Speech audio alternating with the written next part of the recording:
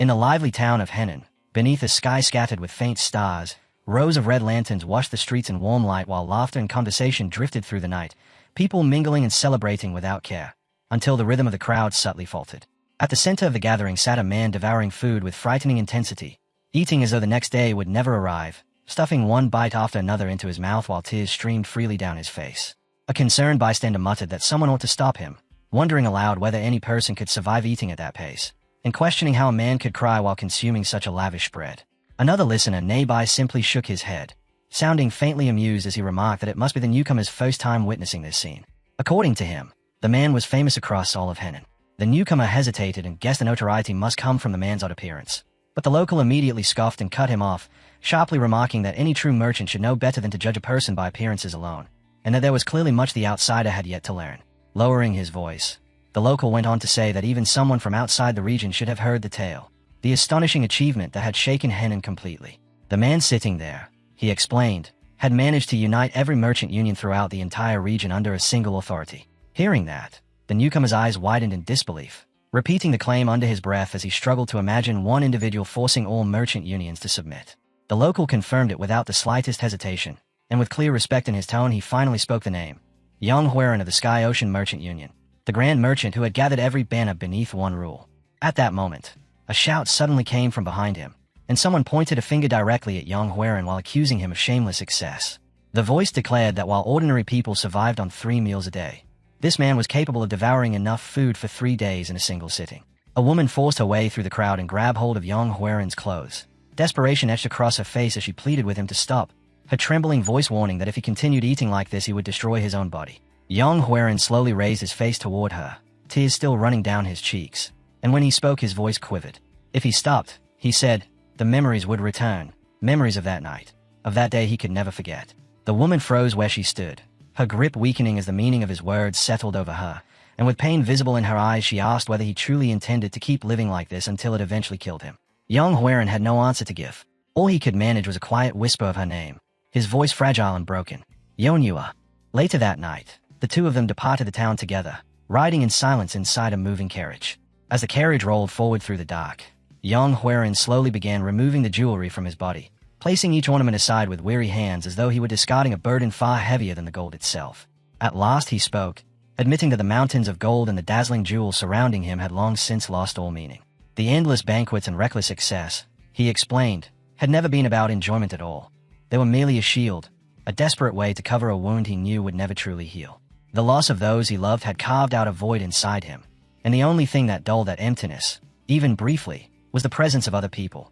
Yet no matter how he tried to escape it, the nightmares of that terrible day returned over and over, clinging to him without mercy. Watching him in silence, Yonhua's eyes filled with concern as she gently addressed him as young master. Yang Huaren responded with a faint, self-mocking smile, reminding her that many years had already passed since he rose to become the head of the Sky Ocean Union. Yet she still called him the same way, never once addressing him as head merchant. Her voice remained steady as she answered that, in her heart, he would forever remain the master of the Tianzhong clan. His gaze lingered on her face, and only then did he notice the delicate lines left behind by time. The realization stirred something heavy in his chest as he recalled how she had remained beside him even after he walked away from his own clan and entered another family through marriage. To Yang Huaren, she had never been merely a servant. She was family, and he knew with certainty that without her steady presence he would have lost himself long ago. The past surged back into his mind like a raging storm. The Tianzhong clan, once powerful and thriving, had ultimately been reduced to nothing but ashes. He remembered how deeply he had resented his family, and more than anyone else, how fiercely he had hated his father. In his reckless youth he had spoken cruel words he could never take back, declaring that a statue could stand in his place and that if his father ever wished to see him, he should be sent to that lifeless stone instead. With those words, he had severed every tie to his clan. As the eldest son of a martial arts family, his future should have followed a very different road. Yet instead he was given away to the Sky Ocean Merchant Union through an arranged marriage, a decision he accepted without protest. Years passed, and then the day bisect arrived, and he could only stand by helplessly as flames swallowed the place he once called home. It was in that devastating moment that he finally realized something he had never admitted to himself before.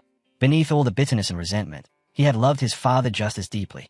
In his mind's eye he saw his younger self again, frantically slamming his head against the very statue that had once marked his father's authority, blood running down as Yang Huaren shouted desperately for him to stop before he destroyed himself completely. The image dissolved, and the memory faded, leaving him once more inside the still, dim carriage. He slowly straightened his posture, and a new determination settled into his eyes. From this moment onward, he would change. He would repair his marriage, take back control of his life, and abandon the body and habits that had kept him chained to the past. A broad, slightly awkward grin spread across his face as he scratched the back of his head, confessing that he was worried about how distant his wife might have become by the time he returned. Yet he swore that from this day forward he would dedicate himself to his family. He repeated to Yeonyua that she was never merely a servant to him. She was family. Her expression softened at those words, relief washing across her face as she began to reply, promising that she would always remain by his side. But she never finished speaking. Without the slightest warning, an old man's body came crashing through the carriage like a falling boulder and slammed violently into Yeonyua. The force of the impact killed her instantly.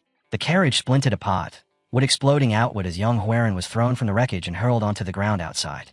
The old man, drenched in blood, barely managed to stay upright as he staggered toward a nearby tree and leaned against it, coughing violently. His voice came out rough and bitter as he muttered that his internal organs were already ruined.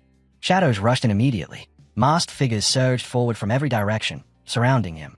One of them lunged first, driving a blade toward the old man, but he raised his bare hand and caught the weapon mid-strike, stopping it completely. Another masked attacker spoke in a cold, flat voice, reminding him that he had already been warned there was no escape left for him. Rage exploded from the old man as he demanded to know how they dared betray him. Yet his furious words were cut short when several more blades pierced into his body. One of the masked figures sneered in satisfaction, announcing that this was the end of the so-called demonic master and mockingly bidding farewell to their dear master. The old man's voice thundered with pure hatred as he cursed them, swearing that he would grind the blood demon castle into dust and drink their blood, declaring that if he failed to do so then he would no longer deserve the title he carried. His fury burst outward, and a surge of crimson aura erupted from him, blasting the masked men backward. Not far away, young Hwerin groaned and forced himself to rise. His eyes immediately found Yeonyua lying motionless in a spreading pool of blood. Panic consumed him. Staggering forward, he cried out her name and collapsed beside her, pulling her lifeless body into his arms. Tears streamed down his face as a shattered scream ripped from his throat, cursing the merciless cruelty of fate. Meanwhile, the old man, barely clinging to life, staggered away before dropping to his knees. His breathing grew thin and ragged as he realized that before his heart failed he would need to find another body. Under his breath he murmured about the spirit possession technique, doubt shaking his voice as he wondered if this was truly the end. Then a cold voice sliced through the chaos. Consumed by grief and fury, young Hwerin turned toward the old man and accused him of dragging Yeonyua into this nightmare, of bringing his fight here and causing her death. Demanding an explanation, young Hwerin grabbed the old man by the collar with trembling hands. His voice broke as he shouted that everything he still had in this world had just been taken from him. The old man's lips barely moved as he weakly whispered that he should not. In the very next instant, the old man's left hand flicked upward. 2 fingers struck a precise hidden point. Young Hwerin gasped as numbness flooded through his body. Realization hit him as his strength vanished completely, and he collapsed helplessly, whispering in disbelief that he could no longer move. The old man stepped closer, his hoarse voice edged with faint mockery as he told him not to handle a wounded elder so roughly. Inside, young Hwerin cursed himself. He had known the man was a martial artist, yet anger had blinded him. Lowering himself beside the immobilized man, the old man finally began to speak of his true purpose. The old man revealed that his final plan had been to employ the spirit possession technique once more, seizing the body of a young and talented individual so he could continue living. Yet now that death stood directly before him, he no longer cared about such details. At this point, he muttered bitterly, even the body of a pig would be enough. Then he began. A lifetime of power, 160 years of cultivated martial essence, surged violently into his left hand, his chi compressing to its absolute limit, while with his right hand he reached inward and dragged out his very soul. In a single brutal motion, he forced both that condensed chi and his soul into Yeonyua's body. Instantly, a torrent of crimson light burst upward toward the sky, and the ground trembled beneath the violent surge. Moments later, the aura disappeared completely. The old man's body dropped lifelessly to the earth. Nearby, young Hwerin's body suddenly convulsed before jerking upright, pushing the corpse aside as if it were nothing. He lifted one hand in front of his face, slowly flexing his fingers while a distorted smile crept across his lips. A sinister light burned within his eyes as he whispered that he had succeeded. Then his expression twisted sharply. His body was resisting. Inside him, 2 wills slammed into each other. The old man's spirit snarled with frustration, furious that he had not already crushed the other consciousness with his overwhelming Kai and soul force. Yet young Hwerin's spirit roared back just as fiercely, refusing to vanish. He would not die here like this. He had to survive. He had to avenge his clan. Again and again their essences collided, crashing together violently within the same body. Under the crushing pressure, young Hwerin's spirit began to crack and splinter. The old man mocked him coldly, remarking that although his will was stubborn, it remained fragile in the end. Young Huiran felt his awareness slipping away, his consciousness slowly sinking toward darkness. Outside, one of the masked men returned and looked down at the struggling body lying on the ground. With a sneer, he immediately recognized the forbidden technique and remarked that the demonic master truly deserved his infamous title. The demons of the three heavens had once revered that man. He continued coldly, but this miserable, parasitic existence would end here. In a sudden burst of movement, the masked man thrust his blade straight into Young Huiran's neck. The possessed body collapsed instantly, falling lifelessly onto the ground. When awareness returned, it did so beneath a bright and tranquil sky. A man groaned softly, clutching his head as if it were about to split apart. Slowly, he opened his eyes, disoriented and uncertain where he was. The faint scent of medicinal herbs drifted through the air. As his gaze wandered around the room, he realized he was lying inside an apothecary. His throat burned with thirst, so he reached for a cup resting beside him. The moment the liquid touched his tongue, a sharp bitterness flooded his mouth. Medicine. He lowered the cup, and suddenly froze. His hand looked wrong. Too young. Too unfamiliar. His eyes widened in shock, and a shout burst from his chest, loud enough to echo through the room. The cup slipped from his grip and shattered on the floor. Staring at his hands in disbelief, he demanded to know what had happened to them. At that moment, a young woman rushed into the room, alarm clearly written across her face. She called out to him as young master and asked if he was all right. Ignoring the pain pounding in his head, he leapt up and grabbed her by the shoulders, staring at her as though he had seen a ghost. He asked if she was Yonyua, and why she looked so young. The woman simply let out a soft sigh and replied that he must have had another nightmare. His thoughts spun wildly. A dream? The question echoed in his mind as he stepped forward, only for his bare foot to land on the broken shards scattered across the floor. A sharp, searing pain shot through him, forcing a sharp breath from his lungs as his eyes widened. The pain was unmistakably real. Before the young woman could stop him, he rushed outside, ignoring her frantic calls behind him. The moment he emerged, his gaze locked onto a statue standing nearby. His entire body began to tremble as he slowly raised a hand toward it. Memories surged through him. The image of his younger self repeatedly smashing his head against that very stone in open defiance of his father. Tears streamed down his face as he whispered Yonyua's name, his voice shaking as he asked when the statue had been erected. She blinked at him in confusion before answering that it had been placed there 5 days ago. His chest tightened violently as he repeated the words under his breath, disbelief thick in his voice. 5 days. To make certain, he suddenly lowered his head and slammed it forward with all the strength he had. His skull struck the statue with a brutal crack, and the stone fractured and crumbled apart. Gasps erupted from the people nearby as shocked voices cried out in alarm. Blood streamed down his forehead, yet his eyes burned with unwavering determination. This was no dream. Somehow, impossibly, he had returned to the past, and now he knew exactly how much time remained. 3 years. 3 years before the day the Tianzhong clan would be destroyed.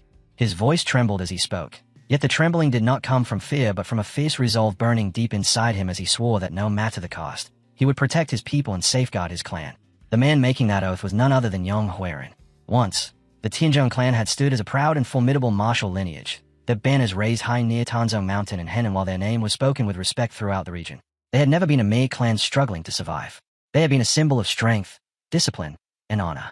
Yet time had not treated them kindly, and the glory they once possessed had slowly begun to fade. Even so, in Young Huiran's eyes, that legacy was not something to mourn but something to reclaim. Every word he spoke carried the weight of generations, a vow carved deep into his heart that no matter how far the clan had fallen, he would raise it once more and defend it with everything he had.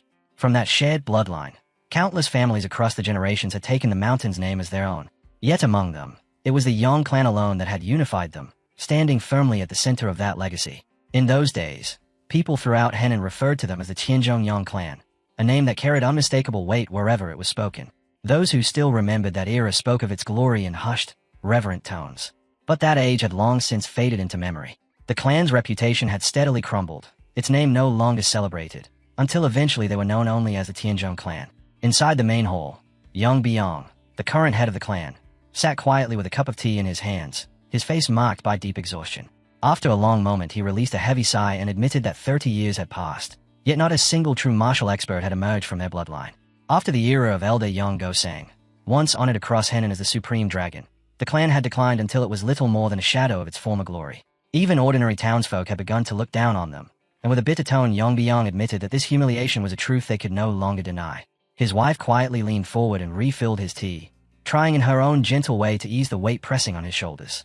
She told him that their remaining hope should rest with Huiran, praying that once he recovered he might someday guide the clan toward a better future. Biang slowly shook his head in response, reminding her that she already knew how deeply young Huiran hated him, and that every decision he had made had been born from concern for his son, even though the boy only saw those actions as cruelty. The guilt gnawed at him constantly, and he confessed that he believed the fault lay with him, because after his first wife died he had remarried far too quickly. He admitted with quiet shame that he had not even properly mourned her before bringing another woman into the household. His wife simply offered a soft smile and suggested that perhaps what they truly needed was patience, that young Huaren might only require more time. Biang frowned as he answered that he had once believed the same thing. Yet as the years slipped by, the distance between them had only grown deeper. Just 5 days earlier, when he had gone to see his son, young Huaren had placed a statue in the garden and told him to treat it as if it were him instead. Letting out a bitter laugh at the memory, he apologized to his wife for complaining so much. At that moment, Yonhua came running toward them in panic, her eyes red and overflowing with tears as she shouted for the clan head. Startled by her sudden arrival, Biang demanded to know why she was rushing in such a frantic state. Yonhua struggled to catch her breath, tears streaming down her cheeks as she tried to speak. His voice cracked sharply through the hole as he ordered her to stop crying and explain clearly what had happened. Through broken sobs, she finally managed to say that young Master Young Huaren had injured himself and fallen unconscious. Both Biang and his wife froze instantly, the word striking them like a bolt of lightning. The clan head's eyes widened in disbelief as he cried out, unable to accept what he had just heard. Back in Huaren's quarters, the young man lay motionless on his bed, his body slick with sweat while he thrashed in the grip of a vivid dream. Within that dream, he stood beside a crystal-clear waterfall, mist drifting through the air as water thundered down the rocks. A younger version of himself laughed happily while splashing through the rushing stream, while his real mother sat nearby watching him with a warm, gentle smile. She called out softly and asked if he liked the roaring waterfall that much.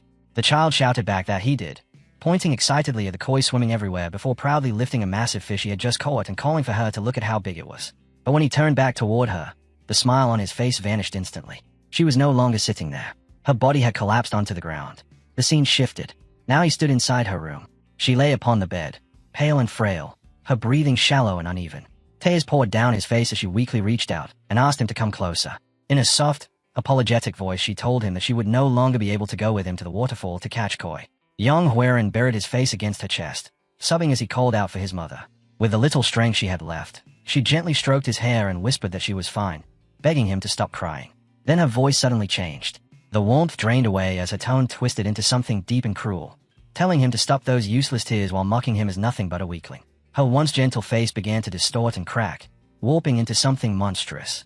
In her place now stood a demonic old man, his eyes brimming with malice while a sinister grin spread slowly across his face. He declared that young Huaren's head would make a fine trophy. Barbed teeth gleamed as his mouth opened impossibly wide. The boy screamed, his desperate cry tearing through the darkness as he begged someone to help him. With a violent gasp, young Huaren jolted awake. He shot upright in bed, his chest rising and falling rapidly as he struggled to catch his breath.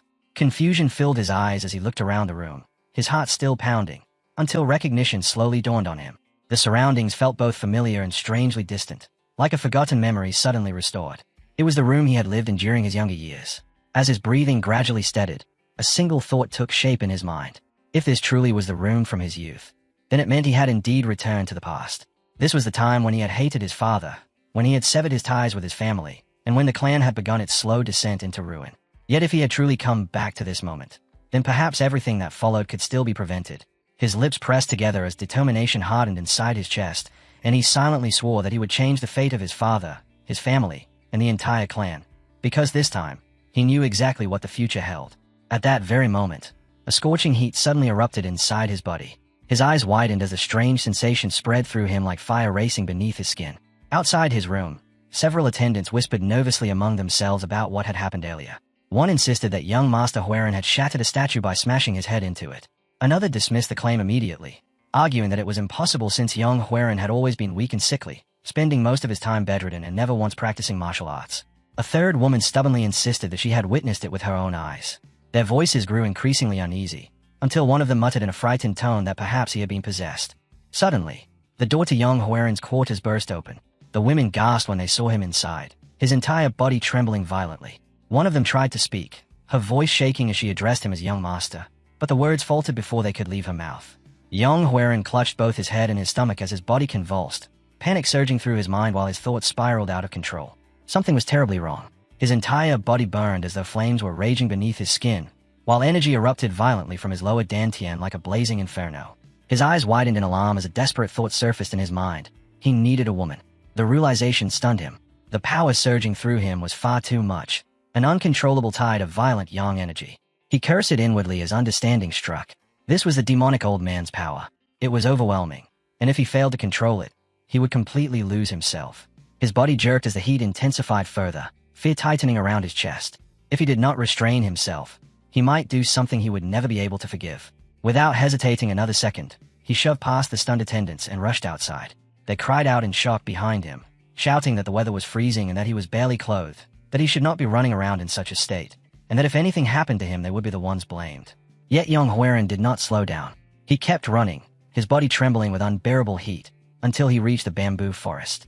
Clenching his teeth, he forced himself onward. If he hesitated even slightly, the old man's energy would swallow him entirely. At last he arrived at a place carved deep into his memories, the waterfall. Without the slightest pause, he leapt straight into the roaring torrent.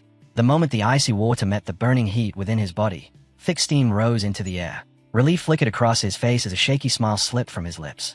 In his heart he silently thanked the heavens. He had survived. But before he could fully catch his breath, a voice suddenly cut through the mist. Huaren. His eyes widened as he turned.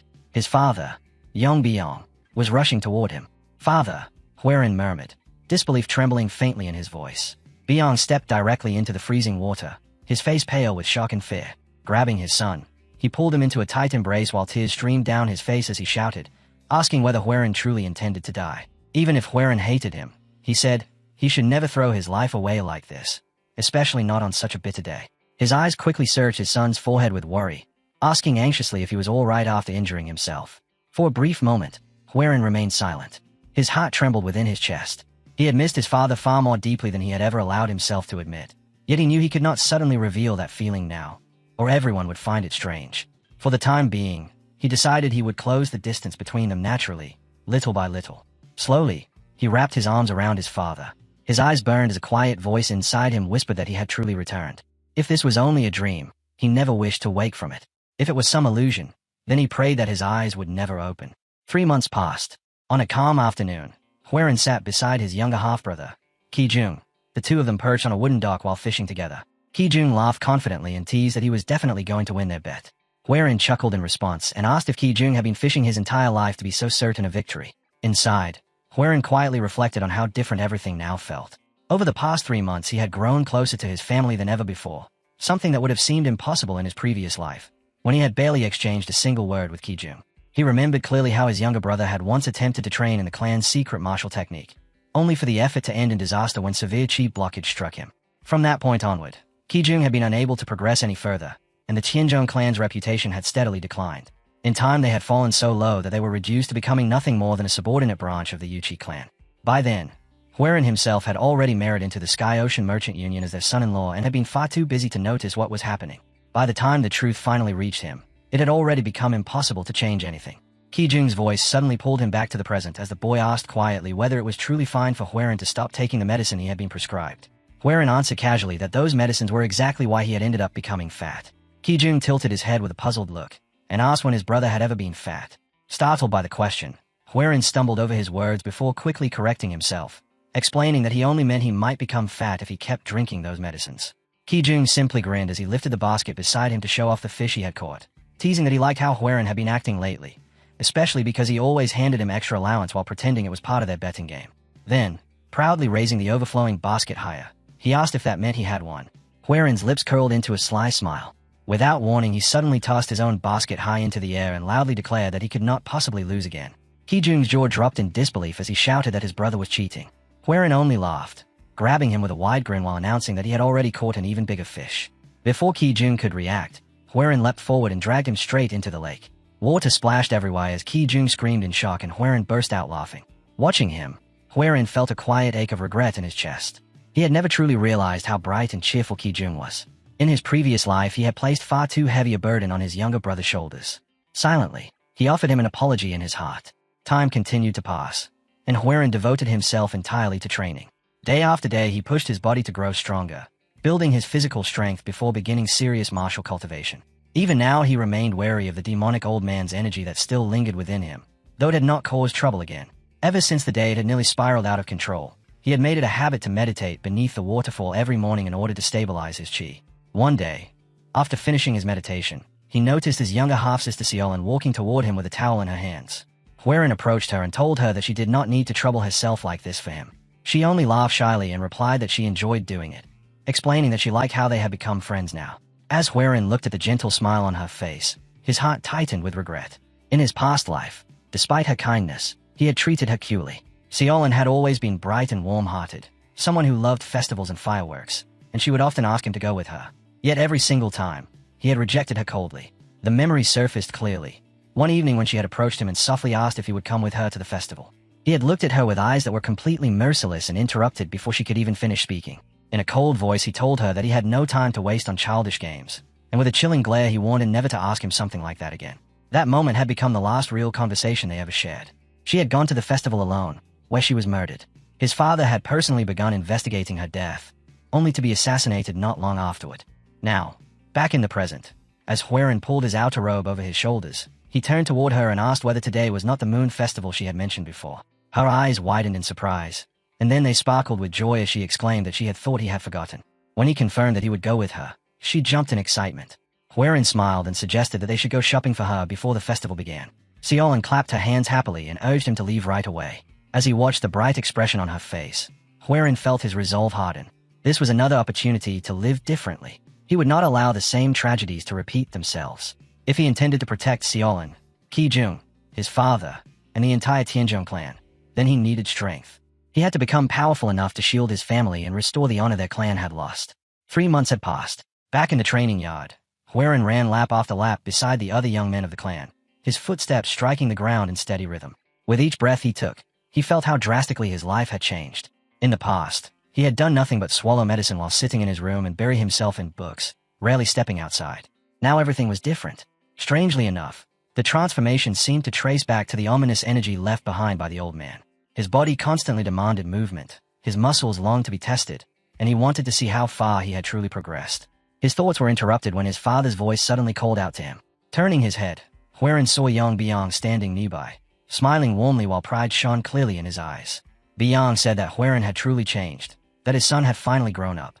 Feeling slightly embarrassed, Huiran glanced toward the other disciples and muttered that everyone was watching. Biang ignored the comment completely. Stepping closer, he gripped his son's shoulder firmly and laughed, saying it did not matter at all, before asking whether Huiran planned to continue only exercising or if he would finally begin learning the clan's martial arts.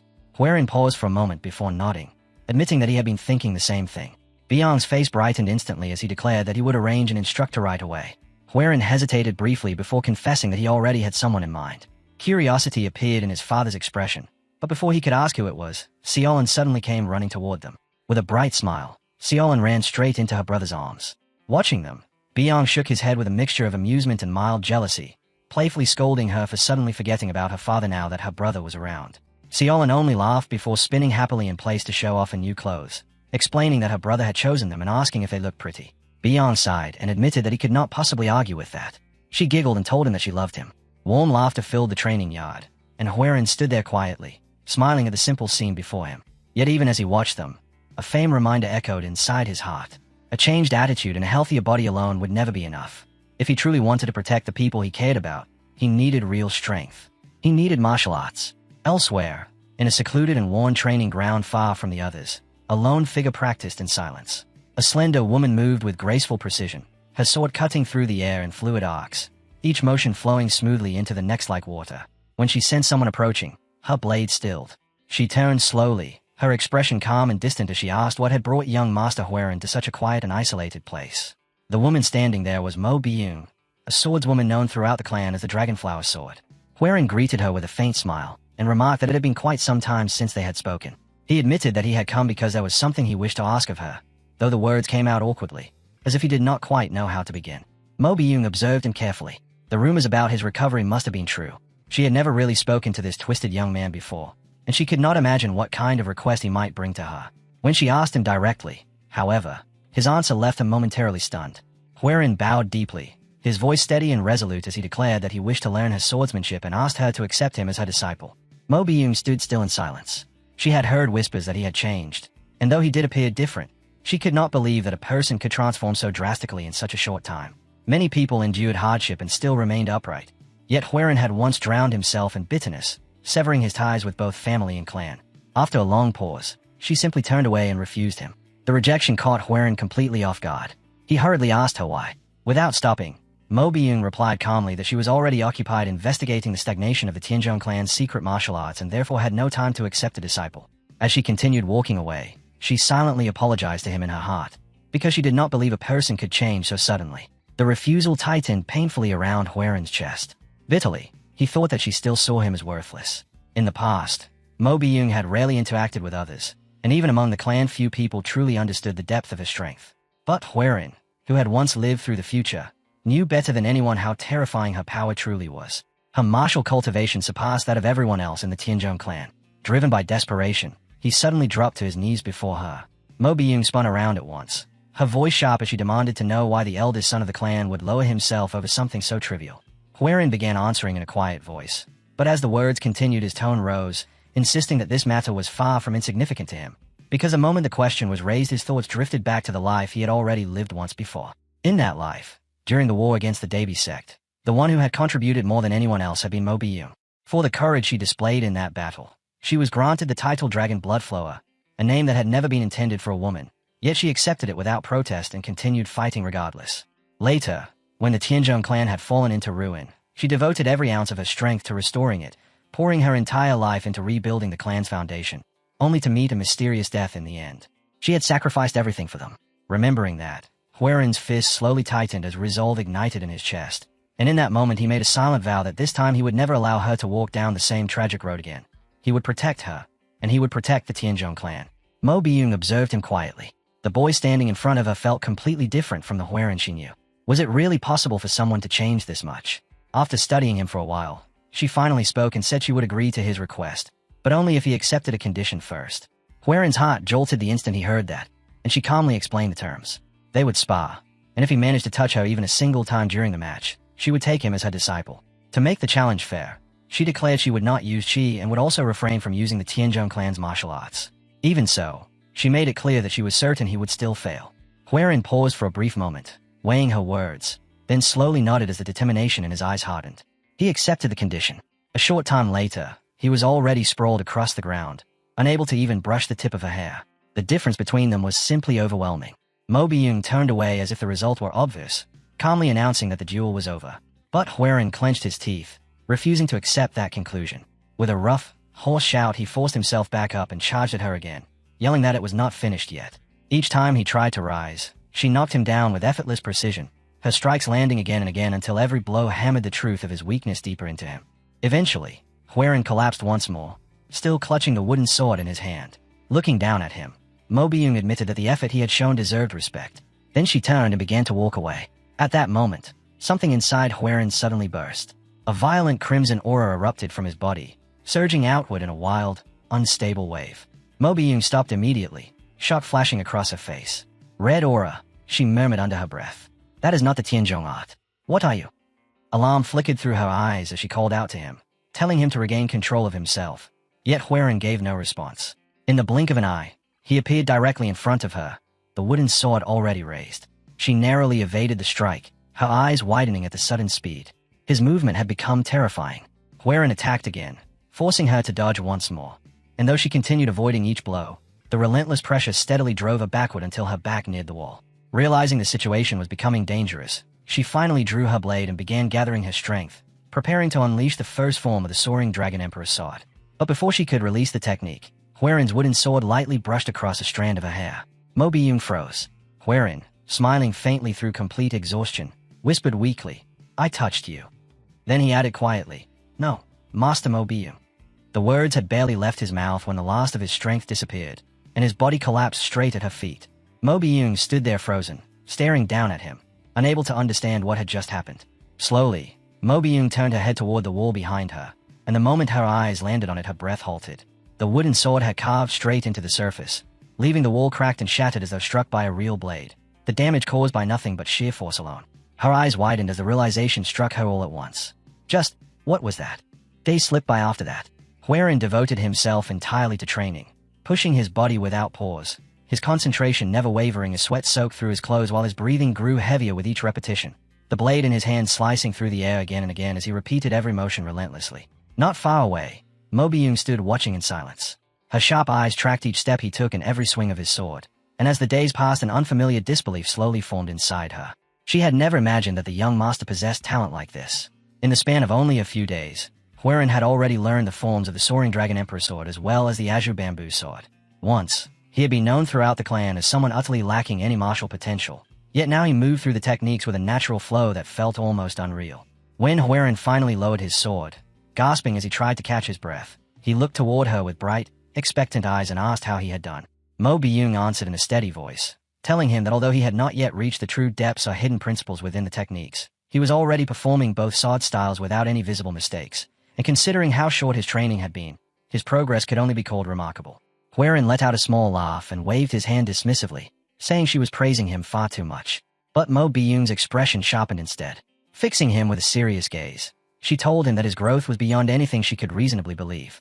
The man standing before her could hardly be connected to the frail young master who had once been too sickly to leave his bed. His speed of improvement was abnormal. There was no better word for it.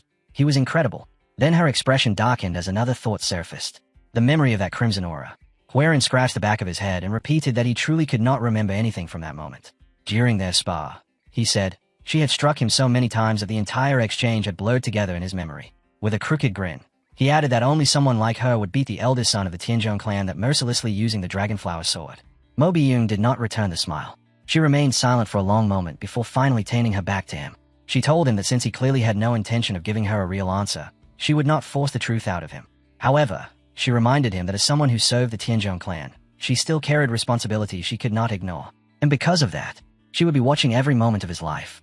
Huaren gave an awkward smile and admitted that hearing that sounded a little frightening. That night, inside his dimly lit chamber, Huaren sat alone at his desk with several martial arts manuals spread across its surface. A candle burned beside him, its weak flame flickering while his eyes moved rapidly over every line of text, his thoughts racing far faster than his hands could turn the pages. After practicing both the Soaring Dragon Emperor Sword and the Azure Bamboo Sword, he could now feel it with complete certainty. Huaren eventually reached a single conclusion. The martial arts of the Tianzhong clan were incomplete. To him, the reason felt inevitable. From the very beginning, their origins had never been purely orthodox. In his thoughts, he retraced the roots of the clan's techniques. Long ago, the founder of the Tianzhong clan had been nothing more than a wandering martial artist who traveled across Henan, seeking justice wherever he went. During those journeys, he had encountered the master of the hidden sacred cult and obtained from him a set of demonic techniques, methods that existed somewhere between the orthodox path and the demonic way, belonging fully to neither side. Even after studying those forbidden arts, the progenitor did not simply follow their path. Instead, he reshaped them with his own hands. From those altered teachings he created the Soaring Dragon Sword and the Azure Bamboo Sword, all while forcing himself to walk a righteous path. Yet in doing so, the overwhelming power those demonic arts once possessed had been reduced. Despite that loss, the technique still gave rise to the finest swordsmen in Henan during that era. But the underlying truth remained unchanged. When demonic martial arts were fused with orthodox cultivation, the result was inherently unstable. The founder of the Tianzhong clan had climbed to an extraordinary height, yet he had never reached the ultimate summit. Fearing that the revelation of such origins might cause unrest, he concealed the real source of the clan's martial arts, and as the generations passed, that secret gradually vanished from memory. Now, however, the truth had resurfaced. The realization sent a thrill racing through Huaren's body. A faint smirk spread across his face as he clenched his fists, excitement staring in his blood. These fractured and unstable martial arts could still be completed, and he alone possessed the ability to do it. Only someone who had already lived through the future carried the knowledge necessary to finish what the founder had been unable to perfect. The following day, Huaren sat in the garden with his father and stepmother, sharing tea beneath the soft sunlight that filtered through the trees. With calm determination, he announced that he planned to visit the Zhuge family. His father lifted his gaze in mild surprise and asked what reason he had for going there. Huaren answered that now that he had recovered his health through martial arts training, it felt only proper to visit the Zhuge family and pay his respects, especially considering that a marriage between him and one of their daughters had been arranged even before his birth. Yang Biang leaned back and released a thoughtful sigh before nodding slowly, remarking that time truly passed quickly. That marriage agreement had been made long ago, and it had always been decided that Huaren would eventually marry into the Zhuge family. If he remembered correctly, the girl's name was Zhuge Qianjiang. When Huaren confirmed it, Biang's expression softened into a warm smile. He explained that he had once shared a close friendship with Zhuge Yu Gaiol, and that his old friend would surely be pleased to see Huaren again. With a light chuckle, he added that he had also heard that Chongyang was an extraordinary beauty. After that, he asked when his son planned to depart.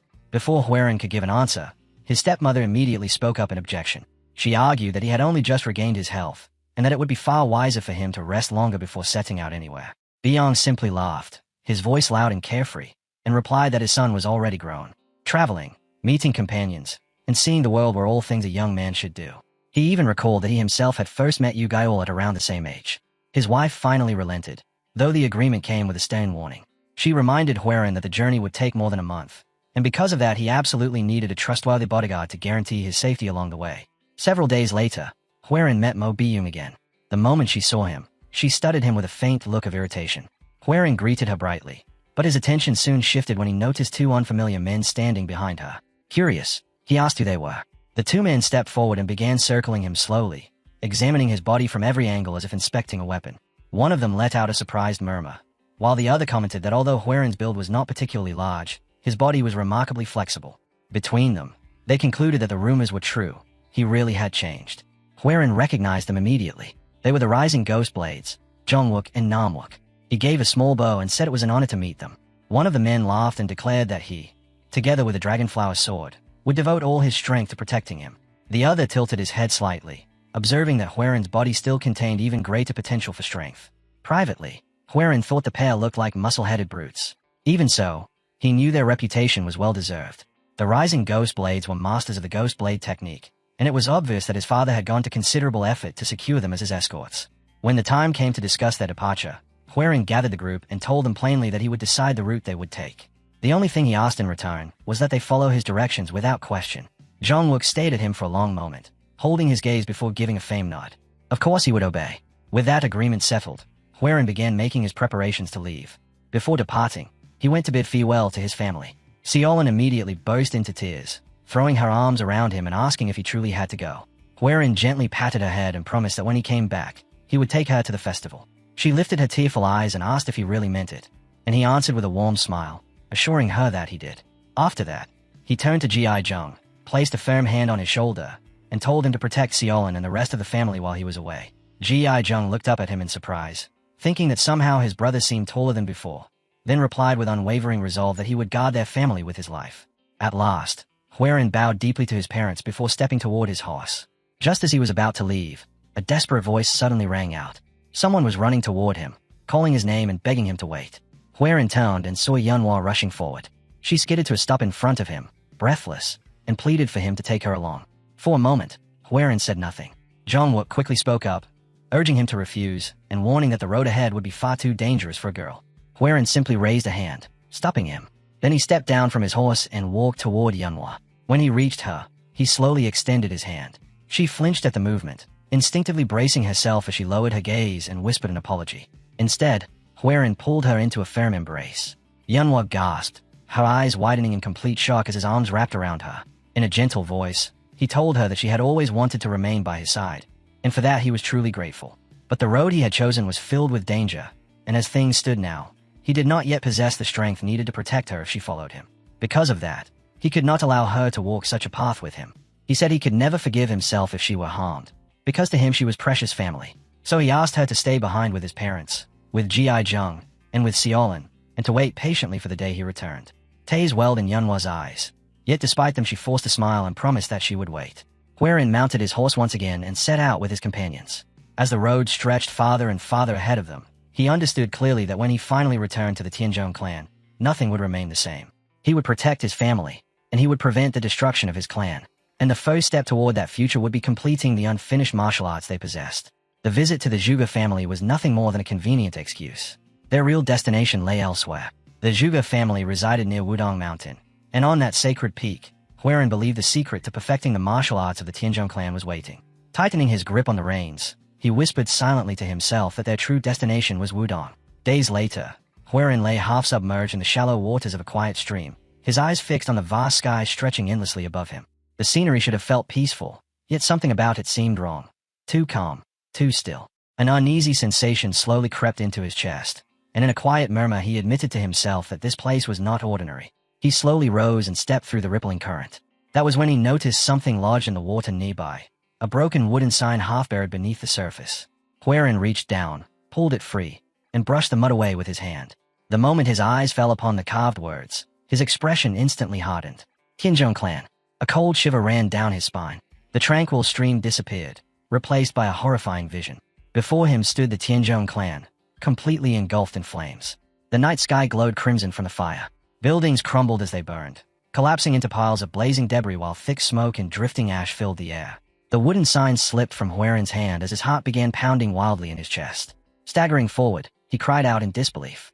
No, no. His desperate voice echoed through the inferno as he ran across the burning ruins, shouting as though someone, anyone, might still be alive. Then, cutting through the chaos, a deep and chilling voice rang out.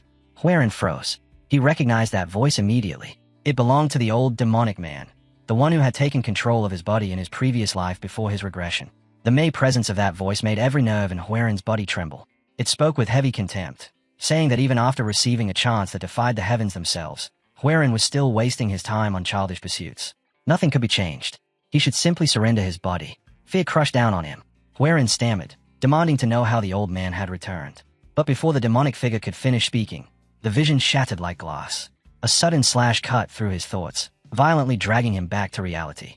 Mo Byung's voice suddenly rang out, sharp and demanding as she asked what he could possibly be thinking about during their spa. The question snapped Huerin out of his thoughts. Startled, he stumbled backward with wide eyes, only then realizing that he had fallen into a trance. After a brief pause, he lowered his voice and said simply that he surrendered. Mo Byung did not answer immediately. Instead, she studied him carefully, her gaze lingering on his face as she remarked that he seemed unable to concentrate, then asked whether he was feeling unwell. Huerin turned his eyes away and quietly replied that he was fine, adding only that his sleep had been restless over the past few days. Not far away, Jongwook and Namwook were in the middle of their own training, lifting enormous stones as their muscles strained and sweat streamed down their bodies. Between heavy breaths, Jongwook glanced toward Huerin and called out that if the young master was feeling out of sorts, he could always join them. He explained that the techniques they were practicing, matching river and lifting thrust flow, were methods meant to build physical strength. Namwook, panting as he worked, added his own advice while correcting his brother, telling him to engage the muscles along his sides and make sure the stones stayed perfectly upright. Watching the two of them struggle with the massive weights, Huerin let out an awkward laugh and shook his head, replying that perhaps he would try it another time. Then his expression grew serious as he told them that he had something important to discuss regarding their journey. Later, as the group rode together along a dusty road on horseback, Huerin finally revealed what he had in mind. Before continuing on to the Zhuge clan, he wanted them to make a stop at Mount Seven Sages. Jongwook turned his head in surprise and repeated the name of the mountain. Huerin explained that he had once read a book written by a famous herbalist, and according to that text there was a particular area on Mount Seven Sages where 100-year-old ginseng could be found. The same book had also mentioned something even rarer, a treasure known as monkey wine, a drink said to be almost impossible to obtain anywhere else in the Jianghu. The moment the words monkey wine left his mouth, Jongwook and Namwook both froze. Their eyes lit up as their mouths began watering, and they repeated the name dreamily as if they could already taste it. Huerin smirked slightly at the sight and teased them, remarking that he had heard of their reputation. The two of them, after all, were famous as the rising drunken ghosts because of their deep love for alcohol. Embarrassed, Jongwook cleared his throat and tried to respond, insisting that they supported the idea of the D-tier. But before he could finish his sentence, Mo Byung abruptly cut him off. Her voice turned cold as she reminded Huerin that Mount Seven Sages lay dangerously close to territories controlled by demonic sects. For an orthodox clan like the Tianzhong to approach such a place, she warned, would be inviting disaster. Huerin met her gaze without hesitation and calmly asked how anyone would even know that they belonged to the Tianzhong clan. If they were discovered, he said, they could simply claim to be from another faction. Mo Byung's expression darkened instantly with anger. She demanded to know how the heir of the Tianzhong clan could speak so casually about such disgraceful behavior. The pride and honor of their clan were not things that could be discarded so easily. Huerin interrupted her without the slightest pause. He asked whether pride truly mattered when one's life was at stake. If a powerful enemy demanded to know where he came from, he said he would not hesitate to claim allegiance to a demonic sect if that was what it took to survive. Jongwook stepped forward and openly voiced his agreement with Huerin's reasoning. He argued that there was no reason for an orthodox sect to fear the demonic ones and added that trusting the young master's judgment would be the wiser choice. At that, Mo Byung let out a scoffing breath and accused the two brothers of supporting the plan only because of their obsession with monkey wine.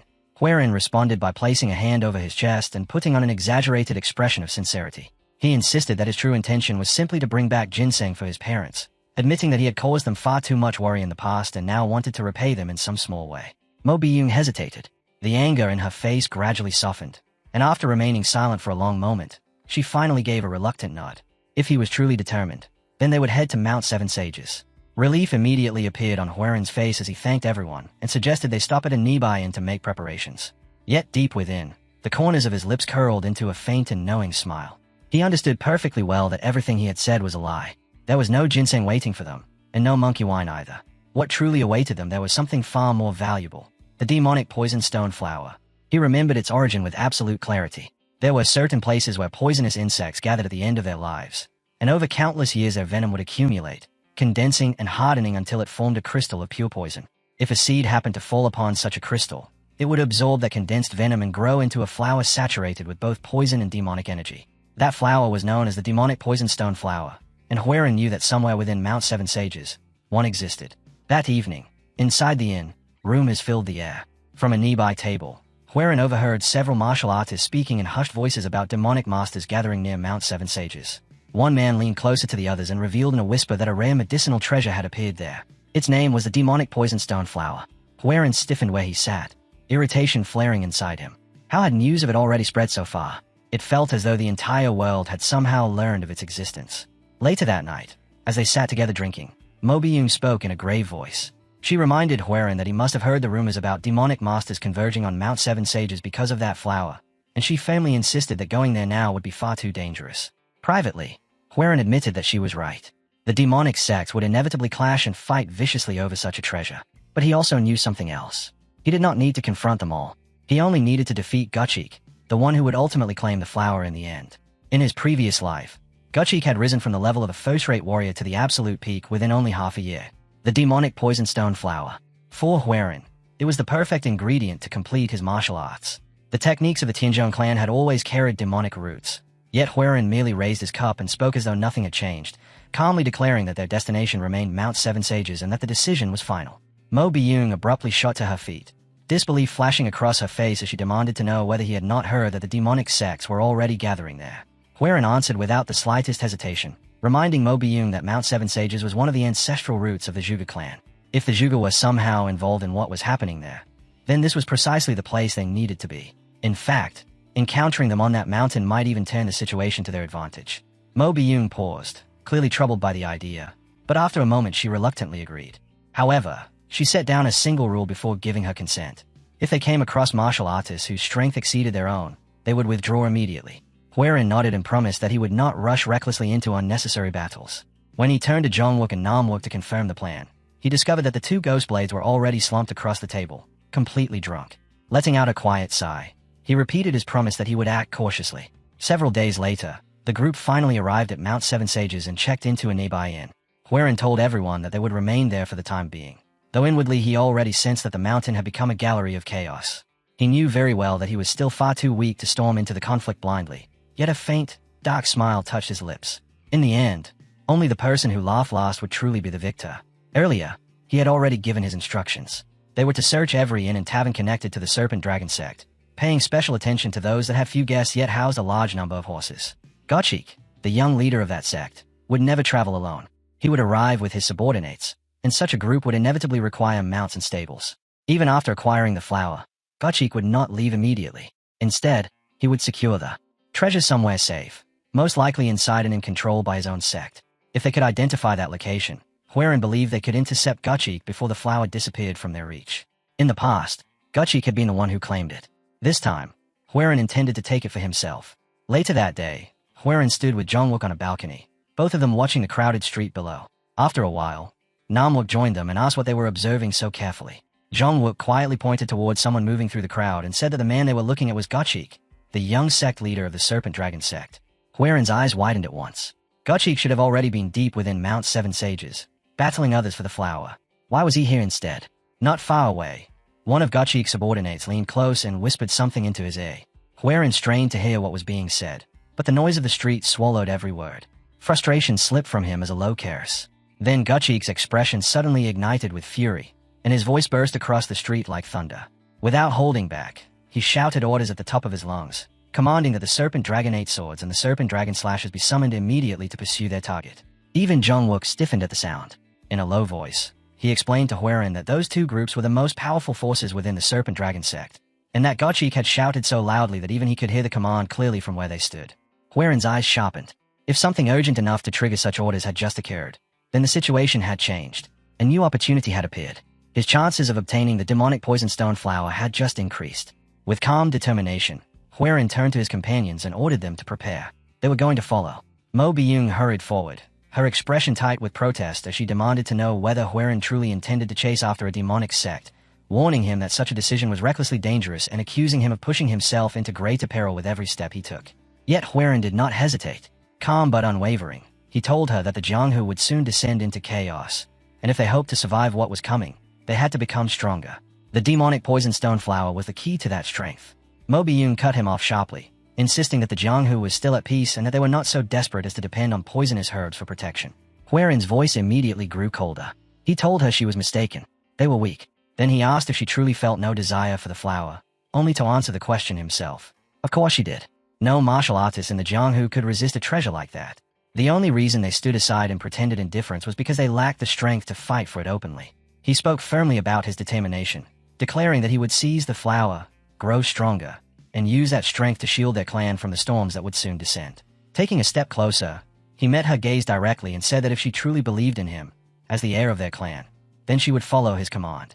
Mo Biyun instinctively stepped back, shaken by what she saw. The young master who had once struggled simply to stand on his own now faced her with a will she had never witnessed before. For the first time, a troubling thought crossed her mind. Perhaps she had never truly seen him as an adult. Then suddenly, Jong-wook burst out laughing, clapping his hands together with open delight. He admitted that he had never expected the heir of their clan to carry such bold fire within his heart. Without hesitation, both Jong-wook and Nam-wook stepped forward and bowed deeply, introducing themselves as the two rising ghost blades and swearing that they would faithfully follow the commands of their young clan leader. After a long stretch of silence, Mo Biyun slowly lowered her head as well. She told Huaren that she would follow his will, though her voice remained grave as she warned him that the Jianghu was not a world that could be taken lightly. Huaren simply nodded, accepting her warning calmly before telling everyone to move. Yet deep inside, his thoughts sank into darkness. Silently, he answered her warning in his own mind, because in all of the Jianghu, there was no one who understood its cruelty better than he did. After all, he had already lived through it once. Days later, Huaren and his companions trailed behind the Serpent Dragon sect, maintaining a careful distance as they followed their movements. Advancing through the dim cover of the forest, he observed the enemy forces with narrowed eyes, quietly surprised by how many of their members had gathered in this place. While crouching low among the bushes, Mo Biyun leaned closer and whispered her concern, pointing out the shifting patterns of the sect's movements. Huaren answered in a quiet voice that Gutchik and his men were setting up the inescapable net formation. Jong-wook's eyes widened with alarm as he repeated the formation's name under his breath, while Nam-wook nervously urged them to retreat before it was too late. But Huaren shook his head. He explained that the main squad of the Serpent Dragon sect had not yet made their move. They would only act once they detected something suspicious or discovered the person carrying the miracle medicine. Until then, the best thing they could do was remain patient and wait for the perfect moment.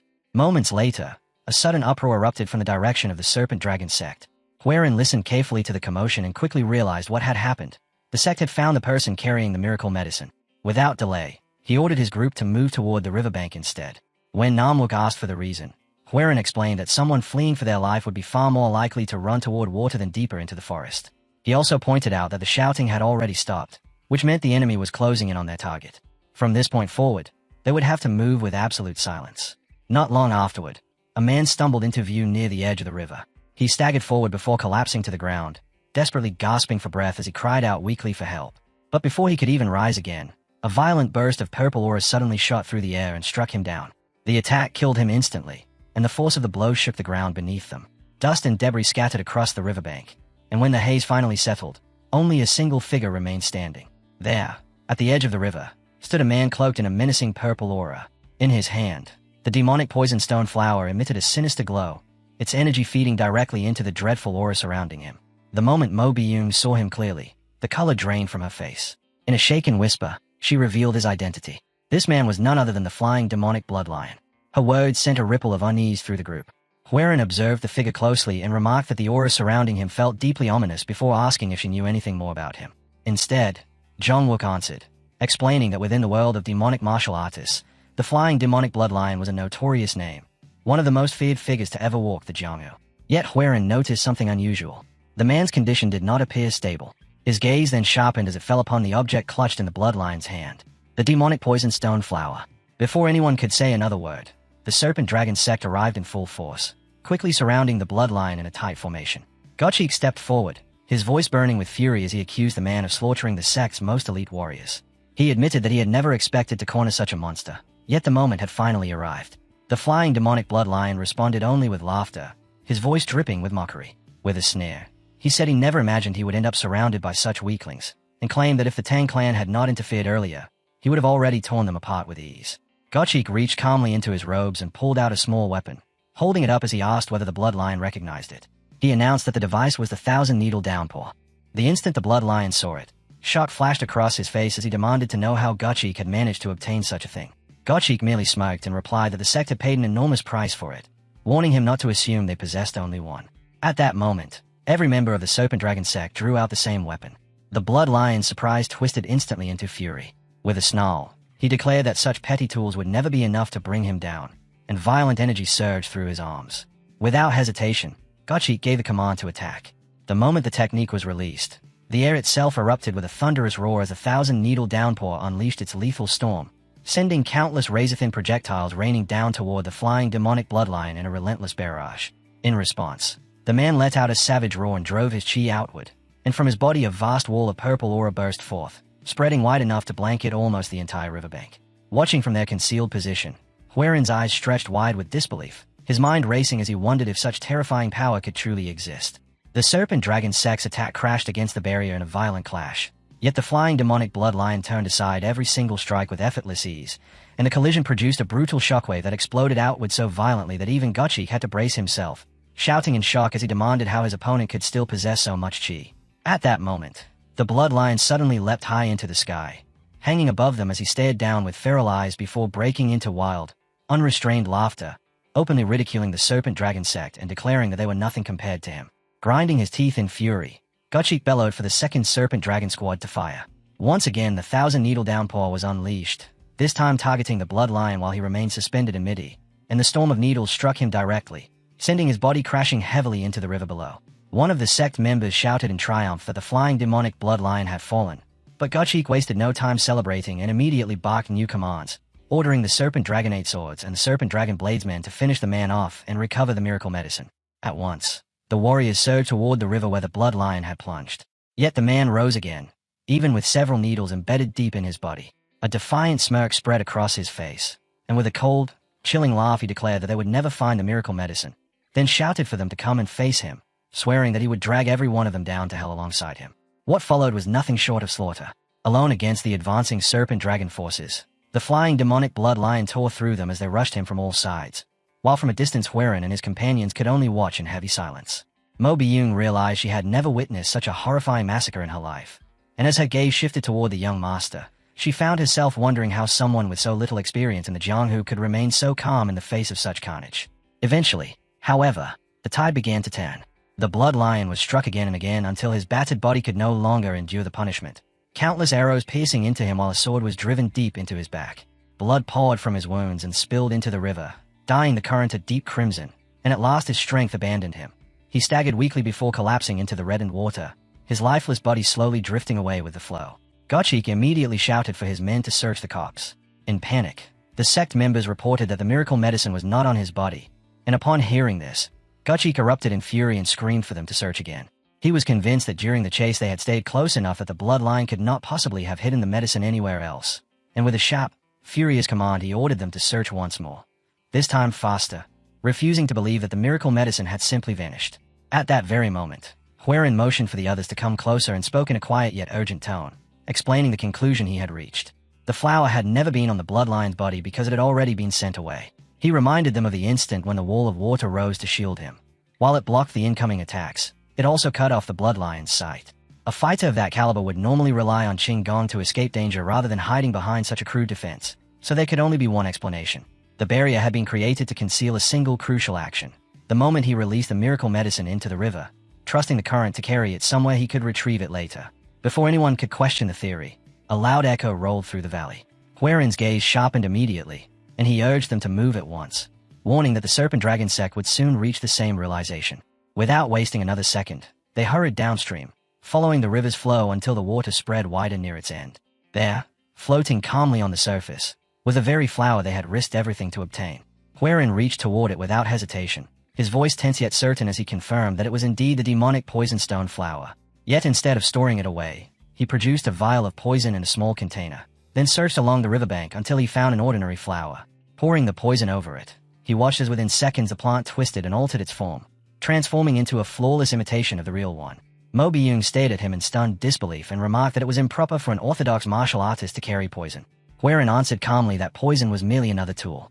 Placing the counterfeit flower inside the container, he explained that although the trick would not deceive the demonic sect for long, it would buy them enough time to escape with the genuine treasure. Jongwook muttered in disbelief, saying the whole thing felt far too easy, since others had fought and died for the prize while they had simply claimed it by following behind. Huiran only responded with a faint smile, remarking that they had merely been fortunate, before telling everyone to leave immediately. But the moment he tightened his grip on the container, it suddenly vanished from his hand. The group froze, and in that same instant a familiar figure appeared before them. The flying demonic blood lion, battered and drenched in blood, still forced his broken body upright. His voice sliced through the air as he declared that the demonic poison stone flower belonged to him alone. Mo Byung rushed toward Huiran, her voice cracking as she called out to the young clan leader.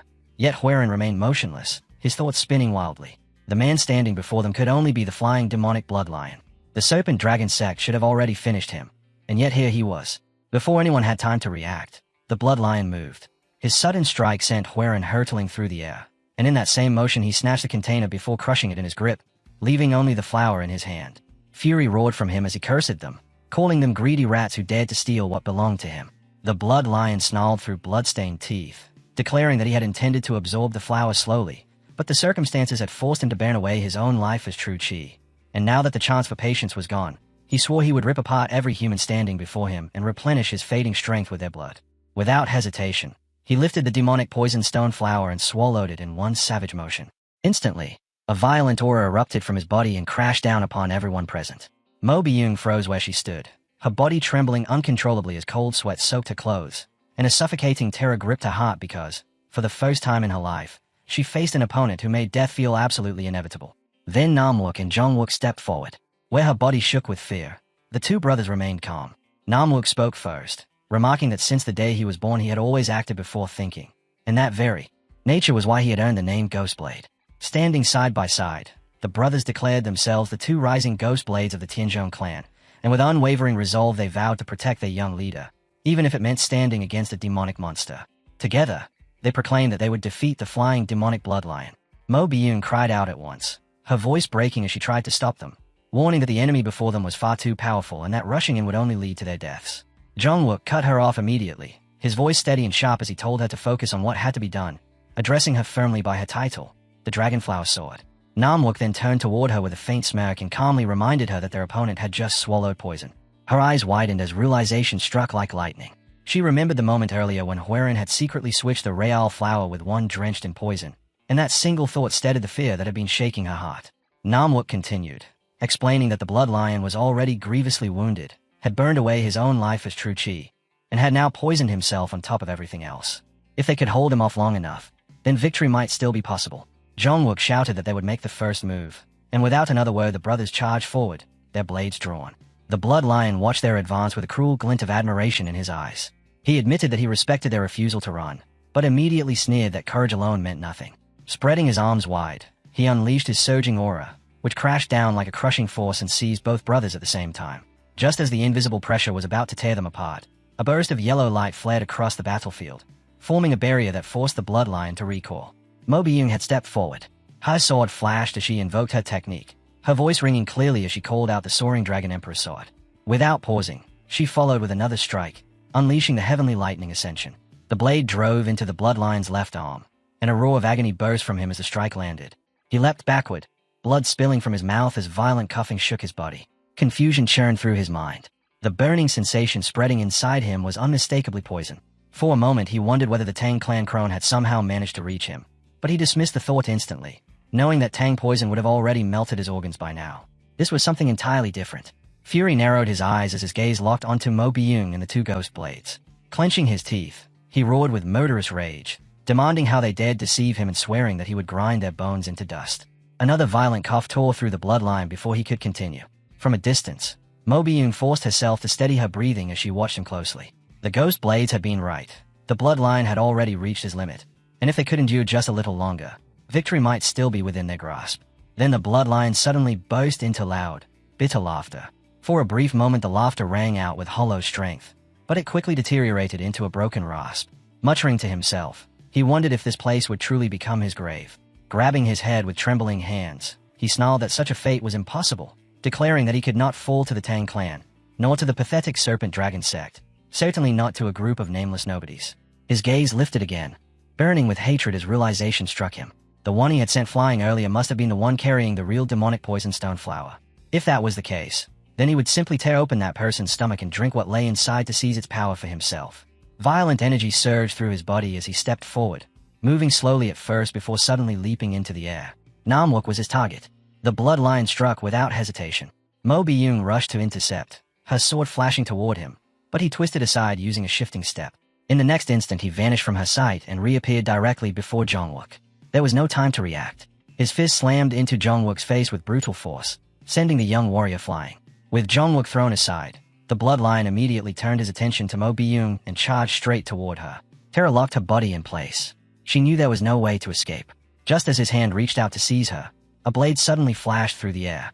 Hwaren appeared as though he had materialized from nowhere, his strike so fast it was nearly impossible to follow. In a single clean motion, the sword cut through the bloodline's left arm, severing it completely. The voice inside him would not stop, pushing again and again as it demanded control over his body, and Hwaren ground his teeth while the pressure tried to drag his consciousness into darkness, because he knew that if he surrendered, if he let his eyes close even once, it would swallow him whole. Yet at the very brink of giving in, he forced his eyes open and shouted within his own mind, asking himself if he truly intended to rely on that power again, ordering himself to stay sharp as he refused to trust something he could not understand. Because since when had young Hwaren ever become the sort of person who depended on an unknown force? The phantom voice pressed harder, but Hwaren roared back at it to be silent, and as he struggled upright he declared that this body belonged to him alone, that the voice was nothing but a remnant from the past, and that he would protect the people precious to him with strength that was truly his own. His aura erupted outward, and in the very next instant he surged back into the battlefield, his blade flashing with controlled ferocity as a single clean strike sliced through the air and severed the flying demonic bloodline's left arm. The demon howled as he staggered back, staring in disbelief at the arm lying on the ground before cursing the boy in fury. Yet the moment his gaze fixed on the red aura surrounding Hwaren, terror crept across his face as he recognized that energy, and trembling. Violently he shouted the name of the demonic master while demanding to know how a mere youth could possibly wield such power. His body suddenly convulsed before he bent forward and spat blood onto the ground, and nearby Mo Byung watched with widening eyes because the energy felt exactly the same as before, the identical power that had once revealed itself, while Jongwook and Namwook, bruised and barely standing, forced themselves upright again, and Jongwook, grinning despite exhaustion, called out that their young clan leader had arrived at precisely the right moment. They immediately regrouped, weapons raised as they faced the weakened bloodline together, and Mo Byung spoke quickly while assessing him, explaining that he had been poisoned and that enough time had passed since he burned away his life essence, meaning his body was already nearing its limit. Hearing this, Hwaren's expression hardened, and with calm determination he issued his very first command as the clan's heir, telling them to survive, to which they all answered at once that they would. The blood lion stared directly at Hwaren, studying him for a long silent moment before finally tilting his head back and speaking with unsettling calm, saying that he had witnessed countless strange things throughout the world of Jianghu, yet what stood before him now surpassed even his comprehension, and with grim resolve he declared that from this moment onward he would abandon any thought of his own survival. Raising both hands, he gathered a crushing torrent of energy as he prepared a final attack, his voice booming while he mocked Hwaren and said that no matter how the boy had reclaimed such power it would never save him. And as the words faded, Hwaren and the others steadied themselves. Then in the same instant, blades lifted and determination burning, they launched forward together into the clash. Later, when the serpent dragon sect finally arrived at the battlefield, Gotchi clicked his tongue and cursed quietly, bitter that the blood lion had pushed himself so far as to burn away his own life essence. As Gotchik walked across the shattered battlefield, his eyes suddenly widened when he sensed the lingering aura hanging thick in the air, and the moment he recognized it his expression hardened instantly, because there was no mistaking that presence. It was the unmistakable energy of the blood lion arts. A soldier hurried forward and called out that they had located the body, and Gotchik stepped ahead before lowering his gaze to the corpse lying on the ground, the flying demonic blood lion himself, while another soldier, his face pale with fear, quickly confirmed that the man was dead. Gotchik's voice turned sharp as he demanded to know about the flower, yet the soldier hesitated, his voice shaking as he struggled to answer, and Gotchik's anger erupted at once as he warned that if the man dared say it was missing, he would lose his head immediately. At last the soldier forced the words out, stammering the truth that the flower was gone, and fury surged through Gotchik as his sword flashed through the air, the blade stopping a hair's breadth from cutting the soldier down. His gaze swept slowly across the battlefield, cold and calculating as his thoughts churned violently. Who had interfered here? Which fool had fought the flying demonic blood lion and stolen the demonic poison stone flower? Hwaren and the others rode hard as they fled the area, their horses racing across the open ground while Hwaren, too injured to remain upright on his own, leaned heavily against Moon's back, and nearby Namwook was barely managing to stay in the saddle while Jongwook supported him, the latter blooded and worn out but still grinning through his exhaustion. Jongwook let out a breathless laugh, saying he could hardly believe what had happened, and with disbelief clear in his voice he declared that they had actually defeated the flying demonic blood lion. Mo Byung immediately snapped at him, asking what he meant by that, and she reminded him sharply that if the blood lion had managed to endure even a little longer, every single one of them would have died. Jongwook admitted how close the fight had been, his grin fading as he acknowledged the truth.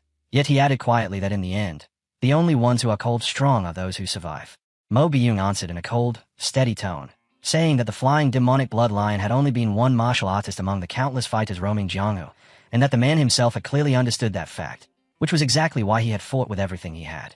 At that moment, Hwerin suddenly coughed from behind her, blood spilling onto Mo Byung's back, and startled by it, she quickly asked if he was all right, while Hwerin forced out a faint laugh before agreeing with her words, admitting that nothing had been as easy as it might have appeared, because he had never imagined they would end up confronting someone like the flying demonic blood lion.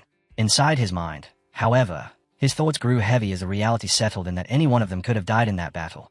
Yet despite that weight, his determination did not falter, and he spoke aloud that his promise to protect his family and his clan had never once been empty words. He then took out the demonic poison stone flower and, gripping Mo Byung's shoulder firmly, spoke in a steady voice as he warned that the road ahead would not be easy and that days when their lives hung by a single thread would surely come again, which was why he told Instructor Mo and the two brothers that they needed to grow stronger. Jongwook answered without hesitation, promising that they would. But Mo Byung shifted the mood almost immediately as her tone turned colder, saying there was something else their young clan leader needed to explain first. Caught off guard, Hwerin asked what she meant, and while guiding her horse forward, Mo Byung glanced back at him before directly questioning him about that ominous chi. Earlier, after being struck away, Hwerin had been left slumped against the splintered trunk of a shattered tree. Blood had spilled from his mouth as he coughed violently, his breathing ragged while his battered body refused to respond to his will. His mind churned with disbelief at the realization that the blood lion had burned away his own life essence as true chi simply to hunt him down. Frustration filled him as he cursed under his breath and tried to rise, but his broken body would not obey. His left leg had been dislocated, and every breath felt as though it tore through him with fresh pain. No one understood the price of that kind of power better than he did. Staring up at the sky with blood staining the corner of his lips, he muttered bitterly to himself, saying that he had acted as though he understood everything, only to end up broken and helpless at this very moment. Tilting his head back, he suddenly felt something warm slide down his forehead. His eyes widened slightly when he realized it was blood. Then a chilling voice slipped into his ears. It whispered for him to hand over his body. Again and again the voice repeated the same command, urging him to surrender. As it spoke, a red aura began to coil around his battered frame, swirling like living mist. Hwerin's thoughts raced as realization dawned on him. For as long as he could remember, he had sensed that something foreign slept deep inside him. It was the same power he had glimpsed within the mysterious old man before drawing his regression, the same force he had once relied on during his fight with Instructor Mo. Now he finally understood. He could call upon that power again, and if he did, it might be enough to defeat the flying demonic blood lion. Jongwook voiced the same suspicion, explaining that the energy they had sensed earlier did not resemble the genuine power of the Tianzhong clan at all, because the aura had felt darker and far more sinister, something much closer to the presence of the flying demonic blood lion. Mo Byung turned around completely this time, her expression sharp as she demanded to know directly whether he had learned demonic arts. And Hwerin froze where he sat as his thoughts raced wildly, because the only way to tell the full truth would mean revealing that he had regressed in time, and doing so could twist the future beyond recognition. This was not the moment for that. After a short silence, he finally answered that he had not, though he promised that when the proper time arrived he would explain everything. Mo Byung's anger ignited at once as she reminded him that they had just risked their lives fighting side by side, demanding to know what he could possibly still be hiding from them. Yet before he could respond, Hwerin suddenly vomited blood again as his strength gave out. Mo Byung cried out in alarm and asked if he was all right, and in a strained voice Hwerin admitted that all of them had risked their lives together before promising that when the right moment came, they would be the first people to hear the truth. Mo Byung fell silent after that, unsettled by his answer yet unwilling to push him any further, though she could not help wondering whether he was simply avoiding the question entirely. The group continued traveling in uneasy silence until Hwerin's coughing grew worse, and finally Mo Byung ordered them to stop because he needed rest. After helping him down from the horse, she examined him carefully before saying he looked extremely unwell and suggesting they seek a physician from the Zhuge clan. Hwerin immediately shook his head and refused, explaining that Gutchik and the Serpent Dragon sect would still be searching for them, and going there would only cause more trouble. So instead he said they would head toward Mount Wudong. Mo Byung frowned at that and asked whether there was truly a physician living there, and Hwerin confirmed it, explaining that he had once heard of a skilled healer from the Chi family who resided on that mountain. Far away on Mount Wudong, a cat dashed playfully through the forest, leaping from side to side while a boy ran after it in frustration, calling out for it to stop. He shouted the cat's name, Beak Seal, warning it that Mount Wudong was a dangerous place. Yet the cat only glanced back with a mischievous look before darting forward again, which made the boy even more frantic as he called louder for it to wait. Suddenly Beak Seal stopped in front of a bush, staring at it with curious eyes, but when the leaves began to rustle the cat stiffened in alarm. At that moment the boy finally caught up and lunged forward, scooping the cat into his arms as he laughed triumphantly. Yet the sound of something moving came from the bush, and his smile slowly faded as he leaned closer to take a look. In the very next instant, Huerin, Zhongwook, Namwook, and Mo Byung burst out from the undergrowth, and Huerin reached toward the boy with trembling hands, his face pale and streaked with tears as his voice came out weak while he whispered that they had finally found someone. Both the boy and the cat recoiled in shock at the sight. Later, inside a small wooden house, Huerin lay beneath a blanket, and when he suddenly woke he jolted upright while shouting the name of the flying demonic blood lion, only to realize moments later that he was safe, and that his wound had already been treated. Confusion stirred within Huerin as he tried to understand who could have treated his wounds. The door creaked open, and the boy stepped inside with a relieved smile, saying he was glad to see Huerin awake before explaining that he had carried him here after discovering him injured in the forest, adding that this small house was where he lived with his grandfather, and telling him to rest while he went to prepare some medicine. Huerin observed the boy closely before asking if the boy's grandfather was named Hachukong. The boy nodded. Then Huerin asked another question, wondering aloud if the boy himself was Hachongyang. The boy froze immediately, surprise spreading across his face as he asked how Huerin could possibly know his name. Huerin clenched his fist tightly as his heart pounded, because this had been the true reason he came to Mount Wudong in the first place.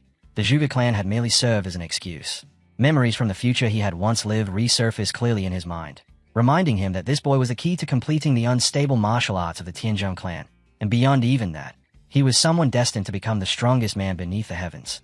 This child before him was Hachongyang, the One Supreme. In Huerin's previous life, he remembered a massive struggle that had erupted over a certain martial arts tome, a conflict that lasted for years and drew not only the unorthodox and demonic clans but also the 5 great clans into its chaos, the scale of the clash unlike anything seen before. The reason behind it had been simple. The tome revealed an entirely new principle of martial arts, teaching that good and evil both exist within every human being, and that when those opposing forces were unified, a power far beyond ordinary strength could be awakened. The text was believed to be the legacy of Zhong Sanfeng, the founder of the Wudong sect who had ascended to the heavens, and its name was the Yin-Yang Depth Heaven Tome. In Huerin's past life, it had been this very child who obtained it. Hachongyang's family had discovered the tome purely by chance while gathering medicinal herbs, and through the knowledge contained within it, Chongyang eventually rose to become the strongest martial artist under the heavens. Because the tome embraced both good and evil, Huerin believed that if he could obtain it, he might finally complete the dream the Tianzhong clan had pursued for so long. Even so, as he looked at the boy in front of him, he could not help thinking that he had imagined meeting someone destined for such greatness in a far more dramatic way. While Huerin was lost in thought, Hachongyang continued preparing the medicine. At one point a fly landed on the boy's face. Yet without breaking his concentration he caught it instantly in a single smooth motion. Huerin's eyes widened the moment he saw it, recognizing the movement immediately, and he asked whether the boy had already begun learning martial arts. Chongyang smiled casually and replied that his grandfather had taught him. Huerin stared at him in disbelief, asking how such a thing could possibly be true. And at that moment an elderly man passed by the doorway and remarked calmly that Huerin was finally awake. Huerin recognized him at once. It was Dukgong. Later, Huerin stepped outside with the elder, where his companions were already waiting. Zhongwook lifted his broken hand and waved with a grin as he called out to the young clan heir, and together Huerin, Mo Byung, Zhongwook, and Namwook bowed respectfully. With proper formality, Huerin introduced himself as young Huerin of the Henan Tianzhong clan before offering his thanks for the treatment. But Dukgong simply shook his head and replied that there was no need for gratitude. Treating the injured was nothing more than his responsibility. Yet the moment Dukgong heard the name of the clan, his interest was clearly stirred.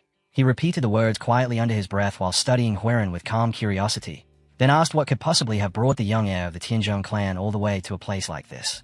An uneasy silence settled over the group, thick and uncomfortable, as though no one dared to respond. After a long pause, Huerin forced a bright smile and finally answered, claiming that he had come in search of wild ginseng. Dukgong's gaze sharpened immediately. He acknowledged that he did possess various medicinal herbs, but wild ginseng was no ordinary plant, and narrowing his eyes slightly, he demanded to know why Huerin would need something so rare. For a brief moment Huerin turned his gaze aside, then a faint smile appeared on his lips, and without warning he pressed a hand against his chest before suddenly bursting into tears. His voice trembled as he spoke about his mother, saying she was gravely ill and standing on the brink of death. He explained that when he had been weak, his parents had always protected him, and because of their care he had grown strong enough to leave the clan and see the world beyond it. Then the story poured out in a rush as he claimed he had received word that his mother had fallen to a deadly illness, and that only ginseng could save her life. Desperation, he said, had driven him to climb Mount Wudong. stumbling countless times along the path as he searched. Mo Byung watched the performance in complete confusion, her thoughts insisting that none of this added up, because she clearly remembered how healthy Hwarin's mother had been when they last parted. Why would he fabricate such a story? And what would happen if had Dukgong discovered the lie? Yet to her astonishment, tears began forming in the elder's eyes as he listened, the deception already taking hold. Overcome with emotion, had Dukgong declared that Hwarin was a true son, deeply moved by such devotion toward his parents, and without the slightest hesitation he rushed back inside the clinic, gathering his equipment while shouting that they would begin searching for wild ginseng immediately. Hwarin watched the scene with a faint smirk, while the others remained frozen in stunned disbelief. Hours passed as they combed the mountains without success. Mo Byung was drenched in sweat and struggling for breath, because she had been certain from the beginning that Hwarin was lying. Yet now, watching the fierce determination burning in his eyes as he crawled through rocks and tangled brush, she began to doubt her own judgment. Hwarin searched with frantic urgency, and when he noticed Mo Byung standing still for a moment, he snapped at her to stop hesitating and help look. For an instant he nearly revealed the truth, but he caught himself and quickly repeated that the ginseng was meant for his mother. Mo Byung flinched at his sharp words and nodded awkwardly before continuing the search. As the sun slowly dipped toward the horizon, had Dukgong released a tired sigh and announced that they would have to descend for the day. One by one they made their way back to the clinic, their bodies weighed down by exhaustion. Wiping the sweat from his chin, Hwarin admitted quietly to himself that he had expected this to be difficult, and muttering under his breath that it was unfortunate, he realized that even possessing knowledge of the future did not guarantee success. Had Dukgong looked at Hwarin with clear sympathy and promised that if he ever came across wild ginseng, he would send it directly to Hwarin's clan. He then asked whether it should be delivered to the Tianzhong residence itself. Hwarin bowed his head slightly in gratitude and replied that he would be deeply thankful. After letting his gaze linger toward the mountain for a moment, he turned back and, with respectful sincerity, apologized before asking if he might remain there for a few more days so he could continue searching on his own. The next morning, Hwarin sat cross-legged inside his room, a faint red aura swirling slowly around his body as he meditated. His thoughts revolved around the paths had Dukgong often traveled through the mountains, because if he searched along those routes, he was certain he would uncover traces connected to the tome. Without this clue, he knew he might have wandered for years without success. When his meditation ended, he rose to his feet and stepped outside. Had Dukgong was sitting quietly at the doorway. Hwarin bowed politely and greeted him in a calm voice. They exchanged a few quiet words before the elder asked whether Hwarin planned to hike with him again that day. Hwarin replied that he intended to search on his own instead. The elder simply nodded and granted his permission. The air that morning was crisp, and a cool breeze drifted between them. Hwarin looked around briefly and asked where Chongyang had gone. Had Dukgong had only just begun to respond when the boy suddenly came running toward them, panting heavily while clutching Beak Seal tightly in his arms. Alarmed by the sight, both men rose immediately. Had Dukgong asked whether he had encountered a tiger, but Chongyang shook his head while catching his breath and explained that while hunting with Beak Seal, some people had tried to capture the cat, forcing him to run away. Had Dukgong's expression darkened as he repeated the boy's words aloud, realizing that martial artists on Mount Wudong must have recognized Beak Seal as a mystic creature and attempted to seize it. He turned toward Hwarin with a troubled look, and at that exact moment the voices of approaching martial artists shattered the quiet atmosphere as a noisy group arrived at the clinic. One of them shouted that they had finally found it. A young girl stepped forward from among them, her presence sharp and commanding. She glanced toward Chongyang and remarked that he was quite quick for a mere child before asking whether he was the cat's owner. Without waiting for an answer, she ordered him to sell the cat to her. Chongyang hugged Beak Seal tightly and shouted that the cat was not for sale. The girl's brow furrowed in irritation as she said she would pay generously and insisted that he hand it over. Chongyang refused once again, his voice steady and unwavering. The commotion drew Jongwook, Namwook, and Mo Byung out from their rooms, each of them startled as they took in the scene. Had Dukgong stepped forward then, his demeanor calm yet firm as he offered a polite apology before explaining that Beak Seal was part of their family and could not be sold. The girl responded with a mocking laugh, declaring that if this had been anyone else, she would have simply taken the cat by force. He should feel grateful, she said arrogantly, because she was asking instead of seizing it outright. Hwarin observed her closely. The pride in her attitude was unmistakable, yet something about her felt strangely familiar. And in truth, the way she carried herself reminded him very much of his younger self. Stepping forward, Hwarin spoke with steady firmness, telling the girl that it was wrong to demand something that had already been refused. Immediately, one of her guards drew his sword and barked for Hwarin to step back, demanding to know whether he understood who he was speaking to. Hwarin did not retreat. Instead, he calmly asked who they believed they were to threaten others so casually. The guard straightened proudly and announced that they belonged to the Zhuge clan, declaring that the girl before them was the youngest daughter of their clan head. Hwarin froze as the words sank in, his thoughts racing until realization struck him at once. She was Zhuge Yohe, the youngest sister of his fiancée, Zhuge Qianjing. Now her arrogance finally made sense, yet Hwarin chose restraint. Bowing politely, he said it was an honor to meet a young lady of the Zhuge clan. The guard looked down on him with open contempt and demanded to know where he came from. Before Huaren could answer, Zhongwook stepped forward with a deep frown and declared that such behavior could not be tolerated, rebuking the guard while asking if he was not acting far too boldly for someone in his position. Zhongwook pushed closer with anger blazing in his eyes until they were nearly forehead to forehead, shouting that they were from Henan. Huaren immediately cut him off and ordered him to stop, stating firmly that they were merely visitors on Mount Wudong and should reveal nothing further. Yohe's patience finally snapped. With a dismissive scoff, she said she had no interest in dealing with people who refused to reveal their true background, and her gaze shifted back toward Chongyang. Leaning closer, she spoke coldly as she presented him with two choices. He could accept her money and hand over the cat, or she would simply take it by force. Chongyang hugged Beakseal tightly and stepped backward. At that moment, he noticed Huaren giving him a subtle signal from the side, and the meaning was instantly clear. Huaren would distract them, and Chongyang was to throw the cat. He understood immediately. Just as Yohe reached forward to seize Beakseal, Huaren stepped in front and cleared his throat, saying there was actually a third option. Irritated, Yohe turned toward him and demanded what he meant. At that exact moment, Chongyang tossed Beakseal high into the air and shouted for it to run. The cat landed on the ground and sprinted straight into the forest, vanishing among the trees.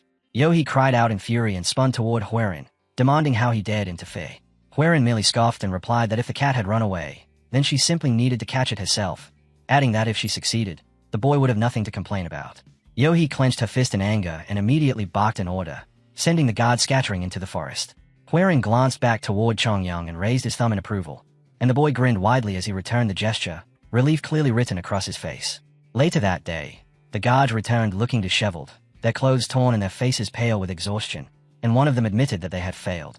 Yohe exploded in rage, shouting that warriors of the Zhuge clan could not even manage to catch a single cat.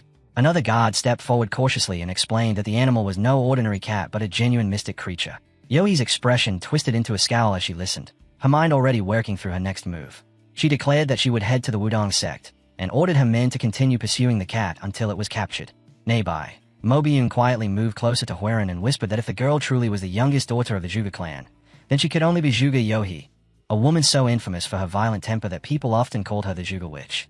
Huaren considered what he already knew about her.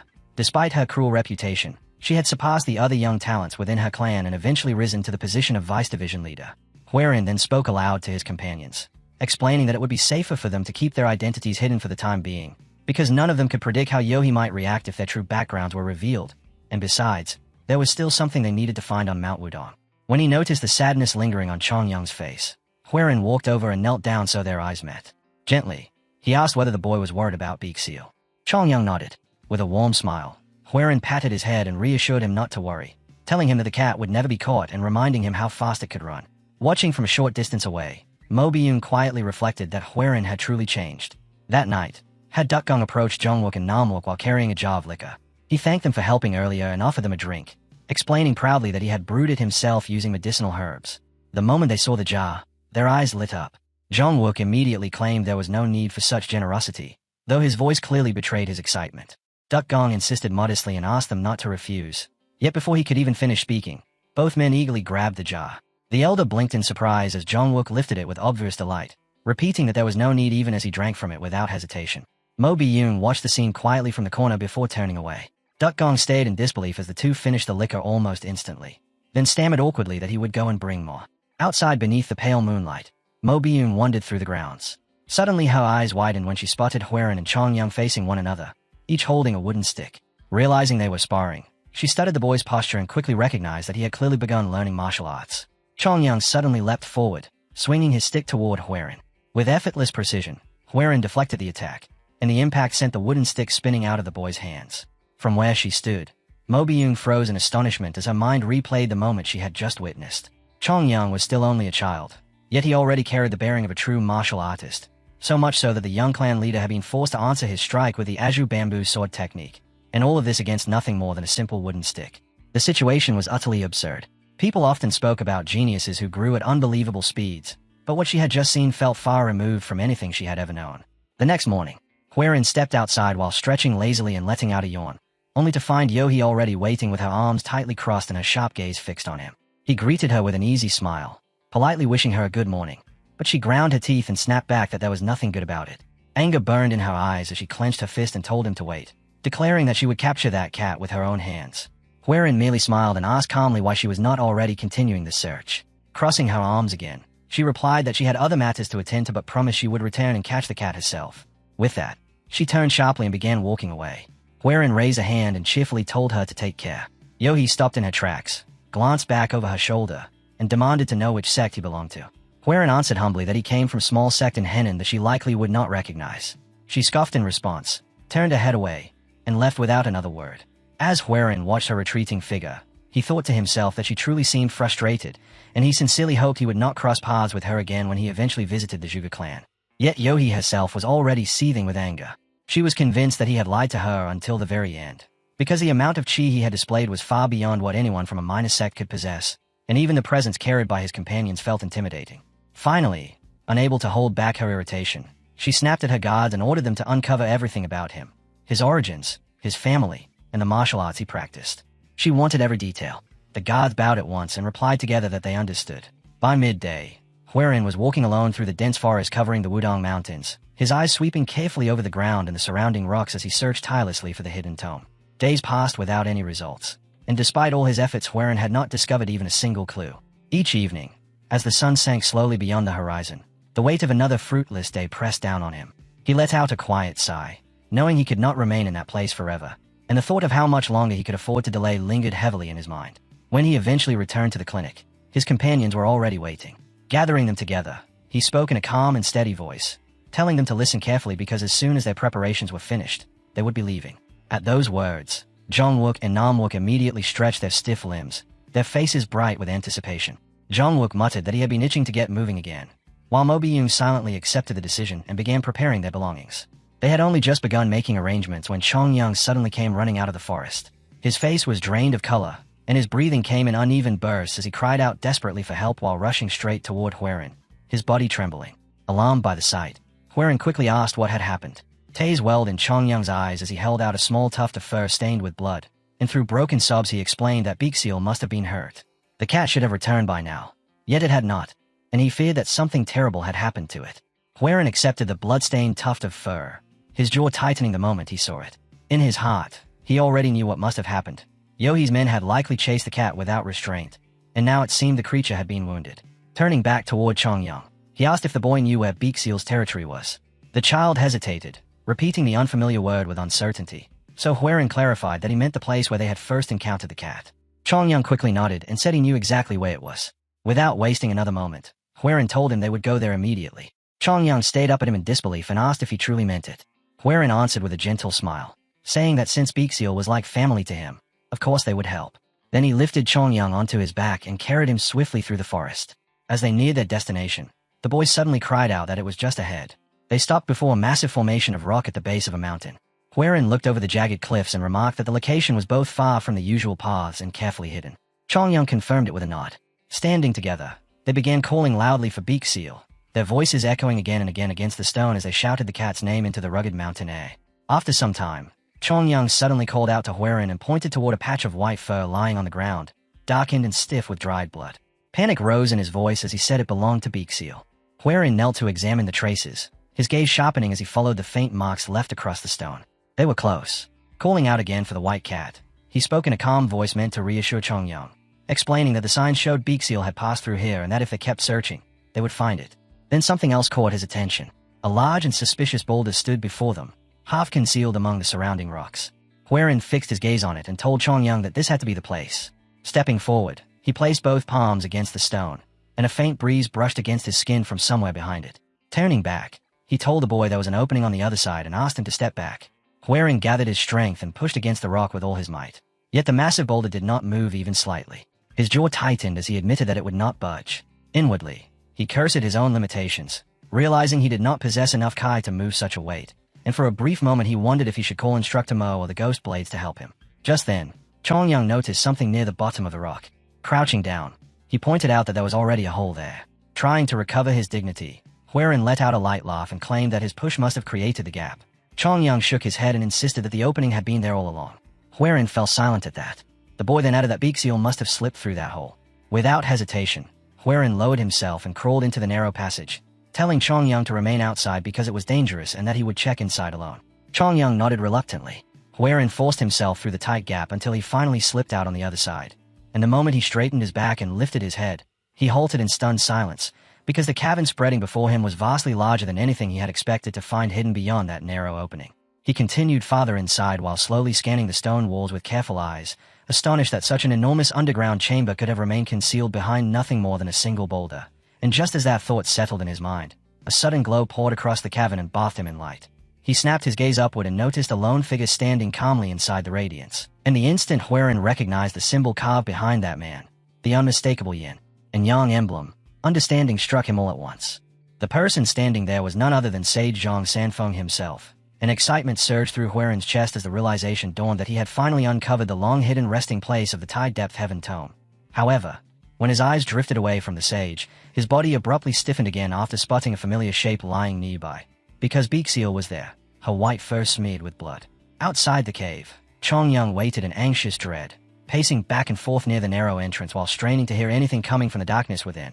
And eventually a faint movement echoed from inside, prompting him to call out nervously and ask if Beakseal was there.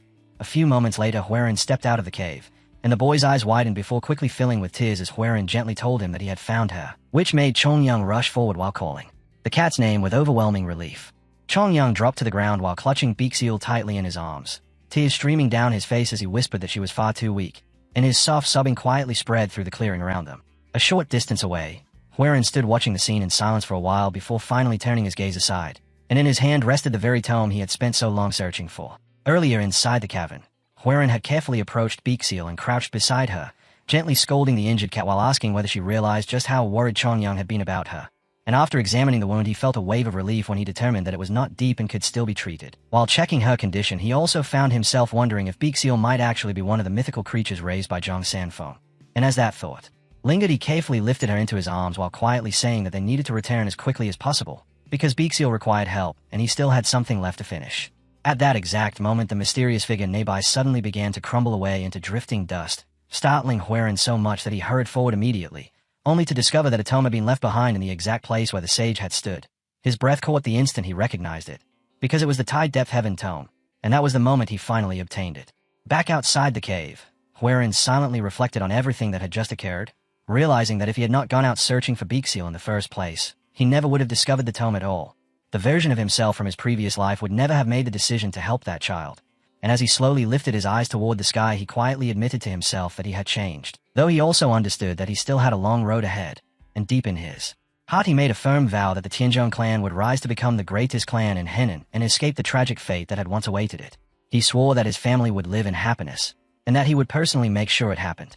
Later, back at the clinic, Beakseal lay quietly resting beneath fresh bandages.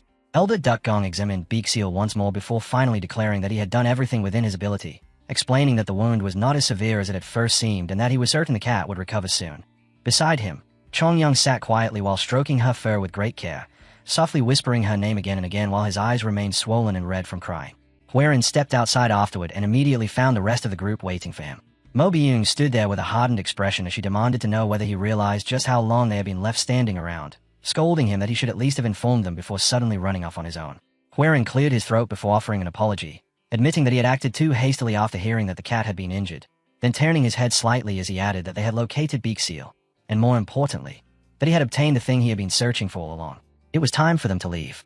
Mo Byung replied that they were already prepared to depart, though she asked with clear curiosity what he meant by that statement, wondering if he had managed to find the ginseng they originally came for. Huiran simply shook his head while a faint smirk appeared on his lips, telling her that what he had discovered was far better than ginseng. Mo Byung frowned and questioned what could possibly be more valuable than such a rare herb. But Huiran looked back at her calmly and answered that what he had found was a future, and with that he walked ahead, leaving the others staring after him in confusion. Before their departure, however, Huiran returned once again to where Elder Duckgong and Chongyang were. He lowered his head slightly and thanked the elders sincerely for everything he had done. Chongyang looked up at him with a sad expression and asked if he was truly leaving, prompting Huiran to reach into his pocket and pull out a jade plaque, which he placed carefully into the boy's hands while explaining that if Chongyang ever found himself in danger or needed help, he should bring the plaque to the Tianzhong clan in Henan. One day he would surely need it, so he must never lose it. Chongyang accepted the plaque with eager determination and promised that he would protect it, and Huiran toned away while telling them that they would meet again someday. Just as he was about to leave, however, Elder Duckgong suddenly called out to him. The old man's eyes were cold as he demanded to know why Huiran was showing them such kindness, reminding him bluntly that they were nothing more than simple country people who gathered herbs and treated the sick. With bitterness in his voice, Duckgong pressed further. asking why someone like Huaren would go out of his way to help strangers he did not even know. The question caught Huaren completely off guard, leaving him without an answer for a moment. In truth, he admitted to himself that everything had begun because of the scripture hidden within the secret technique. Yet as memories of the days he had spent with them at the clinic surfaced in his mind, he finally responded by saying that it was because Chongyang reminded him of himself. The words struck Duck Gong like a blow, leaving the old man shaken into silence, while Chongyang suddenly threw both of his hands into the air and shouted for Huaren to come back again someday. Huaren raised his own hand in response, a faint smile resting on his face. As they finally prepared to depart, Mo Biyun glanced at him with a careful look and asked whether he had truly given the boy the jade plaque of the Tianzhong clan, reminding him that such a treasure was not something that should be handed out so easily. Huaren answered without the slightest hesitation that he had learned many things from Chongyang, and that the boy's worth far exceeded that of a single jade plaque.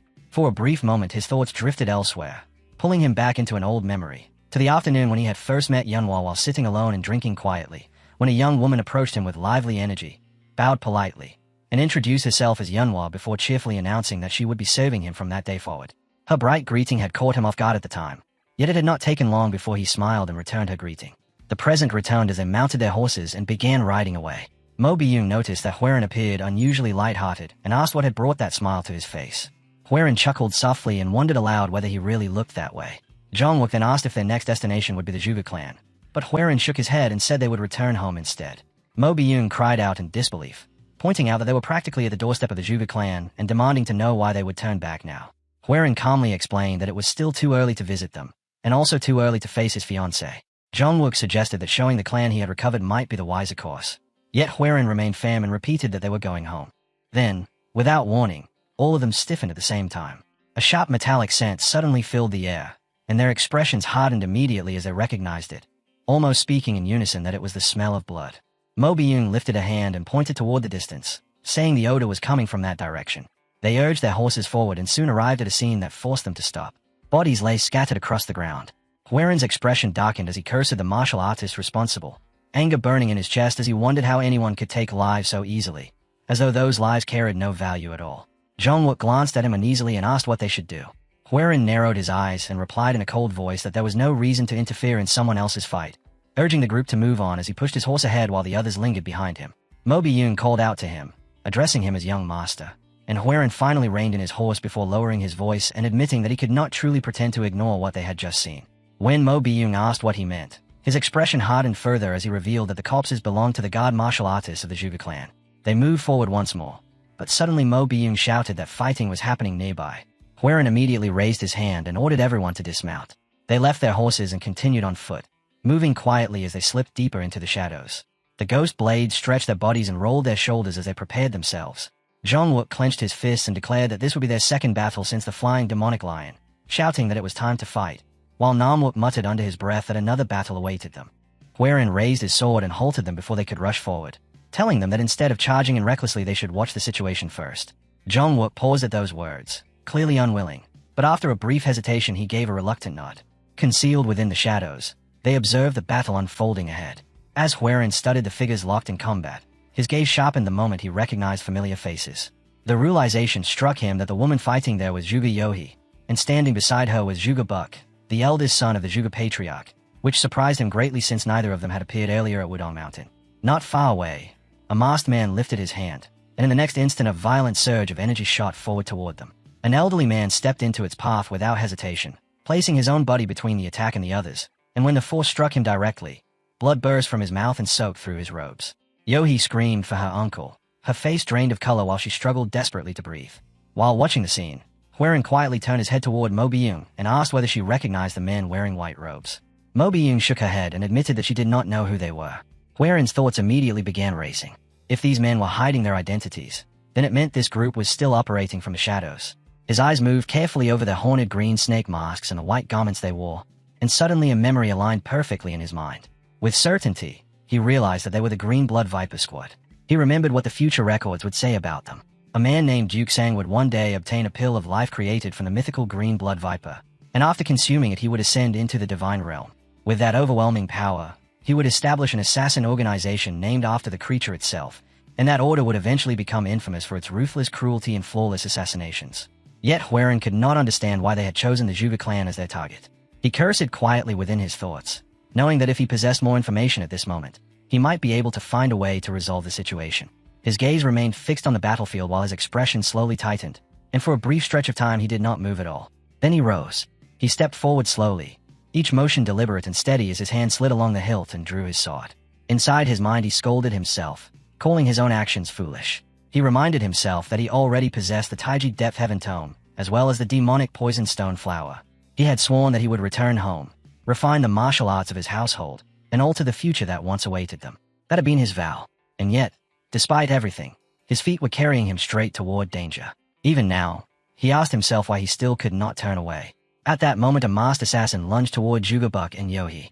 Before the strike could reach them, the attacker's head was suddenly severed and sent flying through the air. Huaren appeared before them in the same instant, his sword already drawn while fresh blood dripped from the blade. Jugabuk and the leader of the Green Blood Viper Squad both froze in stunned silence. Yohi's eyes widened in disbelief as she cried out, recognizing him and asking if it was truly him. Huaren turned toward them and announced his name clearly, Young Huaren of the Tianzhong clan. The Viper leader let out a snarl and immediately ordered his assassins to kill him. One of the masked men leapt forward at once, but Mo Byung, Jongwook, and Namwook rushed in without hesitation, intercepting the attack before it could reach him.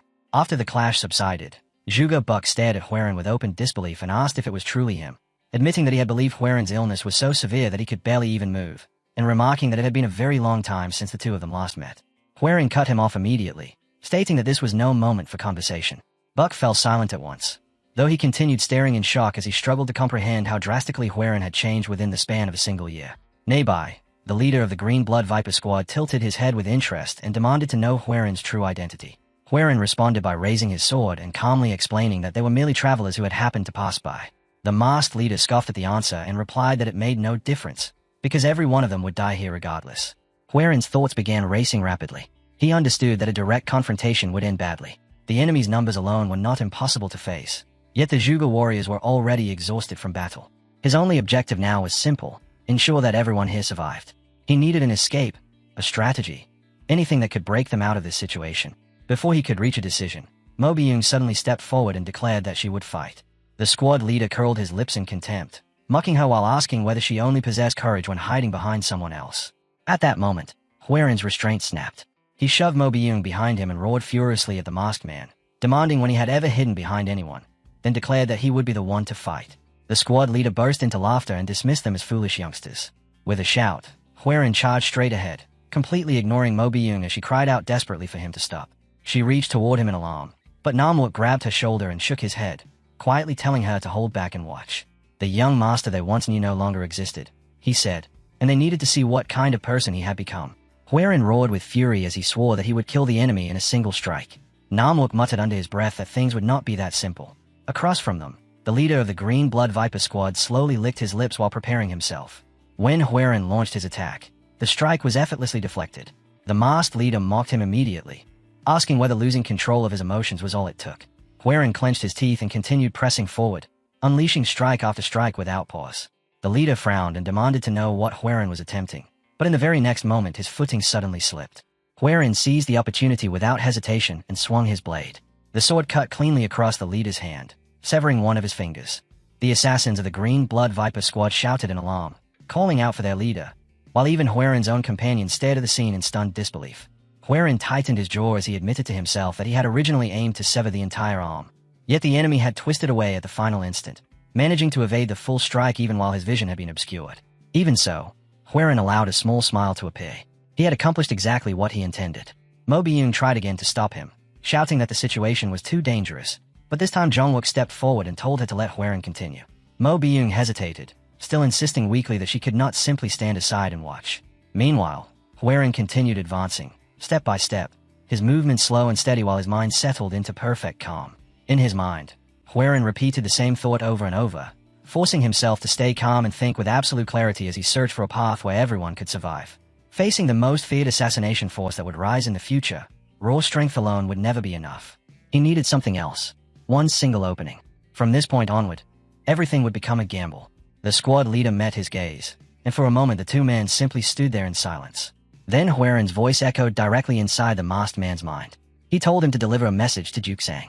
The leader stiffened immediately, his eyes widening as he realized the words had not been spoken aloud. Huaren continued speaking through the transmission, calmly explaining that he too belonged to the Hidden Saint cult. Standing further back, Jongwook narrowed his eyes and whispered that it looked as though the young master was talking, yet not a single sound could be heard. He guessed it must be some sort of special technique. Mo Byung, still watching Hwerin closely, confirmed in a low voice that it was the sound transmission technique. Inside, she was deeply shocked. It was not an ability easily mastered, and she could not understand when Hwerin had learned it. Through the silent technique, Hwerin warned the leader of the Green Blood Viper Squad to deliver the message to Juksang, promising that forgiveness would be granted if he obeyed, and ordering him to withdraw immediately. The masked leader clenched his teeth in irritation before speaking aloud, demanding how Hwerin knew his leader's name. His tone grew sharper as he repeated the question and demanded to know Hwerin's true identity. Hwerin felt the tension tightening around him. Even after revealing Juksang's name, the man still refused to believe him. After a brief pause, he finally answered, explaining that 5 years earlier, when the Hidden Saint cult had been destroyed by the 3 demonic heavens, he had been present at that event. He then asked whether the Green Blood Viper Squad was not among those attempting to restore the cult. With unwavering certainty, he declared that he himself was also a member of the Hidden Saint cult. The masked leader moved instantly. With a single step, he surged forward and pressed the cold edge of his blade against Hwerin's throat. From behind them, voices erupted in alarm as Hwerin's allies shouted for their young master. The leader of the Green Blood Viper Squad narrowed his eyes and mocked him, saying that he looked nothing more than a half-grown child. And yet this same child somehow knew his name along with the secrets of the Hidden Saint cult. The masked man admitted that such a claim was difficult to believe. Still, he said he would accept Hwerin's words, if Hwerin could answer one question. He demanded to know which heaven of the Hidden Saint cult Hwerin belonged to. Hwerin's mind began working instantly. He understood at once that this was a test. According to what he knew of the future, the cult during this era was not united under a single banner but instead existed as a fragile alliance between 3 factions. The Sun cult pursued power above everything else. The Moon Saint cult followed faith and doctrine with absolute devotion. The Hidden Saint faction existed between them, acting as mediators who balanced the 2 sides.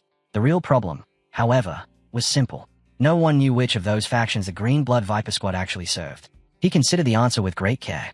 It seemed unlikely that either the Moon faction or the Hidden Saint faction would create an assassination unit, though he could not dismiss the possibility entirely. The Sun cult, however, fit the idea perfectly. Hwerin knew he was gambling, yet throughout his life he had always chosen the path that appeared most probable. In the end, he resolved to stake everything on this single answer. After a brief stretch of silence, Hwerin allowed a faint smile to form and said that he belonged to the Sun cult.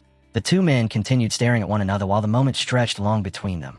Then, at last, the leader of the Green Blood Viper Squad withdrew his sword and announced their retreat. In the next instant, the assassins vanished into the darkness. Only after they were gone did Hwerin's body finally give way. Blood suddenly spilled from both his nose and mouth as he muttered a quiet curse, realizing that the earlier strike had inflicted far more damage than he had first believed. His vision blurred rapidly, and just as Mo Byung rushed toward him, the world around him faded away. When Hwerin opened his eyes later that day, he slowly pushed himself upright and noticed people moving about nearby as they carried out their tasks. Juga Yohi stood not far away. When he called her name, she responded without a word by tossing something directly at him. Startled, he caught it and looked down. While Yohi told him curtly that it was medicine from her clan, she explained that it would help heal his internal injuries. Hwerin frowned and replied that he had not helped her, expecting anything in return. Yohi immediately turned toward him with a sharp expression and demanded whether he would only accept it if she begged him to take it. She ordered him to just use it, then turned and walked away without waiting for a reply. From a short distance away, however, her voice softened slightly as she muttered a quiet thank you. Hearing those words, Hwerin smiled faintly and admitted to himself that he had never realized Yohi possessed such a gentle side. At that moment, Mo Byung suddenly appeared behind him while examining the medicine with clear interest. She remarked that it was a rare remedy reserved only for the direct bloodline of the Juga clan, and admitted she had not expected Yohi to give something like that to him.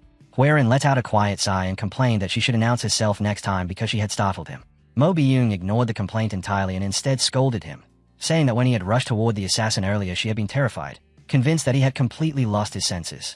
Hwerin simply answered that he had only been trying to protect everyone. Mo Byung then sat down beside him and leaned lightly against his back, resting her hand on his shoulder as her voice grew softer. She asked why he had changed so much. Only a few months earlier, he had hated both the world and himself, living every day as though it was some kind of punishment. That was the Hwerin she remembered. Yet today he had risked his life for all of them. She said she felt proud of him, but she also wanted to understand what was pushing him forward. Hwerin hesitated, his words faltering as memories from his past life surfaced within his mind. After a long silence, he finally answered that he was simply doing his best so that he would not regret the future. The following day, Hwerin's group set out together with the members of the Juga clan, traveling side by side along the road. As they continued riding along the road, Juga Buck turned toward Hwerin with a look of sincere gratitude and thanked him for choosing to accompany them back. He admitted openly that their family was short on capable fighters, and if the assassins had launched another attack, they would have had no strength left to defend themselves. Huaren replied calmly that it was no trouble at all, since he had intended to visit the Zhuge clan anyway. Buck nodded at that, then remarked casually that Huaren must be on his way to meet Qianjing. Before Huaren could answer, the window of the carriage slid open and Yohi leaned out, her sharp eyes filled with curiosity as she asked what it was that he liked so much about Qianjing. Was it her strength, or was it simply her beauty? Her teasing gaze lingered as she waited for his response. Huaren gave no answer, choosing instead to steer the conversation elsewhere by directing a question toward Buck. He asked why the assassins had targeted the Zhuge clan in the first place. At once, both Buck and Yohi stiffened, exchanging uneasy glances between themselves. Huaren continued pressing the matter, pointing out that the Zhuge clan stood among the most powerful families in the region, governing this territory as though it were their own courtyard, and questioning what possible reason an assassination group could have for traveling such a distance merely to strike He. Yohi hesitated before weakly suggesting that it must have been a coincidence. Buck immediately shook his head and said that it was not. He reminded her that Huaren had risked his life for their sake, and because of that, he deserved to know the truth. Buck admitted that he did not fully understand the reason himself, but it seemed that the assassins had been attempting to kidnap Yohi. Hearing this, Huaren repeated the claim in disbelief, clearly stunned that the daughter of the Zhuge clan had been their intended target. Buck continued explaining that although the attackers had slaughtered their guards without hesitation, they had deliberately refrained from harming her. Because of this, he was convinced that some hidden force was working against their family. Huaren reasoned aloud that if kidnapping had truly been their objective, then Yohi must have been meant as leverage. Whoever stood behind the attack clearly wanted something in exchange. Buck's eyes darkened as he tightened his grip on the reins, the weight of the situation settling heavily on his mind. He admitted that he had long suspected the presence of an enemy operating in the shadows, yet this incident had clearly crossed a line, and he began wondering whether the recent attacks by martial artists might be connected to sensitive information somehow leaking out. Not long afterward, they arrived at the borders of the Zhuge clan. As the great gates came into view, Huaren felt his heart stir quietly within his chest. Inwardly, he thought about the reunion awaiting him. Too much time had passed, and now he was finally about to see Qianjing again, his beloved Qianjing. Memories from his previous life slowly surfaced in his mind. Their marriage had been arranged before either of them had even been born. Yet as the years passed, their path had gradually drifted apart. He had been frail and plagued by constant illness, while she had devoted herself entirely to martial arts with unwavering determination. Step by step, the distance between them had grown, until eventually they became nothing more than two individuals bound together by duty rather than by genuine feeling.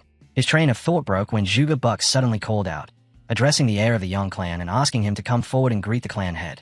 Huaren gave a small nod before turning to his companions and telling them to rest while he went ahead alone. Inside the grand estate of the Zhuge clan, Huaren bowed deeply and began his formal introduction, stating that he was young Huaren of the Tianzhong clan. Yet before he could even finish speaking, the clan head abruptly rose from his seat, stepped forward, and seized Huaren by the shoulders while bursting into loud laughter. He exclaimed in amazement that it was unbelievable to see Huaren looking so healthy, especially when compared to the frail state he had been in during their last meeting. This imposing man was none other than the head of the Zhuge clan, the heaven-ruling sword, Zhuge Cheek. Huaren greeted him with proper respect and remarked that it had indeed been a long time.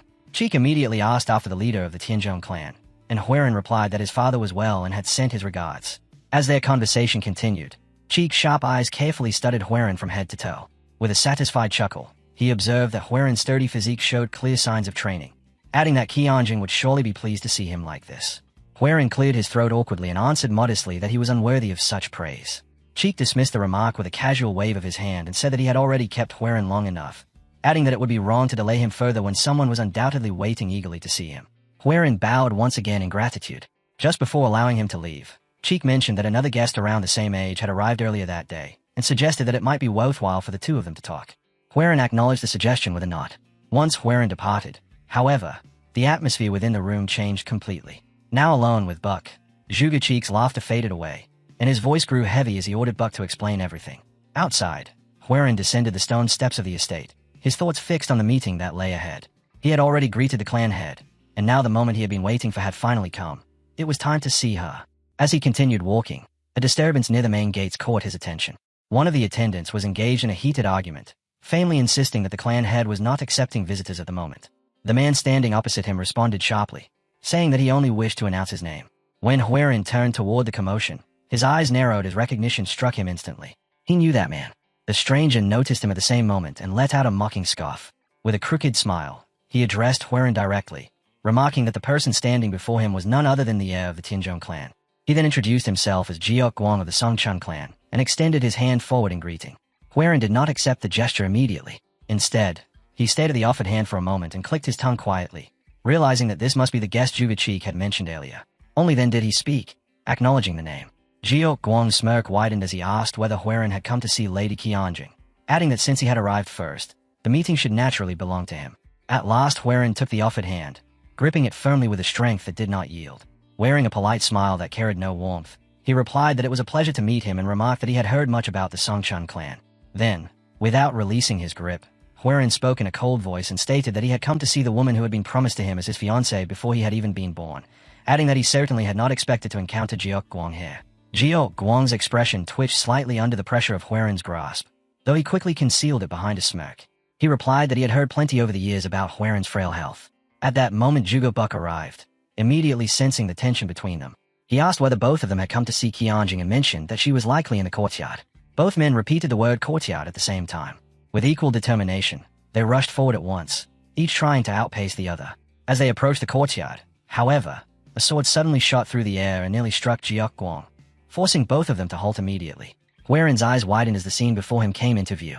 In the center of the courtyard stood Qianjing, tall and composed, her blade pressed firmly against the neck of the man she had been sparring with. The defeated fighter raised both hands while trembling and admitted his defeat. Qianjing withdrew her sword and slid it back into its sheath with effortless ease, muttering in a calm yet disappointed voice that the match had been boring. Huiran's mind drifted back to the very first moment he had ever seen her. She had returned in victory that day, and the entire territory had erupted into thunderous cheers. Voices rose and overlapped, shouting her title again and again until the words themselves seemed to shake the air. The snow blossom blade of the 12 martial blossoms has returned with the head of the demonic human. Someone in the crowd cried out in astonishment, asking how the Zhuge clan could possibly have produced such a terrifyingly talented martial artist. Another voice answered immediately, saying he had heard that she lived solely for martial arts. Her name spread rapidly through the gathered spectators until it was spoken clearly and unmistakably. Zhuge Chongyang. Among those watching stood the Huiran of the past, weak and sickly, his body so frail that he could barely remain standing. From a distance, he gazed at her, and in that moment, Chongyang turned. Their eyes met for the briefest instant before the memory dissolved and the present returned. Huiran reflected quietly on what she had become. Through relentless training, she had earned the title of Snow Blossom Blade, and by the age of 40 she would rise to become one of the 3 strongest female martial artists in existence. When it came to swordsmanship, she had long ago surpassed him. A loud voice suddenly shattered his thoughts. Jiao Guang hurried toward Chongyang while calling out her name with exaggerated familiarity, claiming that it had been far too long since they last met. Chongyang looked at him with a blank and thoroughly unimpressed expression before asking why he continued visiting their clan. Jiao Guang let out an awkward laugh and replied that he only wanted to see her. Before he could continue, she cut him off immediately, telling him to stop and firmly declaring that she already had a fiancé. Her gaze then moved past him and settled on Huiran.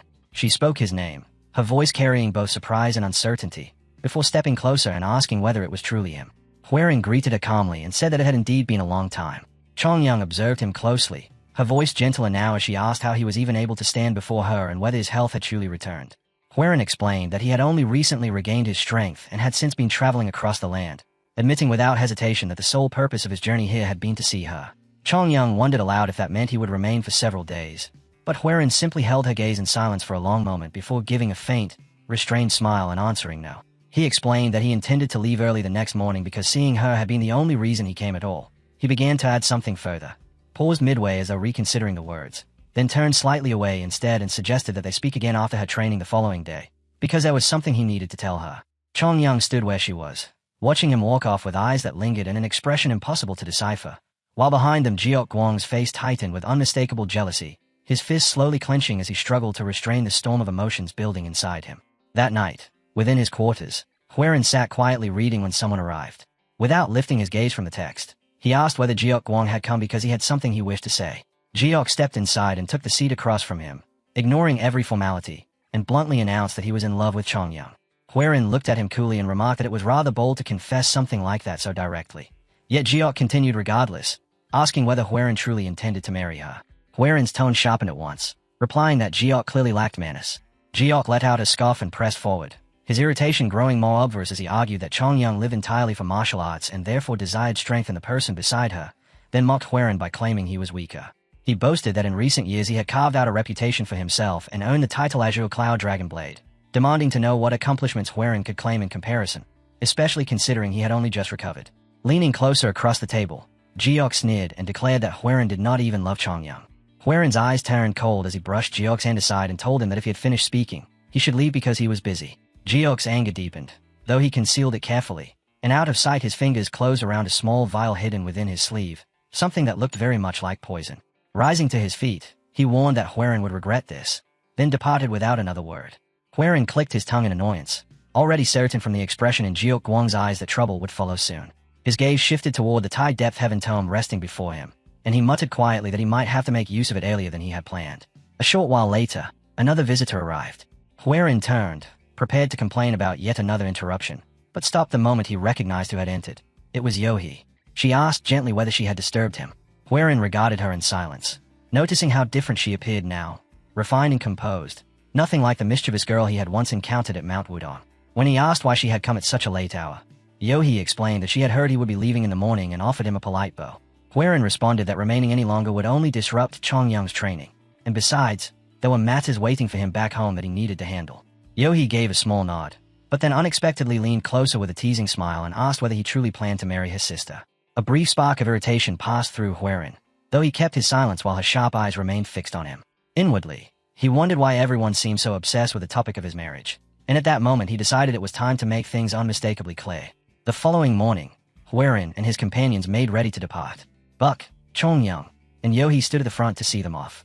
Buck asked whether he really had to leave so quickly, and Huaren replied that he had already greeted the clan head and met Chongyang, so it was only proper that he take his leave now.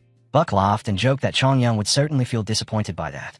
At those words, Chongyang lowered her gaze as a shadow of sadness crossed her face.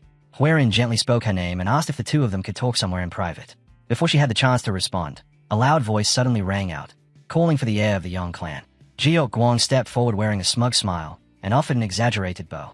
Introducing himself as the Aju Cloud Dragonblade of the Songchun clan, he formally issued a challenge, declaring that he wished to duel the heir of the Tianzhong clan. The announcement sent waves of shock through the onlookers, and murmurs of disbelief quickly spread throughout the crowd. Chongyang's voice sliced through the rising noise, cold and unyielding as she accused him of having no shame while fixing him with a stare full of disappointment. She pointed out that he was challenging someone who had only just recovered, adding that if he truly wanted a fight, he should at least set a proper date instead of acting like this. Jiok Guang simply burst into laughter, openly mocking her as he raised his voice and declared that there was nothing shameful about challenging the heir of a martial clan. Projecting his words so everyone present could hear them clearly, he claimed that his only wish was to witness the famous soaring dragon emperor sword of the Tianzhong clan. Since Huaren was about to leave, he explained that he had no choice but to challenge him now, otherwise he might never have another opportunity. Then, with another arrogant bow, he asked whether Huaren would accept the duel. The crowd erupted into restless whispers, every pair of eyes turning toward the heir as they waited for his response.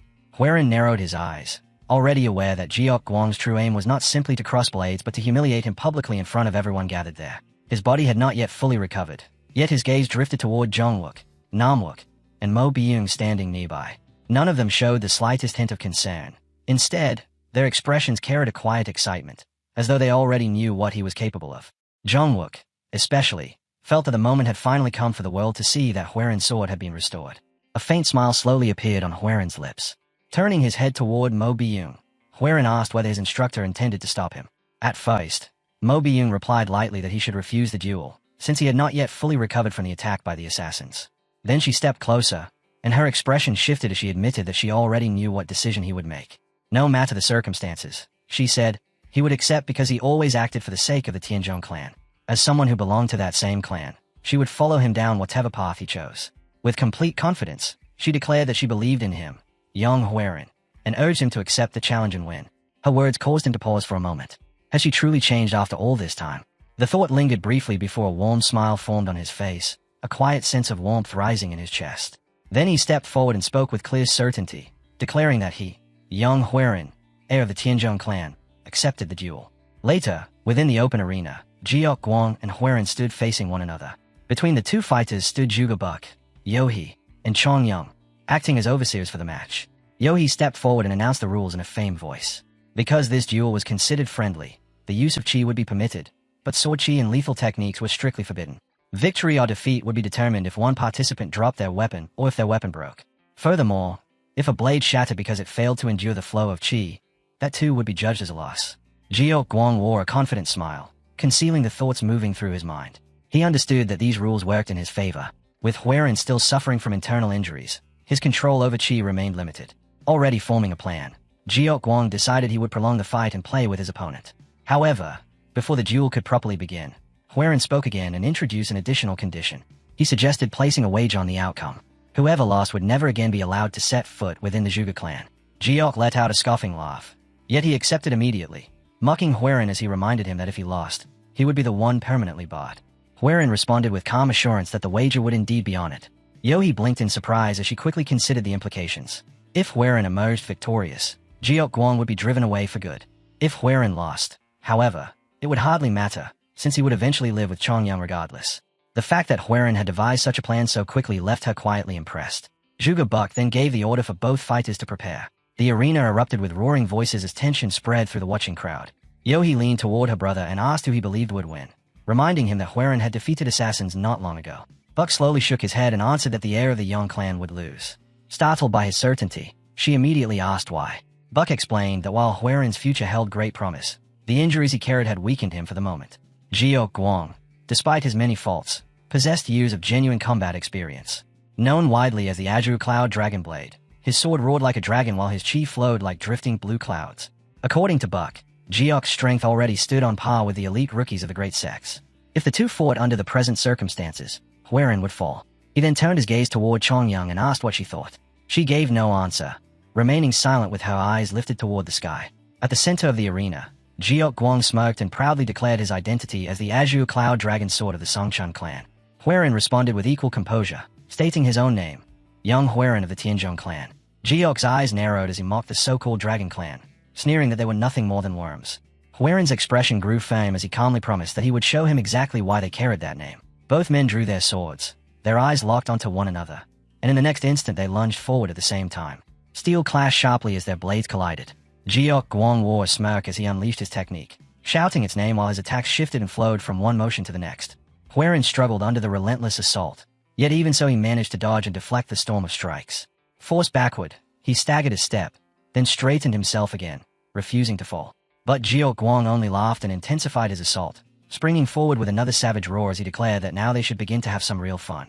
Even while pain ripped through his body, Huaren twisted aside once again, deflecting what blows he could and narrowly avoiding the rest.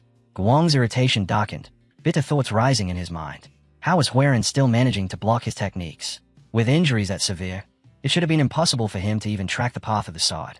Yet Huaren's eyes blazed with unwavering focus. Each motion of the blade appeared clearly before him, its trajectory visible as though the path had been traced through the air itself.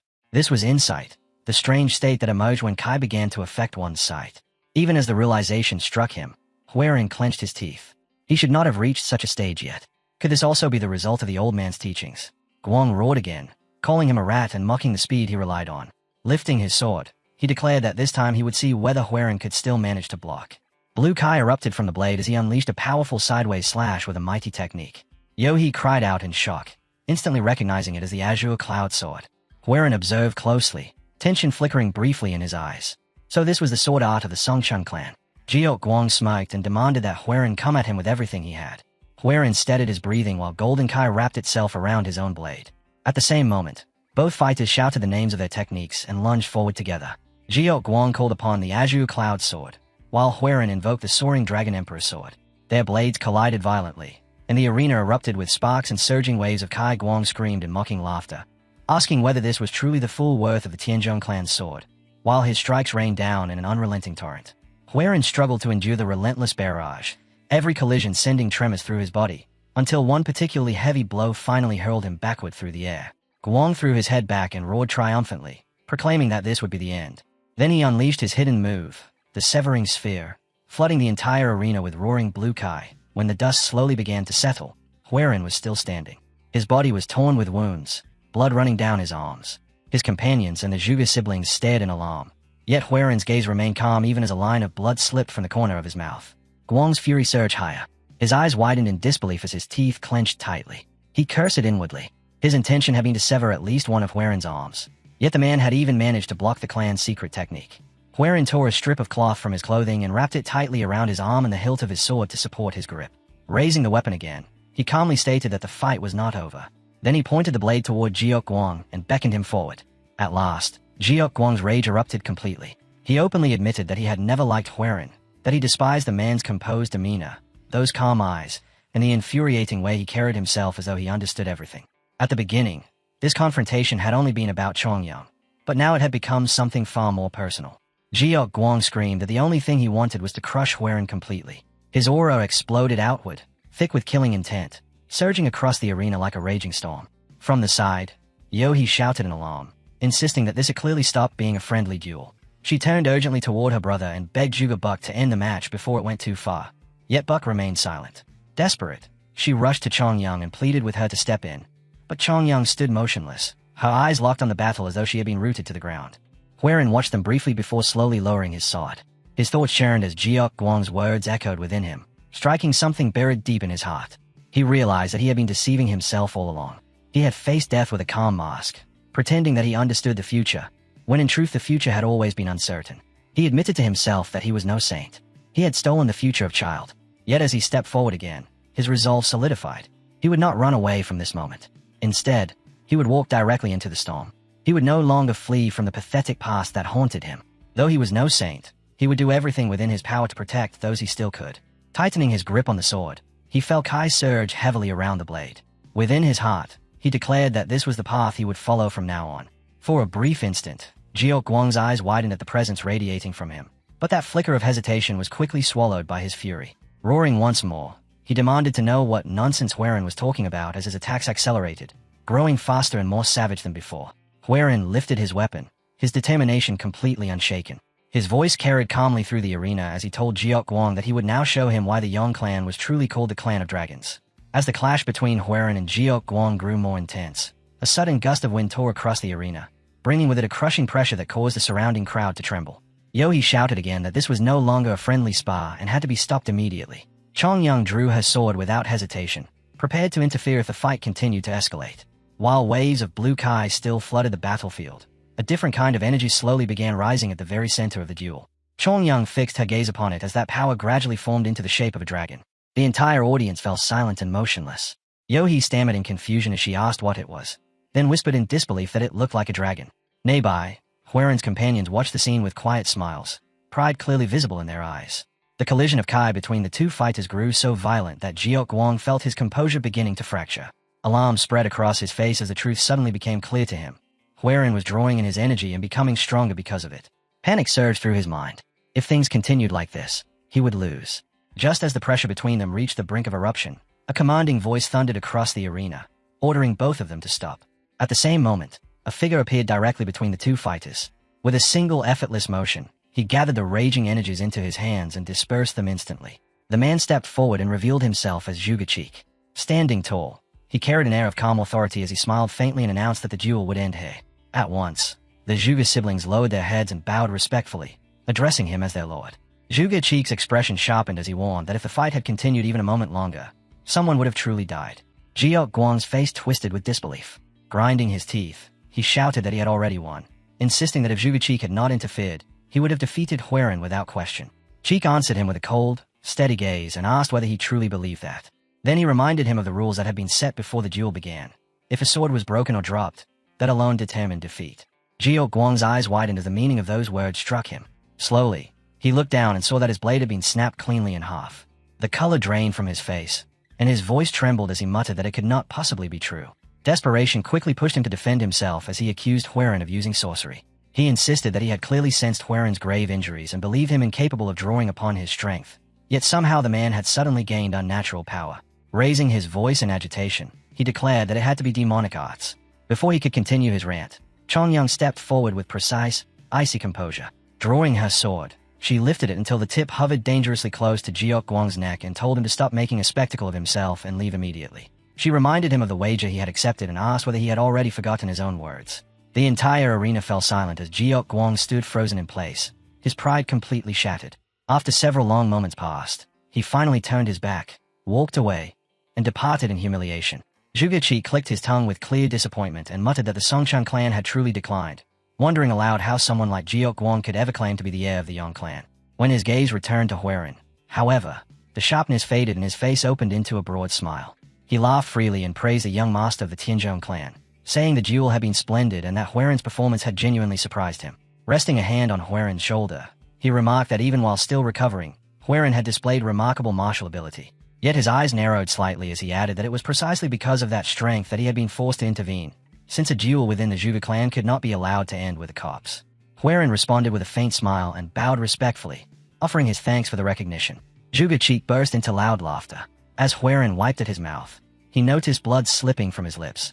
Cheek clicked his tongue and scolded him, asking whether he truly planned to depart in such a condition. He told Huiran to remain in the main estate for the night and leave the following day instead, advising him to use that time to have a proper conversation with Chongyang.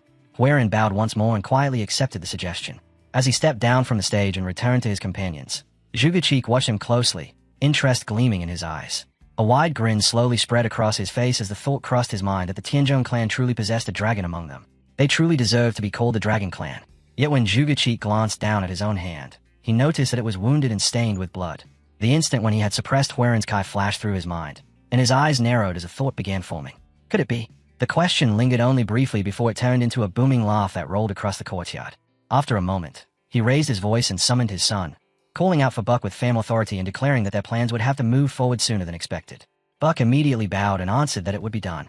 Later that night, Huiran sat alone inside his quarters as he treated his wounds. Studying the battered state of his body, he muttered to himself that the duel had left him with even more scars than before. A knock sounded at the door. He quickly composed himself, straightened his clothes, and called out for the visitor to enter. The door opened slowly, and Chongyang stepped inside with calm, graceful composure. Huiran turned toward her and quietly remarked that she had come, while she crossed the room and took a seat across from him. For a short time, Chongyang simply observed him in silence before finally asking softly how he felt. Huiran lifted his injured hand and glanced down at it, then gave a faint smile as he admitted that he had pushed himself a little too far during the duel, though he assured her that he was fine. An awkward silence soon settled between them, lingering until both of them suddenly spoke at the same moment and broke the stillness. Chongyang remarked that Jiok Wang had not been an easy opponent. Huiran looked at her with slight surprise, and she continued, explaining that the Azure Cloud Sword of the Songchang clan was a terrifying martial art designed to tear enemies apart through overwhelming Kai. On top of that, she added, Jiok Wang's martial ability was far from weak. Yet despite his injuries, Huiran had still managed to defeat him. She then brought up the final technique he had used. To her eyes, it had resembled the soaring Dragon Emperor's sword, but something about it had felt different. As she watched him slowly absorb his opponent's energy during the duel, she could not help but wonder whether he had secretly learned a martial art from the sect of Limit. With genuine curiosity, she asked how he had managed to reach such a level of training when it had not been long since he recovered. Huiran smiled faintly to himself, thinking that Chongyang's deep fascination with martial arts had not changed at all. He sighed inwardly, having already expected these kinds of questions. Realizing that she had been speaking too much, Chongyang suddenly stopped and reminded him that he had been the one who wished to say something to her. Huiran nodded, admitting that she was right. Straightening his posture, he told her that what he was about to say was important. He explained that after regaining his health and returning to his training, he had finally come to understand his true goal. Or perhaps, he added, it had always been the same goal that he carried deep inside his heart. Raising his right hand, he declared that his wish was to protect his clan and his family, no matter the cost. A faint smile formed on Huiran's face as he looked at her, and added that she likely carried a similar dream. He told Chongyang that he hoped she would live freely and follow the path she truly wished to walk. Chongyang tilted her head slightly, confusion appearing in her eyes as she asked what he meant. Meeting her gaze with complete seriousness, Huiran explained that he believed she would one day become an extraordinary martial artist, and because of that, he did not want to stand in the way of her future. Chongyang said nothing at first, studying him closely for a long moment. Then her expression abruptly hardened, and in a sharp voice she demanded to know whether there was another woman. Huiran coughed awkwardly and quickly denied it, insisting that it was nothing like that. The truth, he explained, was far simpler. The two of them did not love each other in the same way. Chongyang loved martial arts, while he loved his clan and his family. That was why he wanted her to live the life she truly desired, without being bound by obligations that might slow her path or chain her down. Their gazes met and lingered. After a long pause, Chongyang closed her eyes and exhaled quietly before saying that there was something she wanted from him. Huiran looked at her with surprise and asked what it was. That night, beneath the pale silver glow of the moon, the two of them stood together in the training court. It was her request that had brought them there. Huiran rubbed the back of his head and asked with disbelief whether her wish had truly been to fight him. Chongyang's eyes gleamed with a fierce intensity as she told him he already knew the answer. Some things, she said, could only be understood when swords crossed. Within the clash of blades, one could feel the other person's thoughts, even the words that could not be spoken aloud. This, she declared, was her reply as she lowered herself into her stance, sword ready. A small smile appeared on Huiran's lips as he lifted his own weapon and settled into position. Without hesitation, he told her he would grant her wish. In the next instant, they surged forward, and steel met steel beneath the moonlight. The The sound of clashing blades echoed through the courtyard as they exchanged strikes again and again. Yet behind every collision of swords, faint smiles remained. They moved with effortless rhythm, sharing silent laughter, as though each strike carried a message meant only for the other to understand. Within his heart, Huiran whispered a quiet farewell. Goodbye, Chongyang. When morning arrived, Huiran and his companions stood at the edge of the Zhuge clan grounds. They bowed respectfully to the family before mounting their horses. Just before departing, Huiran turned back once more. In the distance, Chongyang stood watching. She smiled at him, and he returned the gesture. With that silent parting, they finally rode away. Back in the training court, the sword from their duel still remained embedded in the ground. They stood together beneath the warm glow of golden sunlight, letting its quiet warmth wash over them. After the long journey they had taken, the group now rested inside an inn, surrounded by the smell of liquor and the steady sounds of laughter and clinking cups. Zhongwook leaned forward eagerly, his eyes shining with curiosity as he asked Huiran when he had ever found the time to train so intensely. Namwook quickly followed, asking what those strange techniques during the duel had been. Zhongwook leaned forward insistently, declaring that the final strike had clearly been the soaring Dragon Emperor's sword. Yet it had felt different from the version they knew. Huiran laughed the question away and reminded them that he had been with them the entire time. So when could he possibly have found the chance to train in secret? Yet inside his mind, a different truth lingered. What he had used truly was the soaring Dragon Emperor's sword. When his Kai had nearly run dry, the Tide-Depth Heaven Arts had interfered. The original form of that sword technique was meant to crush an enemy with the overwhelming force of a blue dragon. But once it fused with the Tide-Depth Heaven Arts, it transformed into something entirely different, a style that devoured an opponent's chi to suppress them. The head of the Zhuge clan had intervened before it could go any further. Yet Huiran understood that if his mastery had been greater, it might have even consumed the clan head chi and spiraled beyond control. His thoughts continued to churn. The soaring Dragon Emperor's sword, the Azhu Bamboo sword, the chi of the Zhuge clan head. What would happen if all of them could be combined? His train of thought was interrupted when Zhongwook suddenly lifted his cup high into the air. Wearing a satisfied grin, he declared that the duel had awakened something in Huiran, pushing his understanding of martial arts forward by leaps and bounds. Mo Byung remained silent, her gaze resting quietly on Huiran as memories of their journey drifted through her mind, along with thoughts of the Tianzhongyang clan, once known as the greatest clan in Henan. A small smile filled with hope appeared on her lips as she wondered whether that lost glory might truly return. She raised her cup, drank deeply, and then set it down with a firm strike against the table. They would all have to work harder, she said, so that none of them would fall behind their young clan leader. Zhongwook slapped the table loudly and burst into laughter, shouting that no one could have imagined any of this just a few weeks ago. No one had believed that their young clan leader would defeat the flying demonic blood one to claim the special flower, let alone overcome the Azure Cloud Swordsman. Pride swelled in his voice as he declared that Huiran was becoming stronger with every passing day. Laughter spread around the table as warmth filled the entire inn.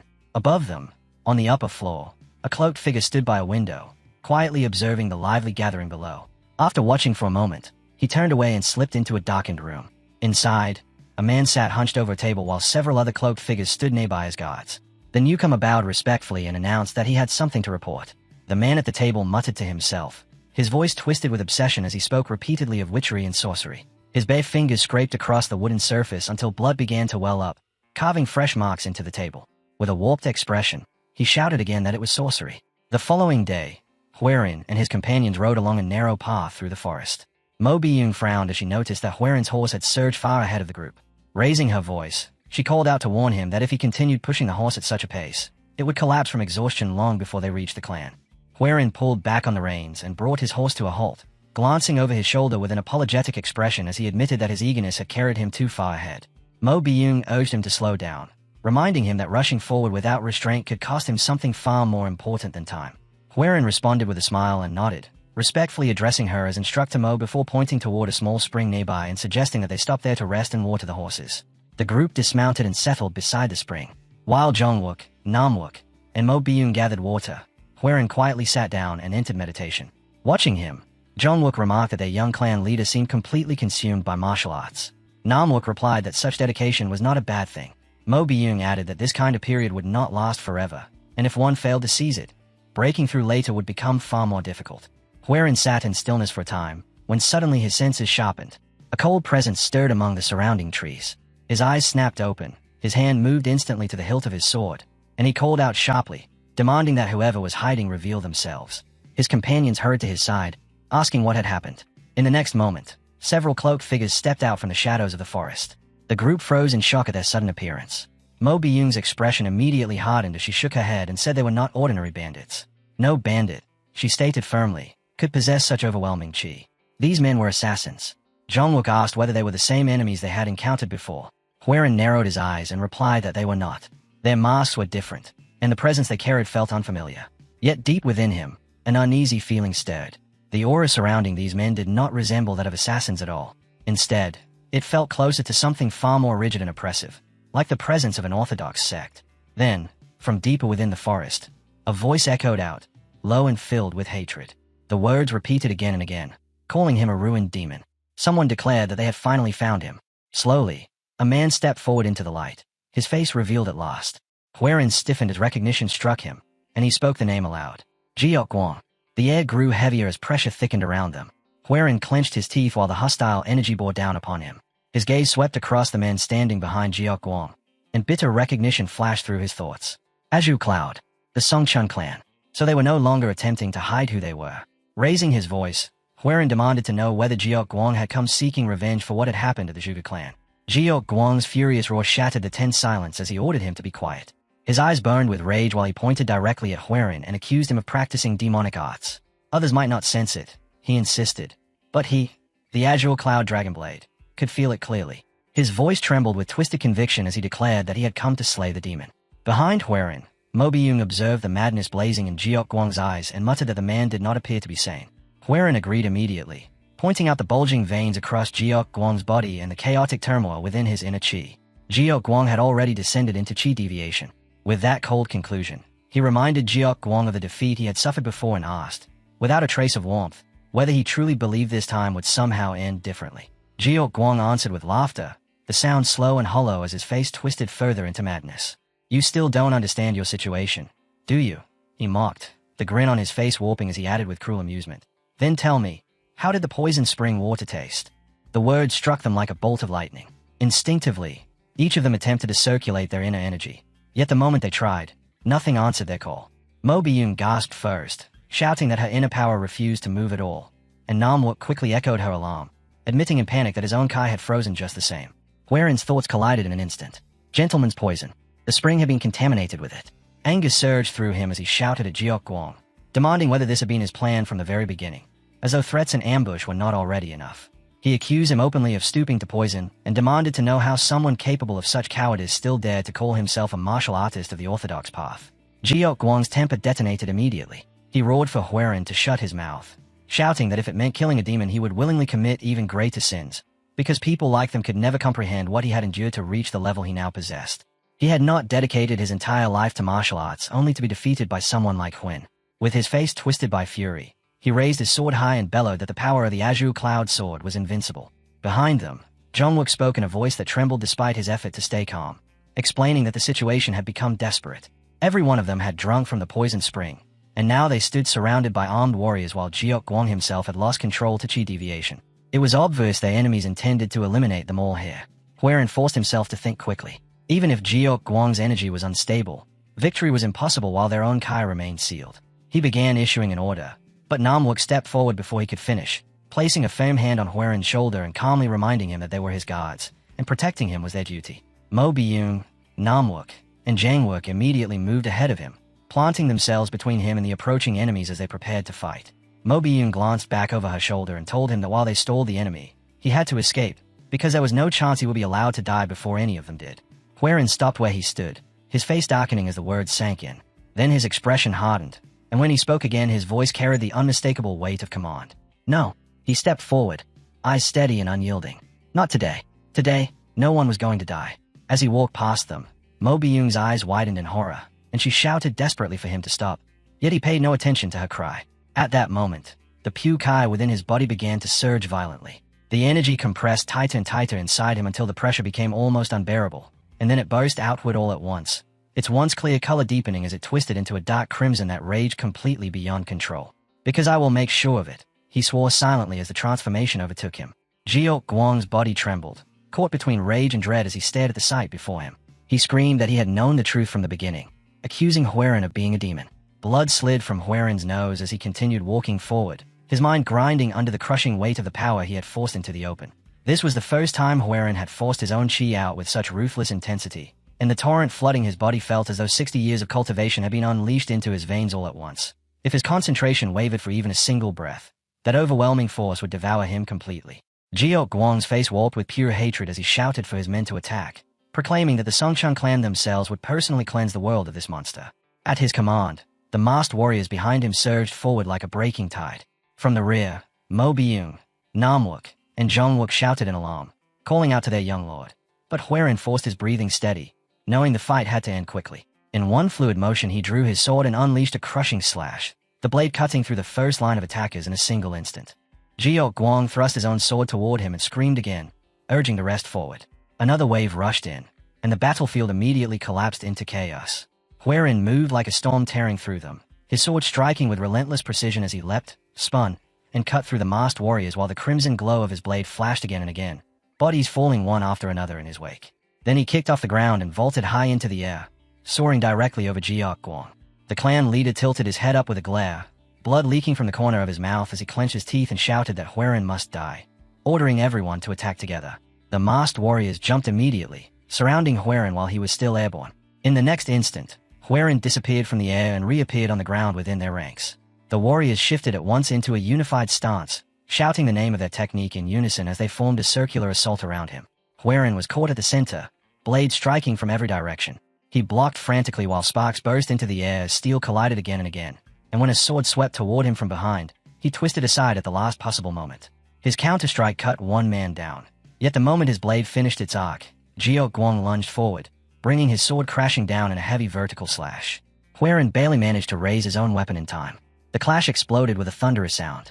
Jiok Guang sneered as he forced the blade downward with sheer strength, mocking Huiran as the so-called hope of the Yang clan. Huiran clenched his teeth as his body began to feel heavier and heavier. The formation surrounding him was already dangerous, but the real threat was the old man's chi. The crushing power behind Jiok Guang's strike was devouring him.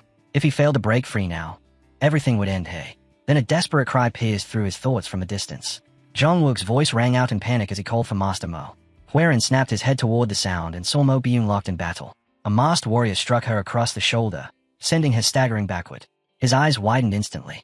Without hesitating for even a moment, he abandoned his clash with Jiok Guang and sprinted toward her.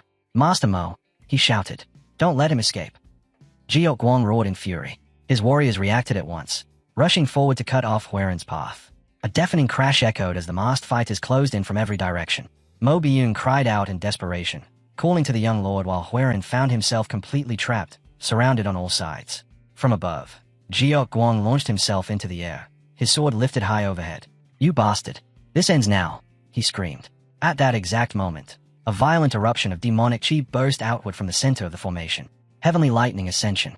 Demonic Huiran let out a thunderous roar as the unleashed power shot upward, a towering pillar of energy ripping through the sky and piercing the cloud before collapsing inward, leaving the battlefield trembling in its wake. When the blinding light faded, an oppressive silence settled over the area, thick with drifting dust and smoke. Mo Byung remained kneeling where she was, staring ahead in stunned disbelief. That technique had truly been heavenly lightning ascension. Even she, with all her skill, could barely replicate that advanced sword art, yet somehow Huiran had executed it. Shaking off the shock, she turned sharply and called out to Namwook and Jongwook, who were struggling just to push themselves back onto their feet. The two men groaned as they rose, their eyes widening as they took in the enormous crater torn into the earth before them. At the very center of that destruction stood Huiran, unmoving while dark demonic chi continued to swirl around his body. The blast had devastated the surrounding ground, yet the shockwave had not reached where they stood. Mo Byung narrowed her gaze, then gave a slow nod. He had reined the attack in at the final moment. Huiran's body remained still, yet within his mind he was calling her name again and again. His vision blurred as the world around him dissolved into nothingness, and when the haze finally cleared he found himself sitting alone in a vast open space where endless puddles stretched in every direction beneath a clear blue sky. Confusion crept across his face as he slowly looked around. Where is this? The realization struck him moments later, and he clenched his teeth. This place was his mind space, and he had to return. Master Mo and the two rising ghost blades were still fighting outside. He could not leave them behind. Without warning, the still surfaces of the puddles began to churn. Dark ripples spread across the water as a demonic aura seeped upward, and in the next instant the clear puddles turned into a deep, disturbing crimson. Before he could react, Huiran felt a powerful force dragging him downward into the blood-red depths. Pale hands emerged from the darkness below, countless fingers clawing at him as he was pulled deeper into the void. Outside his mind space, Huiran's chi erupted violently out of control. The energy surged outward with terrifying force, causing the ground itself to tremble beneath their feet. Jongwook stayed in horror and demanded to know what was happening.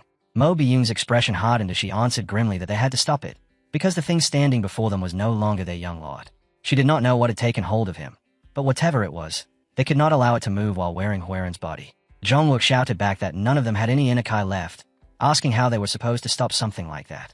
Mo Byung snapped at him immediately, demanding whether he intended to simply stand there and watch the young lord be devoured. Before either of them could act, Namwook suddenly cried out that Huerin was moving. They turned at once and saw him walking slowly toward Jiok Guang, whose body, drenched in blood, was slumped against a tree. Huerin's steps were strangely calm, and his eyes held no trace of emotion. Without the slightest hesitation, he lunged forward and thrust his sword straight toward Jiok Guang's heart. Meanwhile, within the mind space, Huerin continued sinking through the cold crimson darkness. The void was about to swallow him completely when a soft glow appeared nearby. A gentle hand touched his back and pushed him upward. His eyes opened, and he saw a familiar face looking at him with a faint smile. "Yunhua," he whispered. Warmth surged through him in an instant, and his consciousness snapped back to reality. He woke to the sound of Mo Byung calling his name in desperation, while the two rising ghost blades and Master Mo held his body upright, struggling to keep him from collapsing. Mo Byung shouted sharply for him to hold on, warning him not to lose control and not to allow that violent power to devour him, reminding him of the vow he had once made, to protect his family and to raise the Tianzhong clan into the greatest sect beneath the heavens. Gradually, Huerin's breathing began to slow. His voice, when it finally came, was weak and barely above a whisper. "Master Mo, my acupressure points." Mo Byung immediately understood what he meant. Without wasting a single moment, she struck a sequence of pressure points along his body with flawless precision. The raging Kai that had been exploding outward slowly began to fade, thinning and dispersing like smoke carried away by the wind. Huerin's eyelids fluttered before finally closing as the last of his strength drained away. Just before his consciousness slipped completely into darkness, an ancient and chilling voice whispered from deep within him. "Next time, it won't end so easily." Then everything fell silent. Jongwook finally released a long breath and muttered that it was fortunate the young lord had regained control of himself. Kneeling beside Huerin, Mo Byung explained that if she had sealed his acupounce while he was still trapped in deviation, his inner energy would have erupted uncontrollably and destroyed him from the inside out. Jongwook clicked his tongue and admitted that when Huerin had attempted to kill Jiok Guang, he himself had almost lost control. Jiok Guang might have been driven mad, he said, but the Songcheng clan still belonged to the orthodox faction, and if word of his death spread, the consequences would be serious. He turned toward the wounded man, then abruptly froze. Mo Byung was already standing over him. Jongwook called out to her uncertainly, but beside him Namwook quietly muttered a single word. "Antidote." Jongwook blinked, suddenly understanding. Mo Byung looked down at Jiok Guang, her gaze dark and unreadable. Her grip tightened around the hilt of her sword as she spoke in a hollow, icy voice. "Even now, your first thought is to search for an antidote." Without the slightest hesitation, she swung her blade. Steel flashed through the air. Jiok Guang's body collapsed lifelessly onto the ground. The two rising ghost blades stood there in stunned silence. Jongwook was the first to react, shouting in disbelief and demanding to know what she thought she was doing. Mo Byung calmly slid her sword back into its sheath and answered that Jiok Guang had already attempted to kill the young lord more than once. More importantly, he had witnessed the strange nature of Huerin's Kai. If he survived and spread that knowledge, it would bring calamity upon them all. She then lifted Huerin's unconscious body onto her shoulder and turned away. "There's no need for anyone else to stain their hands," she said quietly. "I'll take responsibility for it." Jongwook watched her figure retreat into the distance and murmured that just as the young lord had changed, she had changed as well. Perhaps, he added softly, all of them had. Clicking his tongue, he turned toward Namwook and ordered him to hurry and search for the antidote. But Namwook was already drinking from a small vial. Jongwook shouted at once, asking how he could possibly be sure it wasn't poison. Namwook only smirked before explaining that a genuine antidote produced a sensation of dizziness and dryness when smelled, because the poison already inside the body reacted defensively to it. Poisons, on the other hand, carried such a foul and sickening stench that merely catching their scent would make a person want to vomit. Once someone understood that difference, Namwook said calmly, identifying an antidote became a simple matter. Jongwook nodded, clearly impressed by the explanation, while Namwook lifted a small pouch he had discovered and flashed a sly grin.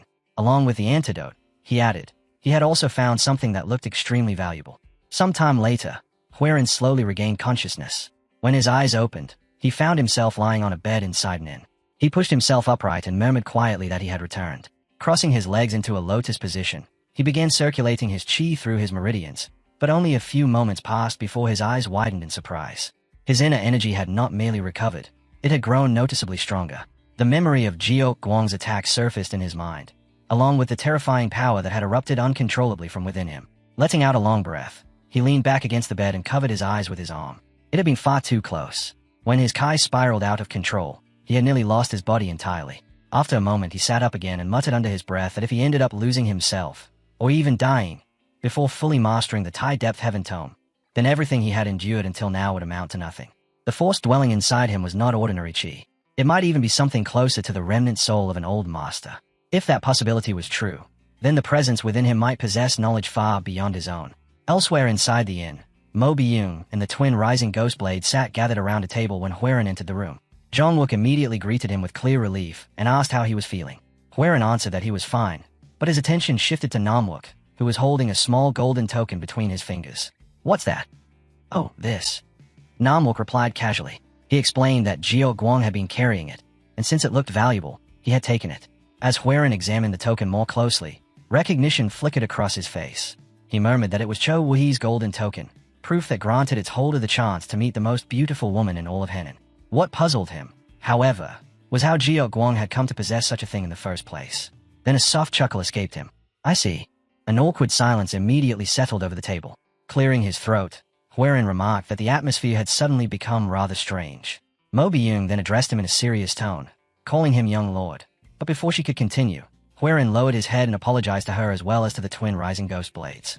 He explained that the poison had prevented him from using his inner energy, that Jiok Guang had already descended into madness, and that in that desperate situation he had acted only because he wanted to protect them.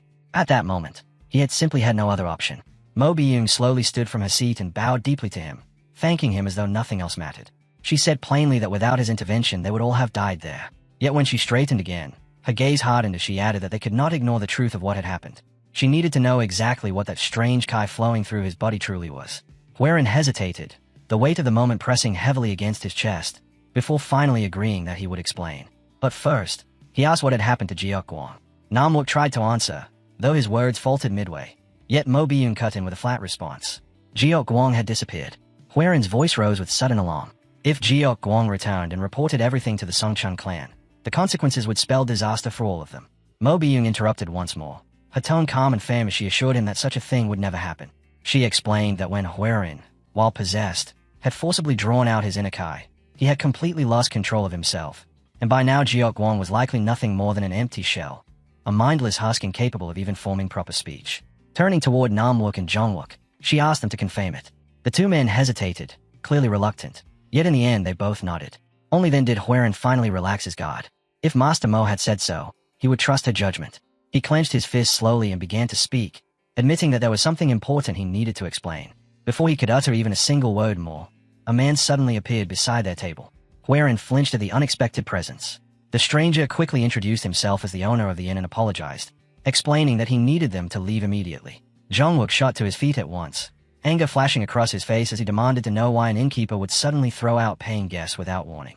The owner glanced nervously toward the entrant before answering in a quiet voice that the entire building had just been rented by the Sky Ocean Merchant Union. The moment they turned to look, Huaren froze at the name. Under his breath he muttered in disbelief as an old memory stirred somewhere deep in his mind. The Sky Ocean Merchant Union. Wasn't that the very place where he had once become a son-in-law in his previous life? The Sky Ocean Merchant Union was among the most powerful and prosperous merchant groups in all of Henan. Under its banner operated three enormous enterprises: the Sky Ocean Escort Agency, the Sky Ocean Inn, and the Sky Ocean House, each of them a pillar that generated endless wealth and influence. But for Huaren, the meaning of that name reached far beyond business or authority. In his previous life, he had been the master of that very union. The memories of how that life had ended remained painfully clear, along with the moment when she had attempted to drag him down alongside that strange and twisted faction. The uneasy voice of the innkeeper broke through his thoughts again as the man firmly repeated his request for them to leave the premises. Huaren drew a slow breath and forced his composure back into place. If the Sky Ocean Merchant Union truly stood behind this demand, then the innkeeper's trembling was perfectly understandable. Rising calmly from his seat, he offered the man a polite bow and replied that although he understood the situation, he could not simply yield to the Sky Ocean Merchant Union's demand when he was still a paying guest. Beside him, Jongwook leaned closer and whispered urgently, warning that the Sky Ocean Merchant Union was not an opponent the Tianzhong clan could afford to offend. Their wealth alone was immeasurable, and beyond that, they also possessed tremendous martial strength. Before Huaren could respond, the doors of the inn swung open. A man strode inside, his posture arrogant and his steps heavy with confidence. The instant Huaren saw his face, his expression darkened. That bastard, of all places. I had to run into that arrogant face here. The man swept his gaze across the room before speaking with clear contempt, asking whether Huaren even knew who he was and demanding to know where he had come from. Huiran answered calmly that he was young Huiran of the Tianzhong clan of Henan. The man narrowed his eyes as he slowly examined Huiran from head to toe. After a brief silence, he remarked that he had always heard the young master of the Tianzhong clan was so frail he could barely step outside his own residence. Huiran returned the stare without the slightest hint of discomfort, and calmly asked whether he still appeared sickly now. For a moment the man said nothing, his arrogance faltering ever so slightly before he stepped forward, his looming shadow falling across Huiran. Speaking in a firm and condescending tone, he explained that the warriors of the Sky Ocean Merchant Union had just completed a long and exhausting journey and merely wished to rest peacefully. Since they were all martial artists from Henan, he said, surely Huiran could understand such hardship. A faint curve touched Huiran's lips. That sounds more like a threat to me. The man's composure shattered instantly. His voice exploded with anger as he demanded to know what Huiran had just said. Huiran merely smirked and raised a finger toward the ceiling as he replied that if an orthodox faction used its strength to impose its will upon others, then how was that any different from the demonic or unorthodox sects they so often condemned? The man's face flushed deep red as his teeth ground together. With fury spilling into his voice, he shouted that Huiran was nothing more than an insolent wretch. Huiran burst into laughter, the sound ringing throughout the inn. So the Sky Ocean Merchant Union truly was as formidable as people claimed. To think that a mere martial artist belonging to a merchant union would dare raise his voice like this before the young lord of a martial sect. The moment those words fell, Mo Byung and the twin rising ghost blades rose from their seats at the same time, their hands already resting on the hilts of their weapons. The man's fists clenched tightly as killing intent surged from him. Huiran's hand moved as well, sliding onto the hilt of his sword and gripping it with his left hand while his voice turned cold. With his right hand he lightly tapped the sheath and spoke again. If the man truly intended to claim the entire inn, then they should settle the matter according to the rules of the Jianghu. The man's eyes flared with rage. Seizing his sword, he shouted for Huiran to come outside. Not long after, the two of them stood facing one another in the courtyard. Behind Huiran, Mo Byung called out with concern, asking whether he truly intended to fight. Huiran answered immediately that if he retreated now, the world would see the Tianzhong clan as weak. If he allowed a mere martial artist from the Sky Ocean Merchant Union to threaten him and leave without consequence, rumors would spread that the Tianzhong clan stood beneath a merchant organization. The moment their names had been spoken aloud, this confrontation had already become inevitable. It was neither something that could be avoided nor something that should be avoided. Taking his stance, Huiran spoke in a calm and steady voice. The loser would remain silent. The victor's words would become law. Without any warning, the man lunged forward and drove his sword straight toward Huiran's chest. Huiran shifted aside effortlessly, his movement smooth and fluid. The man's eyes widened. He dodged. Planting his feet, the man unleashed a rapid storm of thrusts, each strike faster than the one before it. Yet Huiran watched calmly as he slipped past every incoming blade with graceful precision. While he moved, his thoughts sharpened. His sword, why does it look so slow? Then Huiran suddenly leapt into the air. While still mid-flight, his sword slid free from its sheath, and he descended like a streak of falling light. Before his opponent could even react, Huiran's blade halted a single breath away from the man's throat. All around them, members of the Sky Ocean Merchant Union began whispering in shock. One of them muttered that no matter how fiercely their companion attacked, he could not even touch the young lord. Another replied that those movements were nothing like the actions of a sickly man. The first quickly agreed, realizing that the rumor claiming the heir of the Tianzhong clan was too frail to move must have been nothing but a lie. Huiran's sword remained poised at the man's throat. Then a commanding female voice suddenly echoed across the courtyard. "Stop right there." The man clenched his jaw and slowly raised his head, staring up at the blade pressed against his neck. At the same moment, the attendants surrounding the courtyard bowed deeply as the door of an elegant carriage swung open. From within, a woman stepped down with calm and graceful composure, her mere presence drawing every gaze toward her. As she walked closer, her sharp eyes calmly surveyed the scene before her, Huiran standing upright with his sword drawn, and her subordinate kneeling beneath its edge. The instant Huiran saw her face, his eyes widened in shock. Hua Wunqiang, the daughter of the master of the Sky Ocean Merchant Union, and the woman who had been his wife in his previous life. His thoughts spun wildly. Why is she here? Hua Wunqiang raised a delicate fan to her lips and spoke with refined elegance, introducing herself as Hua Wunqiang before adding that she had not expected to discover a hidden dragon within the Tianzhong clan. Huiran turned his gaze away for a moment, forcing himself to steady his composure before answering calmly that he was young Huiran. Hua Wunqiang studied him carefully, a faint glimmer of curiosity passing through her eyes. Taking another step closer, she said in an even voice that she wished to invite him to share a meal with her. Huiran's breath caught as a flood of memories surged through his mind, echoes of laughter, bitter arguments, and the tangled emotions that had once bound them together. A bead of sweat slid slowly down his temple. Maintaining a courteous tone despite the slight tremor in his voice, he declined her invitation, explaining that he had matters requiring his attention and hoping she would understand. For a brief instant, her expression froze. She lifted her fan fully to cover her face, allowing the silence to stretch between them. Then, with a crisp snap, she closed the fan and replied coolly that it had been a pleasure meeting him, Lord Yong Huiran. As she turned away, she added that she had the feeling they would be seeing each other often in the future. Her entourage soon departed down the road. Huiran watched their figures fade into the distance before finally releasing a quiet breath. Mo Byung stepped forward, her admiration plainly visible as she remarked that Huiran had impressed her yet again, not only by defeating a skilled martial artist so effortlessly, but also by rejecting the daughter of the master of the Sky Ocean Merchant Union. Namwook and Jongwook struggled to contain their amusement, and Jongwook eventually sighed, muttering that if such a woman had personally offered wine, it must have been something truly exquisite. Huiran ignored their teasing and walked back inside the inn. In a curt voice, he said they should eat something light and leave as soon as possible. Getting entangled with her again would only end badly. Later, inside the inn, they sat together around the table while Huiran ate without saying a word. Beneath the table, his legs trembled faintly. Mo Byung noticed the movement immediately and asked him in a gentle voice whether he was feeling unwell, remarking that he had seemed unsettled ever since encountering Lady Hua Wunkyang. Huiran forced a weak laugh and hastily insisted that he was fine, but a moment later he pushed back his chair and stood up abruptly, saying he needed to calm his mind with a bit of meditation and some sword practice. Mo Byung rose as well and offered to accompany him, yet Huiran quickly waved his hand and declined, explaining that he would prefer to be alone. He stepped out into the quiet streets beneath the fading light of dusk, and as he walked, his thoughts slowly drifted back into the past. Memories of his former life with Hua Wunkyang surfaced uninvited. He remembered the sight of her waiting at street corners, the way her eyes would light up the moment she spotted him. He remembered their laughter and their endless quarrels, the warmth they had shared along with the bitterness that had followed, and the complicated look she had once given him, a gaze filled with both love and hatred. Clicking his tongue in frustration, he muttered under his breath, "Damn it. That's all in the past. It's over, Huiran." Just as he tried to force the memories away, the sound of raised voices reached him from somewhere nearby. A fight. He moved toward the noise, and when he finally reached the gathered crowd, his eyes widened slightly as he recognized one of the men standing in the middle of the commotion. That man, Gottschalk, stood in the center of the street, gripping the chain attached to a rabid black dog that snarled and snapped viciously beside him. Opposite him stood another man with his sword already drawn, clearly prepared for battle. Huiran quietly withdrew into the shadowed corner of a nearby building and observed the scene from a distance, his eyes narrowing as he wondered how Gottschalk had managed to travel all the way here. His attention soon shifted to the beast beside him, and the moment he sensed the strange, ominous aura surrounding it, his expression grew more serious. Gottschalk's voice thundered across the street as he shouted, "I'll say it again. Hand over that thing, and we'll leave quietly. Keep denying it, and you'll die here." The man facing him shouted back in fury, demanding how he was supposed to surrender something that did not even exist. Gottschalk crouched down calmly and began stroking the head of the black dog at his side. "This dog can smell its prey from 50 kilometers away," he said coolly. "It's a black wolf. The fact that it led me straight to you means you have it."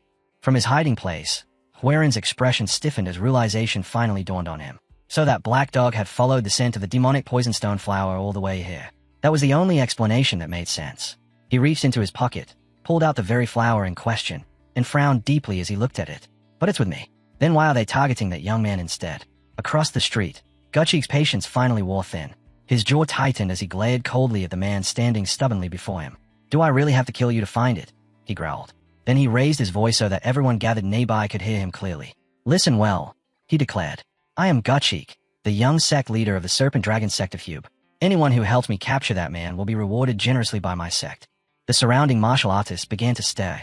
Some exchanged uneasy glances, while others slowly tightened their grip on their weapons as they edged closer, forming a loose circle around Gottschalk's target. Yet the young man in the center did not retreat. His eyes burned with fierce defiance as he shouted back, "When you meet the King of Hell in the underworld, tell him you were killed by Jong-suk." At the sound of that name, Huiran's eyes widened slightly. Jong-suk. The name tugged at his memory. It sounded familiar, yet the man standing before him looked little more than a wandering vagabond. Still, there was something unmistakable in the way he carried himself, upright, calm, and proud, that hinted at a man of distinguished lineage. Huiran barely finished the thought before Jong-suk lunged forward. His sword sliced through the air with deadly precision. Steel collided with steel, and the street instantly erupted into chaos. Jong-suk moved like a raging storm, his blade flashing as he cut down one opponent after another with overwhelming speed and force. Watching from behind the fray, Gottschalk ground his teeth in irritation and spat out a curse. "Useless fools." As Jong-suk surged forward again, striking toward another attacker who stood near Gottschalk, the sect leader suddenly drew his own sword. In one savage motion, he thrust the blade forward from behind, driving it straight through his own subordinate. The steel burst out the other side and struck Jong-suk as well. Jong-suk staggered backward as blood poured from the wound. His voice shook with fury as he glared at Gottschalk. "You stabbed your own man. Even the demonic cult wouldn't stoop this low." Gottschalk merely shrugged, his eyes as cold as stone. That's because we stand between the orthodox and the unorthodox. Jong-suk's face twisted with rage. Blood dripped from the corner of his lips as his teeth clenched tightly, and in the next instant a violent surge of Kai exploded outward from his body, sending ripples through the air around him. You've crossed the line, he roared. From the shadowed corner where he stood watching, Huaren's eyes widened in shock as the crushing pressure of that energy washed over him. That chi. My god, how did I not recognize that name sooner? Memories crashed into his mind all at once. Jong-suk, the man known as the hero among demons. The final disciple of the late leader of the Hidden Saint cult, a sect that had been wiped from existence by the three demonic heavens. Although he practiced demonic arts, his heart had always remained righteous, and he had earned his reputation not only through strength but through unwavering honor. In the years to come, he would even rise to a level powerful enough to challenge Hakil Ryong himself for the title of the strongest under heaven. Huaren's hand tightened against the wooden wall beside him. The plank shattered under his grip as his knuckles whitened. For a man like this to die here, in a foreign land, because of something I took. At that very moment, Gottschalk let out a furious roar and charged forward, his sword flashing beneath the dim streetlight. Die! Before he could reach Jong-suk, a massive chunk of wood suddenly flew through the air. Gottschalk barely managed to block it in time, sparks bursting outward as the impact forced him several steps back. His eyes snapped toward the direction the attack had come from. Who's there? He barked. From the shadows, Huaren stepped forward slowly, one hand resting on the hilt of his sword. Stop right there. Gottschalk's gaze turned cold as stone. If you're merely passing through, keep walking and mind your business. His eyes narrowed as recognition dawned. Hold on. You're the one who beat Du Gaidong earlier today, aren't you? Move aside. This has nothing to do with you. Huaren answered without raising his voice. It does concern me. Warrior Zhong, you look worn out. Let me assist you. Gottschalk's teeth ground together while he lifted his blade. So men of standing must spill each other's blood now, he mocked. The surrounding onlookers began whispering among themselves. Isn't it the young master from the Tianzhong clan? One person murmured. The same one who fought Du Gaidong earlier. Is fighting again. Another observer shook his head slowly. No, I've watched everything since the beginning. Gottschalk was moments away from killing that drifter, and not a single person dared interfere. That young master was the one who stepped in. At that moment Zhongwook and Namwook forced their way through the packed crowd. Zhongwook rubbed the back of his head. Is that the young lord? Fighting again already? That tidal sword demon nickname is starting to fit him. Namwook let out a faint chuckle. Still better than standing around pretending nothing's happening. Zhongwook looked at him, puzzled. What's that supposed to mean? Namwook folded his arms. Most of them kept quiet because they are afraid of the Serpent Dragon sect and the power behind it. But he had chosen another road, and in the world of the Jianghu, that road had a name, righteousness. Amid the turmoil, Jong-suk turned toward Huaren and spoke calmly yet firmly. I'm grateful for your concern, but you shouldn't endure humiliation because of me. Huaren briefly studied the injury on Jong-suk's shoulder before stepping forward, his tone unwavering. This isn't for your sake. Not long ago I made a promise to myself, to help when I'm able. I'm simply following the path I decided on, so don't worry about it. Before Jong-suk could respond, Gottschalk exploded with rage and lunged forward. You little brats.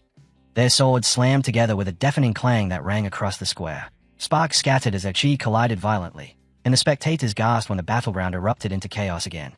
Both fighters attacked with ruthless intensity, yet Huaren's composure never wavered. His movements remained controlled and exact, each step flowing as though the outcome had already been determined.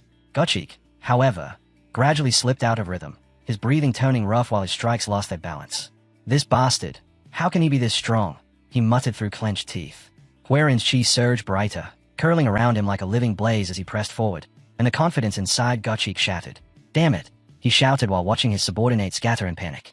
Snatching the leash of the black dog, he spun around to escape. You will regret this, boy. If you're carrying that thing, we'll cross paths again soon. Behind him, Jong-suk called out with icy scorn.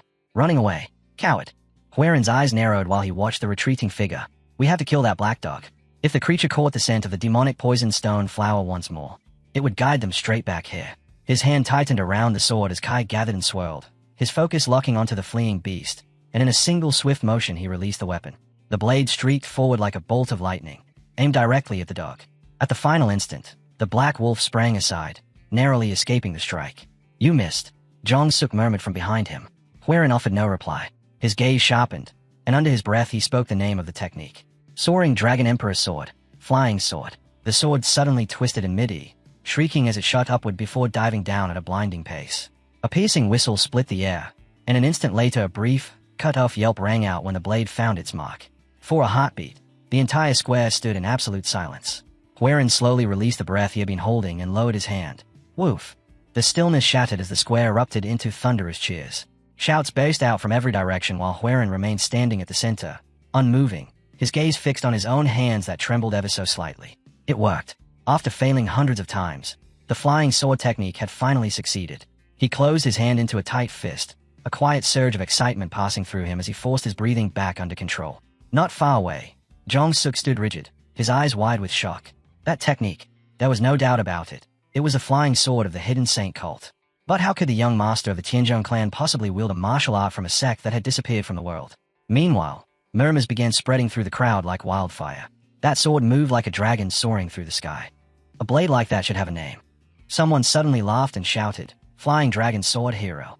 The title caught on immediately. The crowd seized it at once, their voices rising together as they repeated it over and over. Flying Dragon Sword Hero. Huaren turned his head, looking over the cheering faces surrounding him as the chant rolled across the square. A faint smile slowly appeared on his lips. Flying Dragon Sword Hero, he repeated quietly, then gave a soft chuckle. So I've ended up with a nickname too. Before he could enjoy the moment any longer, a chill suddenly crept down his spine. A cold hand settled firmly on his shoulder. From behind him came a familiar voice, calm yet carrying a heavy pressure. Are you satisfied with your new title? Huaren stiffened. Sweat slid down his temple as he turned and saw Mo Byung standing there. She let out a weary sigh, remarking that she had only taken her eyes off him briefly, and he had already managed to get himself into another fight. Huaren quickly began trying to explain, but she paid no attention. The Sung Chun clan, she reminded him, belonged to the Orthodox faction and therefore could not act without restraint, while the Serpent Dragon sect had no such limitations and could strike whenever it pleased. She paused, studying him carefully, and then her expression softened as a faint smile touched her lips.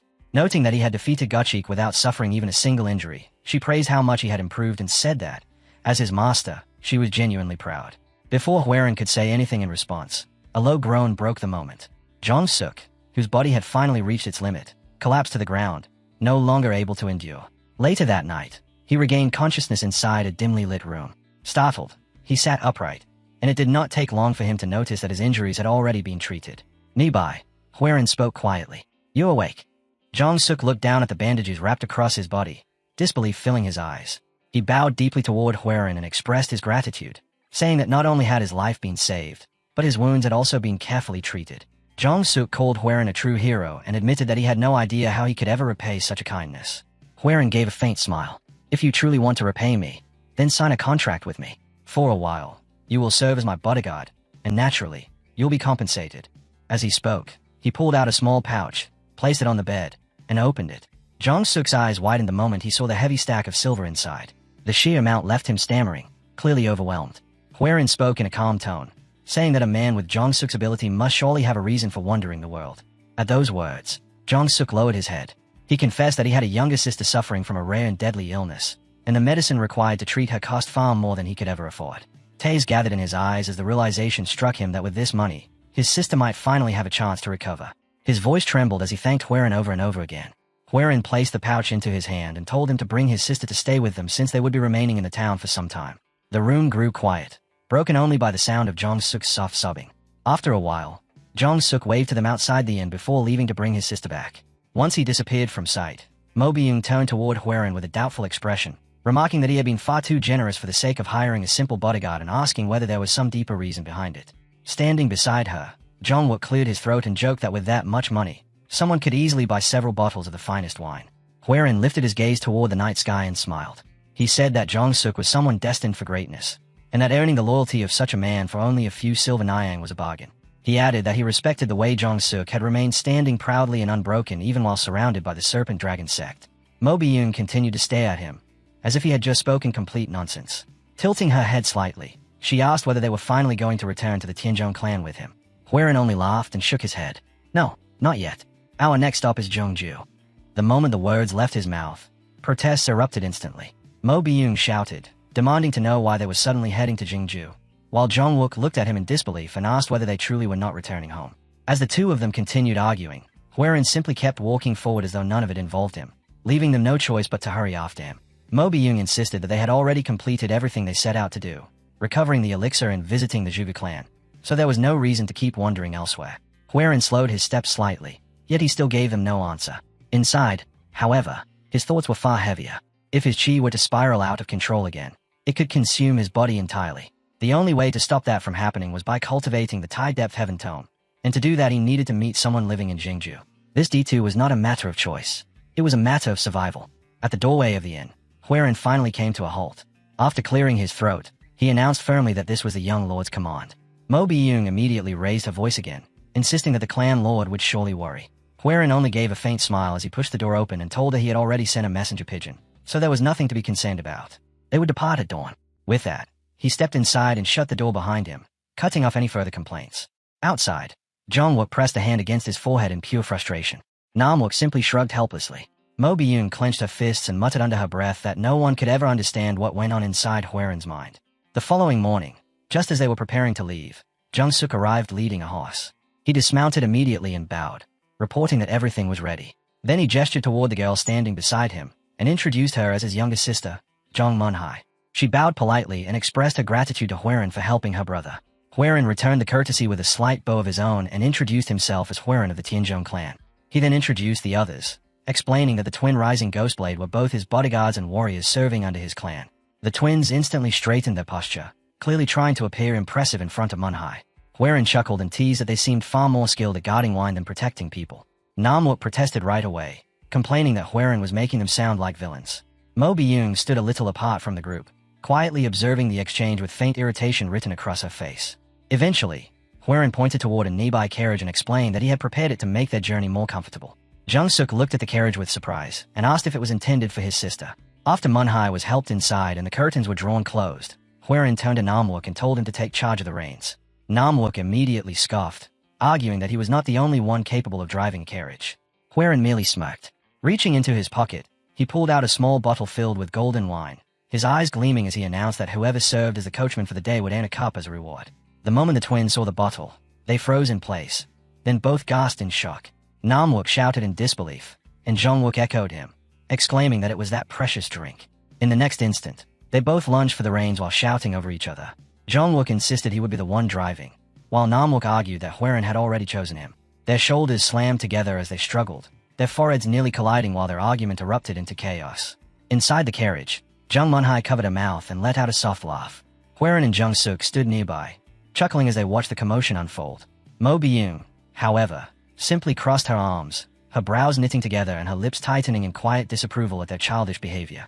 Once the group finally set out, Huiran, Jung Suk, and Jung Munhai sat together inside the carriage. The wheels rolled steadily along the road as the journey began, and after some time had passed, Jung Suk turned toward Huiran and spoke carefully, asking whether he might raise a question that had been troubling him for quite a while. Jung Suk asked whether the martial art Huiran had used during his duel with Gutchik was a secret technique belonging to his clan. Immediately, Jung Munhai scolded her brother, reminding him that it was rude to question someone so directly about their martial arts. Realizing his mistake at once, Jung Suk quickly apologized. Huiran observed the siblings with a faint, knowing smile. Since he had revealed that technique intentionally, he had already expected such curiosity. He also knew that Jung Suk was a direct disciple of the Hidden Saint cult, and because the Tianzhong clan's swordsmanship originally stemmed from that same cult, it was only natural that Jung Suk would recognize it the moment he saw it. After a short pause, Huiran answered, confirming that it was indeed a secret technique of his clan. He explained that one of his ancestors had learned it long ago from a great martial master. Jung Suk bowed respectfully, admiration clearly visible in his eyes. He said the technique had impressed him deeply and admitted that he had long wished to experience it firsthand, hoping his request would not be considered disrespectful. With a faint grin, Huiran proposed that they have a friendly spa after dinner. He added that during Jung Suk's earlier fight with Gutchik, it appeared he had not used his full strength, and Huiran was curious to see what he was truly capable of. Jung Suk laughed heartily and accepted without hesitation, saying it would be an honor to cross swords with him. That evening, as the sun dipped below the horizon, they stopped in an open field. Without exchanging another word, both men drew their swords and rushed forward at the same moment. Steel clashed repeatedly as their blades met again and again, the sharp ringing sounds echoing across the quiet plain. When they eventually stepped apart to catch their breath, Huiran slowly exhaled and suggested they rest for the night. Jung Suk returned his sword to its sheath while his mind carefully replayed every movement from the duel. Just as he had suspected, Huiran's swordsmanship was graceful and polished. Although its outward form differed somewhat from the Hidden Saint cult style, the underlying foundation was unmistakably the same. There was no longer any doubt. Huiran's Soaring Dragon Emperor Sword was a modified form of their demonic Dragon Emperor Sword. Yet one question continued to trouble him. Why had the overwhelming power of the technique weakened once it was combined with another cultivation method? He walked silently back toward the carriage, repeatedly turning the thought over in his mind. Not far behind, Huiran watched his retreating figure with a sly smile, already calculating that if things unfolded as he hoped, he might soon acquire one of Jung-suk's chi cultivation techniques. Later that night, beneath a sky scattered with stars, Jung-suk and his sister stepped away from the camp to talk in private. Manhwa asked how the spa had gone. Jung-suk replied that he was now convinced the Tianzhong clan must share some connection with the hidden saint cult. Startled, she asked whether he truly believed that. He nodded and explained that when Huiran's sword technique merged with another cultivation method, its power had noticeably diminished, and as she already knew, the martial arts of their cult were naturally overwhelming. Manhwa looked at him with quiet understanding and guessed that he was already thinking about teaching Huiran their chi cultivation method. Jung-suk did not deny it. He admitted that Huiran had already done more than enough for them. Resting a hand gently on her shoulder, he reminded her that because of Huiran, she was now able to walk freely again. Manhwa's eyes hardened with determination as she made a bold choice. She declared that she would personally pass down the hidden saint cult chi cultivation technique to Huiran. Jung-suk stared at her in disbelief and asked if she was truly serious. Manhwa met his gaze directly and nodded without the slightest hesitation. She warned him that he must never connect Huiran to their destroyed cult. The hidden saint cult had already vanished from the world, and attempting to revive it through Huiran would be nothing less than defying the will of heaven. When their discussion ended, the two returned to the camp without another word. The following day their journey resumed, and by the afternoon they arrived at a wide field blanketed with flowers that stretched beneath a waterfall cascading down the rocks. A soft mist hung in the air while petals swayed gently in the cool breeze. Huiran suggested that they stop there and rest for the night. Later, as he walked alone among the flowers while breathing in the crisp, refreshing wind, Jung Manhwa approached him quietly. She greeted him softly and asked whether he had come out for a walk. Huiran turned toward her with a gentle smile, and asked what had brought her there. Lowering her gaze, she confessed that something had been weighing on her mind. She said she did not know how to repay the kindness he had shown both her and her brother. Huiran laughed lightly and told her it was nothing, saying he had simply done what anyone would have done. Manhwa shook her head. She insisted that when someone receives a favor, it must be repaid. Then she revealed her decision to pass down her clan's chi cultivation technique to him. She explained that her brother believed Huiran's martial arts could grow even stronger with its guidance. Huiran cleared his throat and kept his voice calm as he replied that he could not possibly accept something so profound in return for something so small. Without warning, Manhwa stepped closer, her voice rising as she reached out and grasped his hand. Her eyes trembled as she pleaded with him to accept it, saying that otherwise she and her brother would never find peace of mind. Huiran froze in place, his face turning red as he struggled to meet her gaze. Stammering awkwardly, he pointed out that she was still holding his hand. Realizing what she had done, Manhwa's cheeks instantly flushed crimson. She quickly released him, turned away, and covered her face in embarrassment. Huiran stood still for a moment, staring down at his hand. After a long pause, he finally spoke and said that if this was truly what she wished, then he would accept it. From a distance, Mo Byung watched everything in silence. Seeing the two of them standing so close together stirred a strange tightness in her chest, an unfamiliar feeling she could not explain. She pressed a hand against her chest and whispered in confusion, unable to understand the odd emotion rising inside her. She continued watching quietly as Huiran and Manhwa walked side by side through the vast sea of flowers. Nearby, Jungwook, Namwook, and Jung-suk sat together, laughing loudly while drinking as though the world held no burdens at all. Time passed quietly as the group continued their journey. Eventually, with Jungwook holding the reins, he pointed ahead and shouted that Jianghu was finally within sight. Before long, the lively town swallowed them in its bustling streets, and the group stopped at an inn to settle in. Huiran told the others to rest while he went out to find someone. Mo Byung, who had been standing close by, immediately insisted on accompanying him. After pausing for a moment, Huiran nodded in agreement. The two of them made their way through the crowded streets of Jianghu until they arrived at another inn, where a young boy was sweeping the ground outside. Huiran stepped toward him and asked whether he knew where to find a man known as the Omniscient One. The boy's eyes lit up with excitement as he replied that of course he had heard of him, but if Huiran had come searching for that man, then he had already arrived too late. Huiran's expression darkened instantly as he demanded to know what that meant. Instead of answering right away, the boy simply whistled a short tune and flashed a mischievous grin while extending his hand, clearly asking for payment. Without hesitation, Huiran tossed him a piece of silver. The boy caught it eagerly and leaned closer. Lowering his voice, he explained that rumors had spread across the entire town. The Omniscient One had been captured by the Sangwan clan and was set to be executed at dawn the following day. Huiran cried out in disbelief and demanded to know what had happened. The boy continued his story, saying that the Omniscient One had once told the fortune of the Sangwan clan's young lady. After acting upon what he predicted, she eventually lost her sanity and drowned herself. Consumed by grief and rage, the Sangwan clan blamed the man for her death, seized him, and prepared to execute him by beheading. Huiran's jaw tightened as his expression grew even darker. The situation had become far more complicated than he had anticipated. As they walked away from the inn, Huiran reflected on what he knew about the Omniscient One, Nan Mingwak.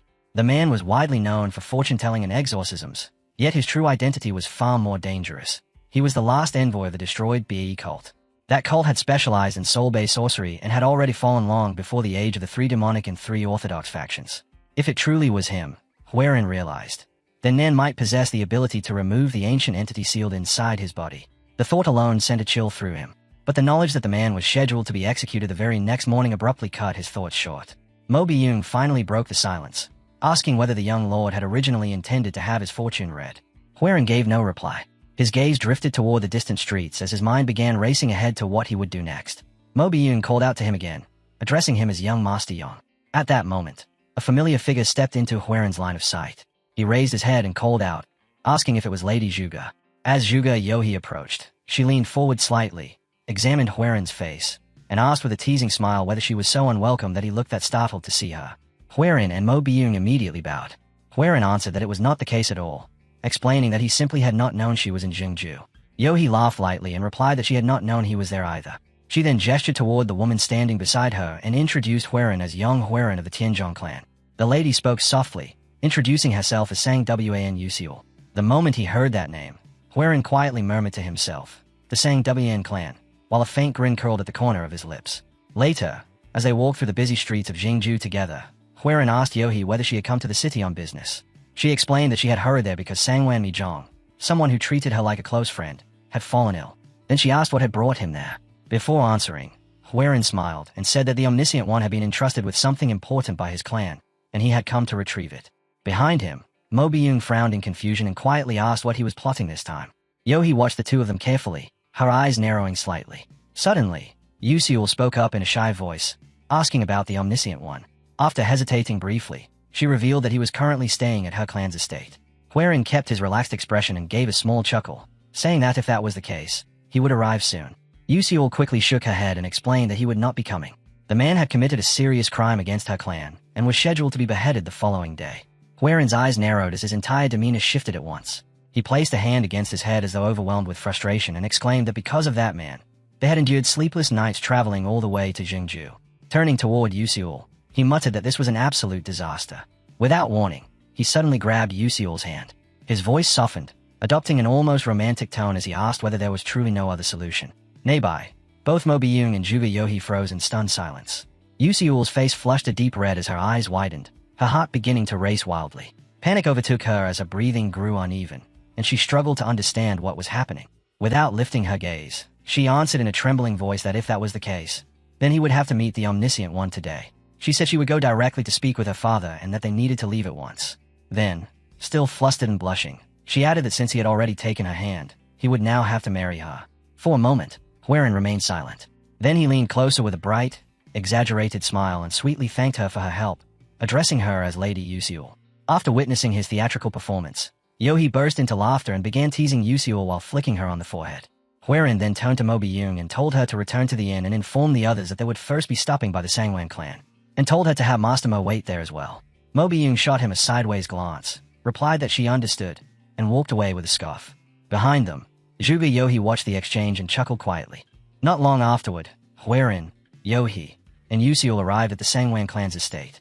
Huiran exclaimed loudly that they had reached the Swan estate. At the gate, Yusiul hurried ahead, calling out that she would inform her father immediately. Huiran lifted his gaze toward the enormous estate before him, and thought that it was easily twice the size of the Tianzhong clan's grounds. Even so, he quietly resolved that one day his own clan would surpass it. His thoughts were interrupted when Zhuge Yohe suddenly spoke, asking whether he was planning something again. Turning toward her, he saw her standing with her arms crossed and a knowing grin on her face. She remarked that he did not seem like the sort of man who would behave so warmly toward a woman he had just met, which meant there had to be some other scheme behind his actions. Huiran clicked his tongue, silently admitting that she was sharp. Clearing his throat, he acknowledged that her guess was correct. Yohe's grin widened even further. She said it must have something to do with the Sangwan clan's Omniscient One, and even offered to make a prediction. With confidence, she declared that the Sangwan clan would never allow him to meet the Omniscient One. Huiran immediately raised his voice, demanding to know what she meant by that. Yohe calmly explained that as a vice pavilion master of the Zhuge clan, she often heard countless secrets circulating throughout the martial world. There was a certain history between the Sangwan clan and the Tianzhong clan, more specifically involving Huiran himself. Whether it stemmed from resentment or an old grievance, she was certain the clan would refuse his request outright. Huiran replied calmly that she would not have brought this up without reason, which meant she must already know another way around the problem. Yohi's expression turned serious as she suggested that they strike a deal. Huaren immediately called her out, asking if she wanted something in return. Yohi laughed and teased him, saying he was beginning to sound like the heir of an old merchant family, before admitting that she did indeed have a favor to ask. She stepped closer and explained that several next-generation disciples would soon be visiting the Sangwan clan.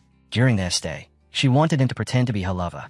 Huaren did not respond right away. His eyes remained fixed on Yohi as his thoughts raced rapidly. The Sangwan clan. The next-generation disciples. Juga Yohi. In that moment, everything connected in his mind.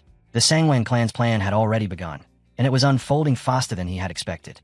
In the end, he reached forward and took Yohi's hand, speaking aloud that he would help her. Yohi smiled with satisfaction and said she would now explain how they could persuade the Sangwan patriarch. Later, inside the main hall of the Sangwan clan, Huaren stood before the patriarch and his wife, who sat high upon their thrones.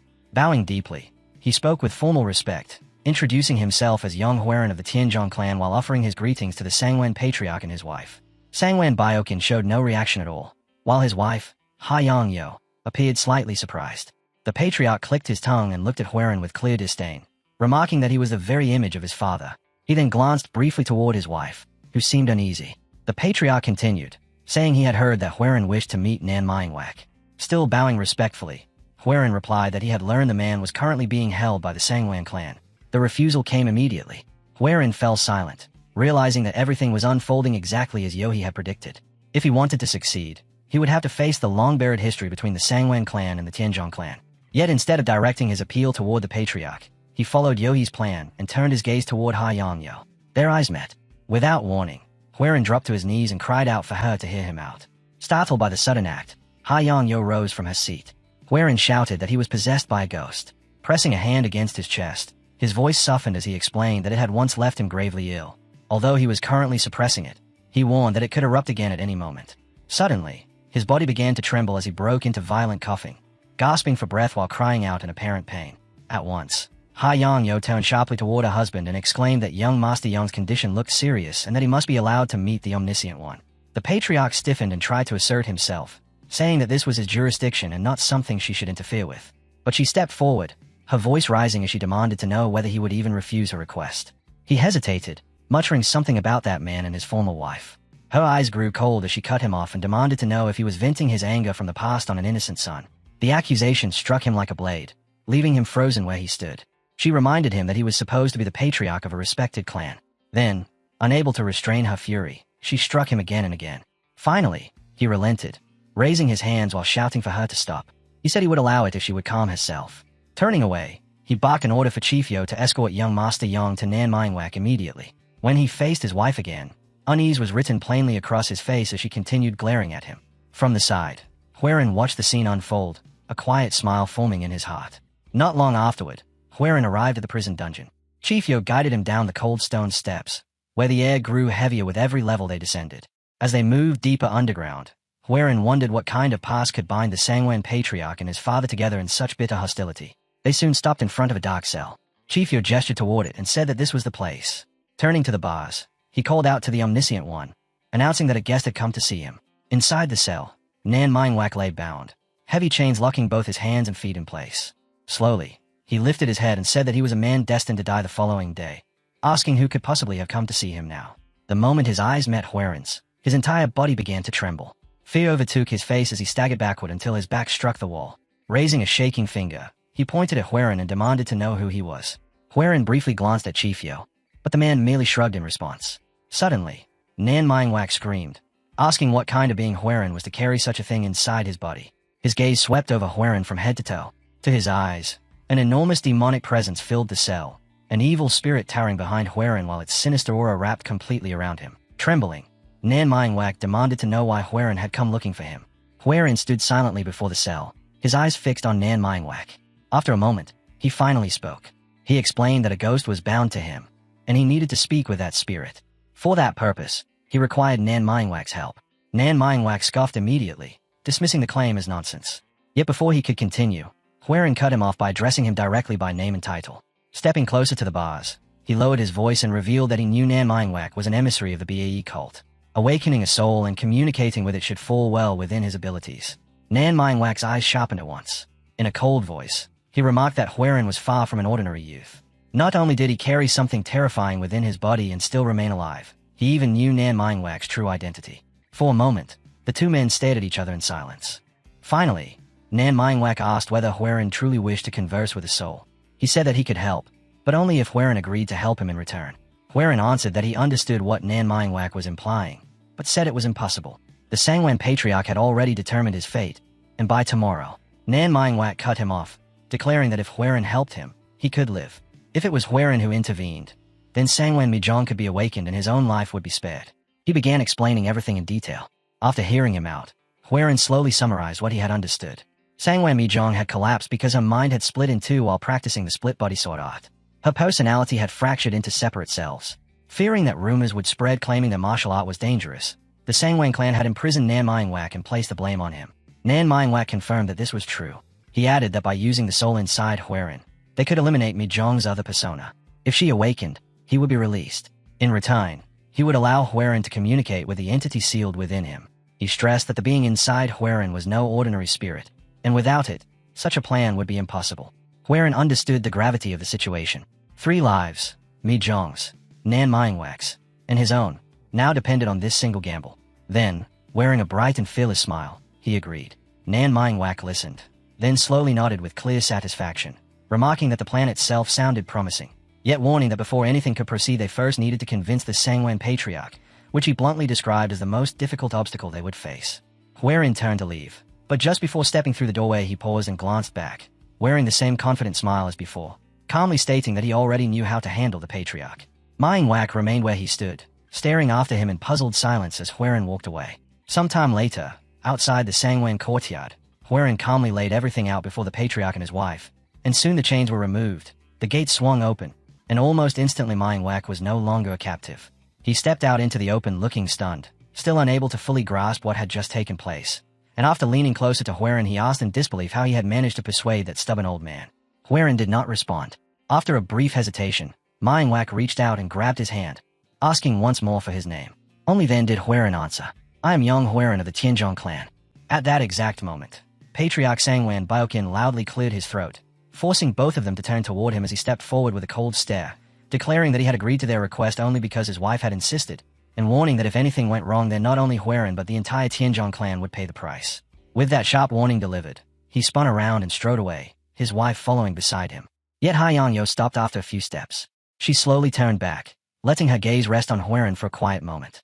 In that silent exchange, Huaren made a vow within himself, though he spoke no words.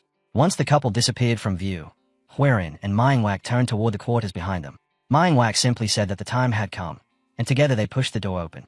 Inside, Sangwan Mijong lay perfectly still at the center of the room, her body resting on a thin mattress with a blanket covering her unmoving form, while the air in the chamber felt strangely heavy. Without the slightest delay, Mingwak pulled a knife from his pocket and sliced open his palm, letting his blood drip down onto the floor. Then the blood moved.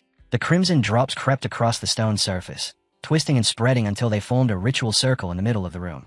Mingwak instructed Huaren to step into the circle and sit cross-legged, and once Huaren followed the instruction, Mingwak placed his hand on top of his head. He explained that he was about to open Huaren's upper kai core in order to awaken the soul sleeping within him, and that once awakened, that soul would be transferred into Sangwan Mijong's own upper kai core so that her other persona could be erased. Huaren asked what he needed to do. Mingwak replied that there was almost nothing required from him. The spell would restrain the soul's power, but there was a chance it might attempt to speak, and if that happened then Huaren must not listen to a single word. "Let us begin," Mingwak declared. The entire room suddenly shook as the walls trembled violently, while immense pressure pressed inward from every direction, and the very air itself felt as if it were collapsing. A moment later, Mingwak shouted in alarm, realizing that something had gone terribly wrong, because the power of the soul was far stronger than he had anticipated, and he urgently warned young Master Yang that he must never lose against it. Agonizing pain ripped through Huaren's body, forcing him to clench his teeth as he struggled against the crushing force pressing down upon his mind. Then everything turned dark. When Huaren opened his eyes again, the world around him was no longer the same. An open palace saturated with demonic energy spread out before him, illuminated by the crimson glow of a burning red moon hanging in the sky. At the far end of the vast hall, a solitary figure sat quietly upon a throne formed from shadow. The moment Huaren's eyes landed on him, his heart tightened instantly. He recognized him. A frown creased his face as he tried to speak. "You are..." Before the words could leave his lips, the man seated on the throne spoke first, his voice sharp and cold enough to pierce through the air. "So, young Huaren, You dare attempt to use me. The armrest beneath the man's hand shattered as he rose to his feet. It was him, the ancient demon from Huerin's previous life, the very presence that had once seized control of his body. The demonic master. Huerin's eyes narrowed as the name became unmistakably clear in his mind. And in that moment he finally realized what this being truly was. The demonic master slowly lifted a single finger. Instantly, Huerin was forced down onto his knees.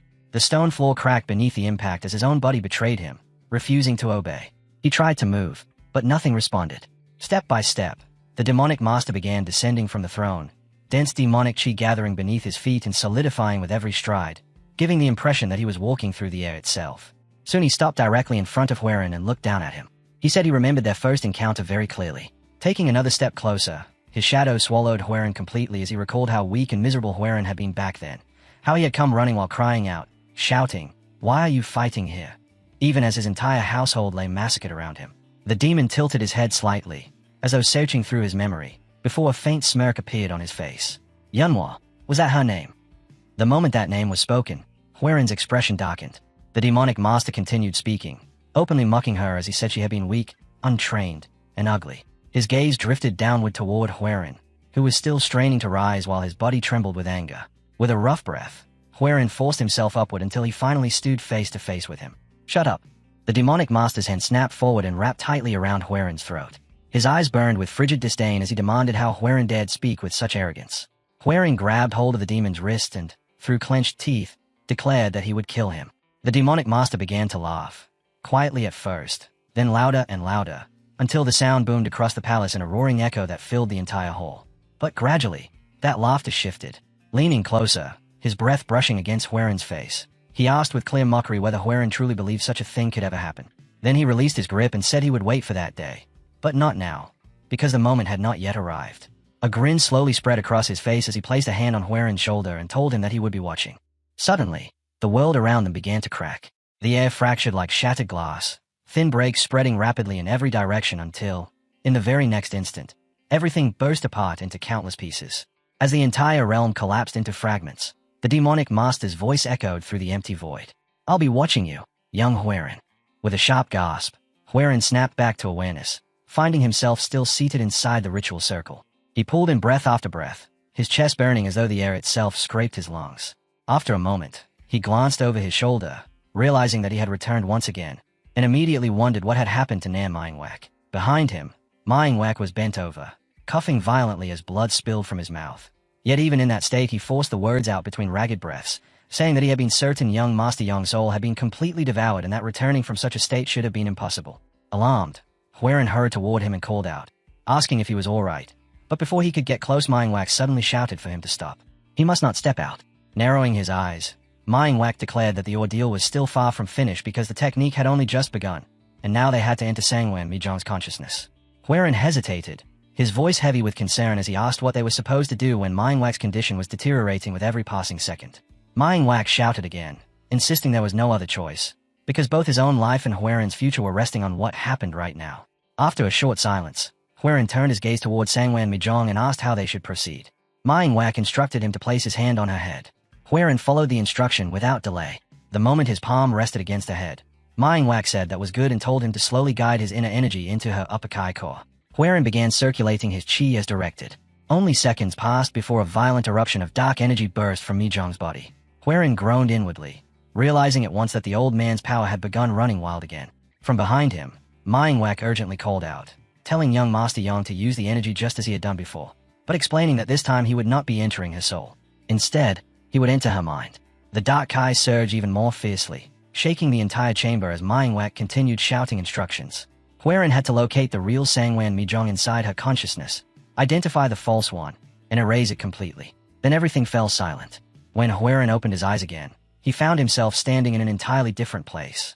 The moment he looked around, he recognized it. This was the Sangwan clan. A small child ran past him, laughing brightly, and the instant Huerin saw her face his heart tightened. It was Sangwan Mijong. Farther away, he noticed an older version of her sitting alone on a set of stairs, her expression distant and withdrawn. Nearby, another Mijong walked past arm in arm with Yusul, smiling softly. And when Huerin looked farther ahead, he saw yet another version of her. This one surrounded by dark chi, her body splitting apart as though something inside her had torn her in two. Only then did the realization strike him. He was witnessing the entirety of her life unfolding before him, from the innocence of childhood all the way to the exact instant when her mind had fractured into two separate selves. A voice suddenly spoke behind him. "Oh my, a guest has come to visit." Another voice followed immediately after, colder and filled with suspicion. "Guest? More like an intruder." Huiran turned around. Two identical Mijongs stood side by side, staring directly at him without even blinking. He froze in place. They were completely indistinguishable, not just in their faces, but in every physical detail, exactly as Nan Minewak had described. The divided self. The Mijong standing on the left spoke first, her tone playful and teasing as she asked whether he was staring because they were beautiful, or because he was trying to decide which one among them was real. Huiran remained silent, still caught in stunned disbelief. The two turned toward each other and stepped closer until their bodies touched, their movement so natural it was as if they were a single person reflected twice. The Mijong on the left chuckled softly and remarked that it was pointless, asking whether he truly believed he could tell the difference when they shared the same face and the same body. The Mijong on the right quietly agreed. Huiran cleared his throat and deliberately looked away, dryly commenting that they seemed far too intimate for two halves of the same person. In that moment, realization struck him. Their bodies might be identical, but their personalities could not be. If one of them was a false half, there would have to be a flaw somewhere, a contradiction. He stepped forward. The Mijong on the right tilted her head slightly and asked if he had already figured it out. Huiran replied that he had a rough idea. Meanwhile, the Mijong on the left slowly licked her finger, then slipped an arm around the other's waist and used her free hand to tilt her face upward. Only then did she ask him which one he believed to be the real Sangwan Mijong. The Mijong on the right quietly told her to let go. Huiran paused for a moment. Then he smiled. He explained that before coming to the Sangwan clan, he had spoken with Yusul, who had described her older sister as both mischievous and lively while also possessing moments of calm distance. Two opposing dispositions existing within the same body. That, he said, was the very reason Sangwan Mijong had grown obsessed with the split body sword technique. There was no real or fake between them. There was simply two halves of the same whole. The Mijong on the left widened her eyes. "Ah, I've been found out." At that instant, the entire world around them began to tremble, and Huiran realized that her inner world was collapsing. The two Mijongs turned toward each other, clasped hands, and spoke at the same time, their words directed not at Huiran but at themselves. "You're right. There was never a fake. We are both the real me." Then their eyes shifted back toward him. "But I suppose that is true for you as well, isn't it, young Huiran?" Sky Ocean Merchant Union leader. Huiran froze where he stood. One of them stepped forward and placed her hand against his chest, explaining that their energy cores were now connected and their minds had become linked. Just as he had witnessed her life, she had also seen his. The leader of the Sky Ocean Merchant Union. The hero known as the Flying Dragon Sword. Two separate lives existing within a single body. She leaned closer, her voice lowering to a quiet murmur. "Young Huiran, you and I are more alike than I thought." Huiran staggered back, attempting to speak, but she interrupted him immediately, telling him not to worry because the one who would awaken would remember none of this. She then returned to her other self. The two embraced tightly while the collapsing mindscape continued to crumble around them. In the silence that followed, a wet sound echoed faintly, like drops of blood striking the ground. Huiran opened his eyes in the real world once more. From behind him, Minewak shouted urgently, demanding to know what had happened. Had he destroyed the false one and found the real Sangwan Mijong? Slowly, Huiran pushed himself to his feet. For the first time, he felt the strange realization that someone had truly understood the truth of his regression. His two lives, one born from tragedy and despair, the other shaped through strength and hope, and he could not help but wonder which of them was the real him. Or if, like Sangwan Mijong, he was not one or the other but both at once. He turned his gaze toward her. Mijong still lay on the mattress without moving. Then, faintly, her eyelids trembled before slowly opening. As she pushed herself upright, blood suddenly spilled from her lips. Both Huiran and Minewak lunged forward at the same moment, alarmed voices calling out her formal title in unison. Huiran turned sharply toward Minewak, his voice tight with concern as he demanded to know whether everything would truly be all right. Minewak, although clearly shaken by the sight of blood, forced himself to remain composed and answered steadily, explaining that the bleeding was actually proof the ritual had succeeded, because the stagnant blood inside her body had to be expelled, and if she had not coughed it out the outcome would have been far worse. When the violent coughing finally subsided, Mijong slowly raised her head. Her eyes drifted across the room until they stopped on Huiran. Her memory seemed clouded, yet she said she faintly recognized his face even though she could not recall what had happened. Huiran stepped forward and introduced himself formally as young Huiran of the Tianzhong clan, lowering his head in a respectful bow as he asked how she felt. Mijong glanced down at her own body and tested her breathing before replying that she felt fine. Better, in fact, than before she had collapsed. But her gaze soon sharpened as she questioned him directly, asking why someone from a clan with no connection to hers would go so far to save her and what exactly he expected in return. Huiran met her eyes without answering. After a moment of silence, He turned toward the door and said they could discuss that matter later, because for now her family needed to know that she had awakened safely. Outside, Patriarch Sangwan Byokin and Lady Haiyang Yo were already waiting. The instant Mi Zhong saw them, tears spilled from her eyes as she struggled to her feet and called out, "Father, Mother." Steadying herself, she walked toward them, but when she reached the threshold she paused. Without turning back, she said they would speak in more detail next time. Then she tilted her head slightly toward Huaren and added, "And thank you again, young Master Young, omniscient one." In the next moment, she rushed forward and threw herself into her parents' arms. Standing near the doorway, Manhwa let out a long breath before telling Huaren that he had performed exceptionally well. To survive direct interference with another soul and still manage to save Sangwan Mi Zhong without leaving any lasting damage was no small achievement. Extending his hand, he remarked that it was a remarkable accomplishment. Huaren hesitated only briefly before meeting the gesture with a firm fist, replying that Manhwa had worked hard as well, and then calmly stating that it was time for him to fulfill the request he had made earlier. Manhwa agreed, but explained that before anything else they would need to construct a barrier capable of suppressing the volatile power of the soul, and that preparing such a measure would take a day or two. He asked Huaren to be patient. Huaren turned toward the door, saying he would wait until he was summoned. Just as he reached it, Manhwa suddenly called out from behind him, "Oh, and young Master Young." He cleared his throat awkwardly, his face turning red as he stumbled over his own words. When two souls brushed against one another, even if only briefly, a strange sort of closeness could form, and that effect became especially noticeable between a man and a woman, so he suggested that Huaren keep that in mind. Then, clearly overwhelmed with embarrassment, he abruptly turned around and shouted that he did not want to discuss it any further. Huaren could only blink in confusion as he watched the old man hurry away into the night. Later, inside the guest quarters prepared for him within the Sangwan estate, Huaren settled down to meditate. The calm did not last long. The image of the demonic master suddenly cut through his mind like a blade.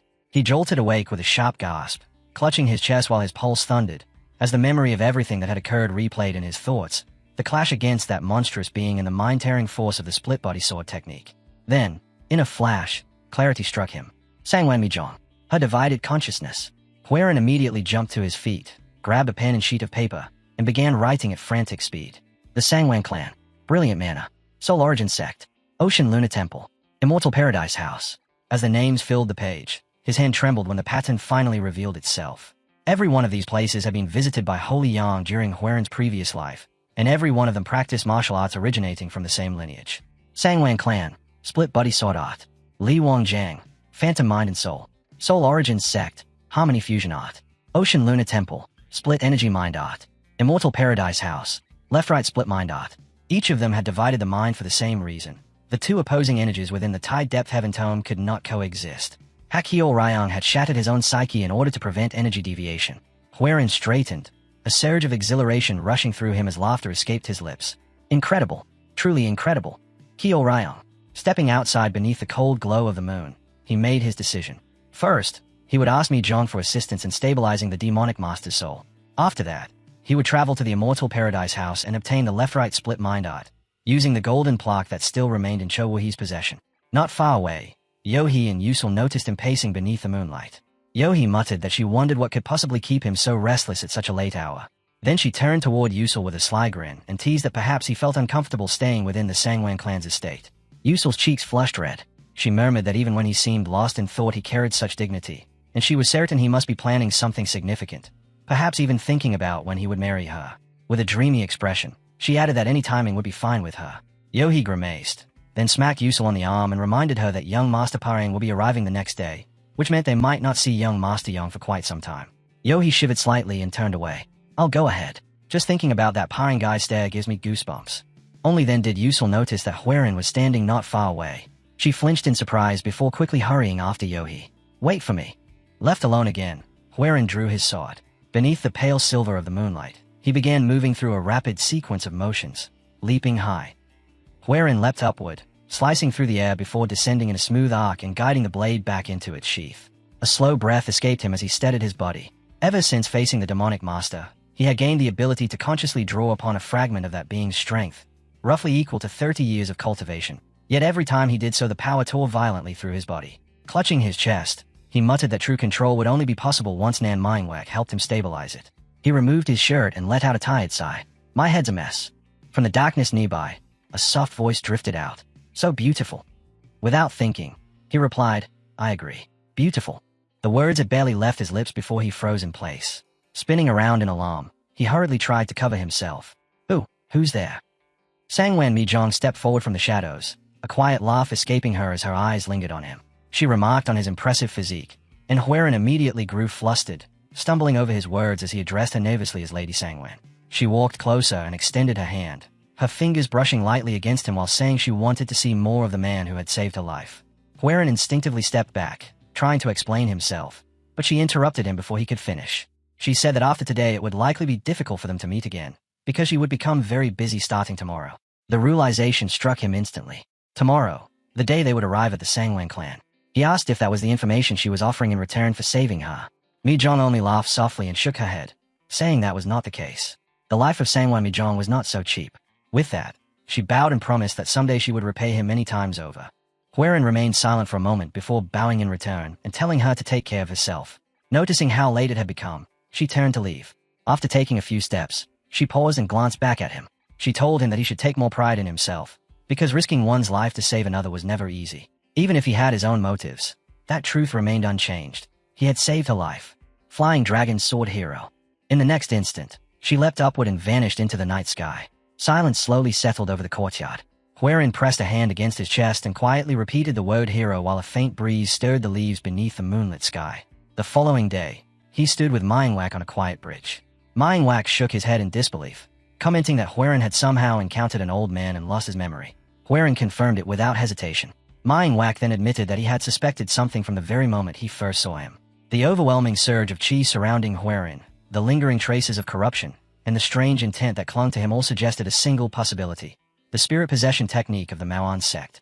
When Huiran asked what that meant, Manhwa explained that it was a forbidden method that allowed one soul to be transferred into another person's body. The Maoan sect's version was particularly brutal, because it destroyed the original soul and forcibly seized the body for the intruding one, a technique created purely for domination.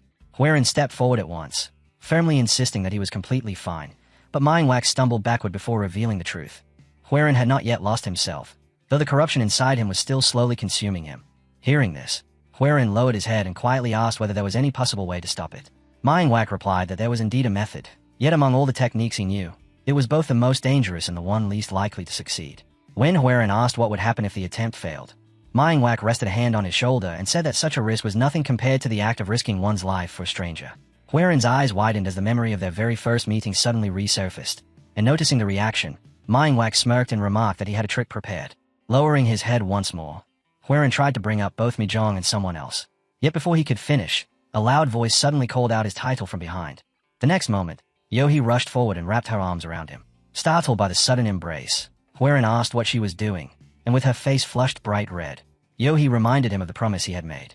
Huiran quickly remembered her request, that he pretend to be her lover until the visitors had left, and he quietly acknowledged it. Without wasting another moment, Yohi grabbed his shoulder and began pulling him away, insisting that he come with her immediately, while Manhwa simply waved them off and told Huiran he would contact him once the preparations were complete. Later that day, they arrived at a luxurious inn whose interior was carefully divided by elegant partitions, each one offering both privacy and a place where secrets could remain unseen. Huiran and Yohi took their seats beside each other at a long table, while dishes continued to arrive one after another. As he silently observed the hall, Huiran thought the entire place reeked of vanity. Even the quarters he had stayed in within the Sky Ocean Merchant Union had not been this excessively lavish. Soon, a deep rumbling sound rolled through the street outside as a lengthy convoy of carriages approached. An attendant immediately noticed the commotion and sharply ordered a servant to act. Watching the scene unfold, Huiran glanced around and realized that only a single servant had been assigned to him, which made him wonder how many attendants the others must command. The Tianzhong clan could not stand on equal footing with the Seoman or Peng clans. Yet even so, the difference still felt striking. His thoughts soon drifted toward Peng Jiok and Seoman Yuan. When he tried to recall details about Seom Yuan, he realized that little actually came to mind. Peng Jiok, however, was another matter entirely. Known as the Blade Tiger Dragon, Peng Jiok wielded the legendary Five Tiger Severing Blade, a technique said to be the greatest blade art throughout all of Jianghu. Peng Jiok had forged his reputation using nothing but a single blade, and one day he would rise to immense renown. If that was the path awaiting him, then his current strength was already formidable. Yohi lightly tapped Huiran on the shoulder and whispered that the guests had arrived. Soon afterward, footsteps echoed through the hall as the group entered. Huiran turned his head and immediately recognized them. Seomun Su Sol, Peng Qiaorian, Seomun Seo Yun, Peng Jiok, and Sang Wyan Zhuoing, and their eyes settled on Huiran and Yohi until Sang Wyan Zhuoing stepped forward, introducing him as the young man who had saved his sister, Mi Zhong. and as the heir of the Tianzhong clan. At once, Seomon Seosul lifted a hand to cover her mouth as laughter burst out of her. Standing beside her, Seoman Seo Yun wore a knowing grin while his sister continued laughing, and after a moment she fixed her gaze directly on Huiran, the mockery in her eyes impossible to hide. The Tianzhong clan. She said she had never even heard of such a name, sneering that it must belong to some rustic, backwater sect. Sang Wan Zheng then announced that he would leave them to speak among themselves before turning and departing. The instant he was gone, Yohi fired back sharply, calling them the real country bumpkins. Huiran merely smiled in response. He offered a polite bow and greeted her respectfully as Miss Seomon, explaining that his clan rarely involved itself in outside affairs, so it was only natural that their name was not widely known. He calmly added that her unfamiliarity did not stem from ignorance or inexperience, and therefore there was no reason for her to worry about it. Peng Qiaolian gave a quiet chuckle at Huiran's words, clearly amused. At the same moment, Seomon Sol's expression snapped with anger as she pointed straight at him, her glare blazing. What? Ignorance? She demanded, her teeth clenched and her voice sharp with outrage. Before the situation could erupt any further, her brother Seo Yun lifted a hand and calmly intervened. Since the rising geniuses of the new generation had all gathered here, he suggested that they might as well sit down together and speak like civilized people. Gradually, everyone settled around the table, though the atmosphere remained thick with unspoken tension. Peng Qiaolian was the first to break the silence. She introduced herself to Huiran and commented that his tongue was dangerously sharp. Oddly enough, she admitted she liked people like that, because those who spoke with quick wit usually wielded even sharper blades. Huiran examined her quietly. So this was Peng Jiok's sister, the woman who would later guide the Peng clan into its golden era alongside her brother. In his mind, Huiran acknowledged that the true heavyweights had now assembled in this place. Seomon Sol soon shifted her attention to the Yang clan's heir, her gaze briefly flicking toward Juvi Yohi before she spoke, bluntly asking whether the two of them were involved in some kind of relationship. Immediately, Peng Jiok's eyes narrowed. Yohi simply chuckled, her tone casual as she explained that the Yang clan heir had been connected with their clan for quite some time, though recently they had become closer than before. Seonam Yun slowly nodded, saying he understood. He then recalled that Miss Qianjiang was supposed to marry the Yang clan heir, and he wondered aloud whether this recent closeness had anything to do with that matter. The table suddenly shook as Peng Jiok slammed his palm down and shot to his feet. His voice roared through the room as he demanded to know how Seomon Yun could say such a thing, accusing him of insulting Miss Juvi Yohi's morality. Their gazes met instantly, sparks flashing between them. Seomon Yun answered with a courteous smile that never reached his eyes. If his words had been misunderstood, he offered a polite apology, explaining that he had only spoken out of concern, then adding that although both women belonged to the Juvi clan, there were still two entirely different individuals. Peng Jiok said nothing, his jaw tightening as anger simmered just beneath the surface. From the side, Huiran quietly took a slow sip of his drink while observing the scene in silence. By now it was obvious, Peng Jiok seemed to hold feelings for Yohi. For a brief moment, Huiran wondered whether that was the real reason Yohi had asked him to pretend to be her lover, but the thought vanished almost as quickly as it appeared, because someone like her would never act without another scheme hidden behind the move. Almost as if she had been waiting for the moment, Yohi suddenly smiled sweetly and declared that Qianjiang and Huiran had recently ended their engagement, meaning there was nothing improper about the relationship she now had with him. The statement struck like thunder. Startled, Huiran instantly spat his drink across the table. Peng Jiok could only stare in stunned disbelief, stammering helplessly as he struggled to put words together. Before he could gather himself, Seomon Yun simply smiled and said that he understood. He then added that, considering how poorly the Tianzhong clan had been doing lately, perhaps the broken engagement was actually for the best. A heavy silence settled across the table. Huiran's eyes slowly narrowed. The intent behind those words was obvious. They were a blatant and shameless provocation. In Huiran's mind, Seomon Yun had always been nothing more than a mediocre young martial artist, the kind of person who would never leave a lasting mark on the future, yet a single memory still surfaced, recalling the one incident that had once made Seomon Yun's name briefly known. With a faint smile, Huiran spoke in a calm and even voice, asking whether Seomon Yun himself was not supposed to be engaged to Miss Huangbo Zhiyang. Huiran remembered the truth perfectly well. That engagement had fallen apart because Seomon Yun had been unfaithful with another woman. So Huiran gently added that Seomon Yun must have chosen that path because he had already recognized his own inferiority. The change in Seomon Yun's expression was immediate as fury twisted across his face. Off to the side, Peng Qiaolian casually remarked to her brother that she had thought they had simply come here to eat and pass the time. Seomon Yun slowly turned back toward Huiran, his gaze dark and unsettling, and said that what Huiran had just said sounded very much like an insult to the Seomon clan. Huiran only smiled and calmly asked whether Seomon Yun's earlier remark had not been an insult directed at the Tianzhong clan. Seomon Yun paused in silence for a brief moment before abruptly shoving the dishes aside across the table. His voice rang out as he declared that he had heard Huiran carried the title of the Flying Dragon Sword Hero, and gripping his sword, he loudly demanded to witness Huiran's skill for himself. The room fell completely still. Before long, The entire group arrived at the dueling grounds. From the side, Yohei watched the situation unfold with narrowed eyes. Originally, she had intended to provoke Peng Jiok over an incident that would take place in the future, yet this useless Seomon Yun had taken the bait instead. In her mind, she concluded that he was a fool, losing control of his temper after trying to mock the Yang clan heir. But even so, the outcome suited her plans perfectly, because this would be the ideal opportunity to see the Yang clan heir's true strength with her own eyes. Nearby, Peng Qiaorian, still holding a piece of meat in her hand, casually asked her brother which of the two he believed would win. Peng Jiok paused for a moment before answering. He explained that the light vestige blade, Seomon Yun, had been born into a powerful clan and had grown up consuming countless elixirs, yet he also believed the Yang clan heir was far from an ordinary opponent, especially after recently defeating Jiao Quang in a duel. In the end, he concluded that the two of them should be evenly matched. At the center of the dueling grounds, Seomon Yun faced Huaren and remarked that he had heard about Huaren's recent victories. Drawing his sword, he shouted that Huaren could never hope to rival the legion-conquering blade of his clan. Seomon Yun proclaimed that his martial arts represented the fastest among the fast, and that this fight would end within only a handful of moves. Huaren slowly unsheathed his sword, his stance calm and unwavering, and answered with a single line, telling Seomon Yun to attack whenever he wished. A heavy silence settled over the dueling grounds as the two men stared at each other. Then, in the very next instant, Seomon Yun burst forward. As he rushed in to close the distance, he noticed Huaren's eyes gently shut, and a cruel smile spread across his face. In that moment he decided Huaren was a fool, too slow and far too arrogant, and resolved to run him through in order to teach him his place. His sword thrust forward. Just as the blade was about to land, Huaren's eyes snapped open. In that same heartbeat, he raised his own sword and halted Seomon Yun's strike completely. Seomon Yun's eyes widened in shock. He could not believe that his super speed attack had been blocked. Before he even had a chance to pull back, Huaren's left hand tightened into a fist as Kai surged violently around it. Taking a sharp step forward, he unleashed his fighting dragon fist straight into Seomon Yun's abdomen. The blow sent Seomon Yun flying backward, his body crashing violently into the wall before dropping heavily to the ground. Shock spread through the crowd as every gaze locked onto Huaren. Seomon's soul screamed and rushed to her brother's side, only to discover that he had already lost consciousness. Nearby, Peng Qiaorian stared in disbelief. The duel had ended in a single exchange. Turning to her brother, she asked whether he had managed to follow Seomon Yun's blade. For a moment, Huaren remained silent. Peng Jiok broke the quiet with a smirk, explaining that he had been born into the Peng clan and had held a sword since the moment he learned how to walk.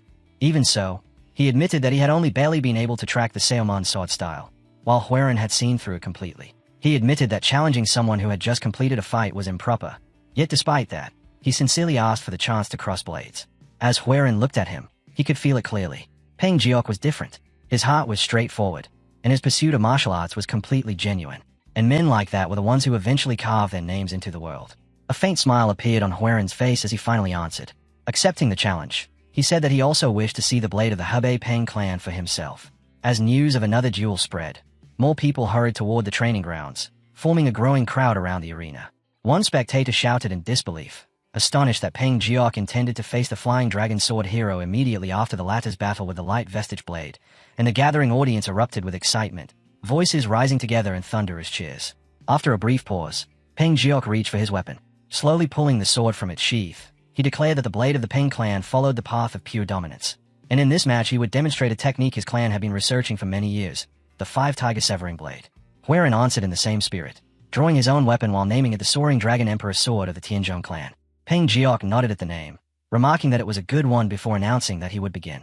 Gripping his sword with both hands, he raised it high above his head, and as chi surged into the blade, he brought it crashing downward, releasing a violent burst of energy that erupted around him. Huaren narrowed his eyes. From that overwhelming pressure alone, he immediately recognized the technique, blade resonance. The sensation was like hearing the roar of a lion itself. He settled into his stance as a quiet resolve formed in his heart. This battle, too, he would win. Planting his feet firmly, Huaren surged forward straight toward Peng Jiok. The two met head-on. The instant their swords collided, a powerful shockwave of chi rippled outward through the arena.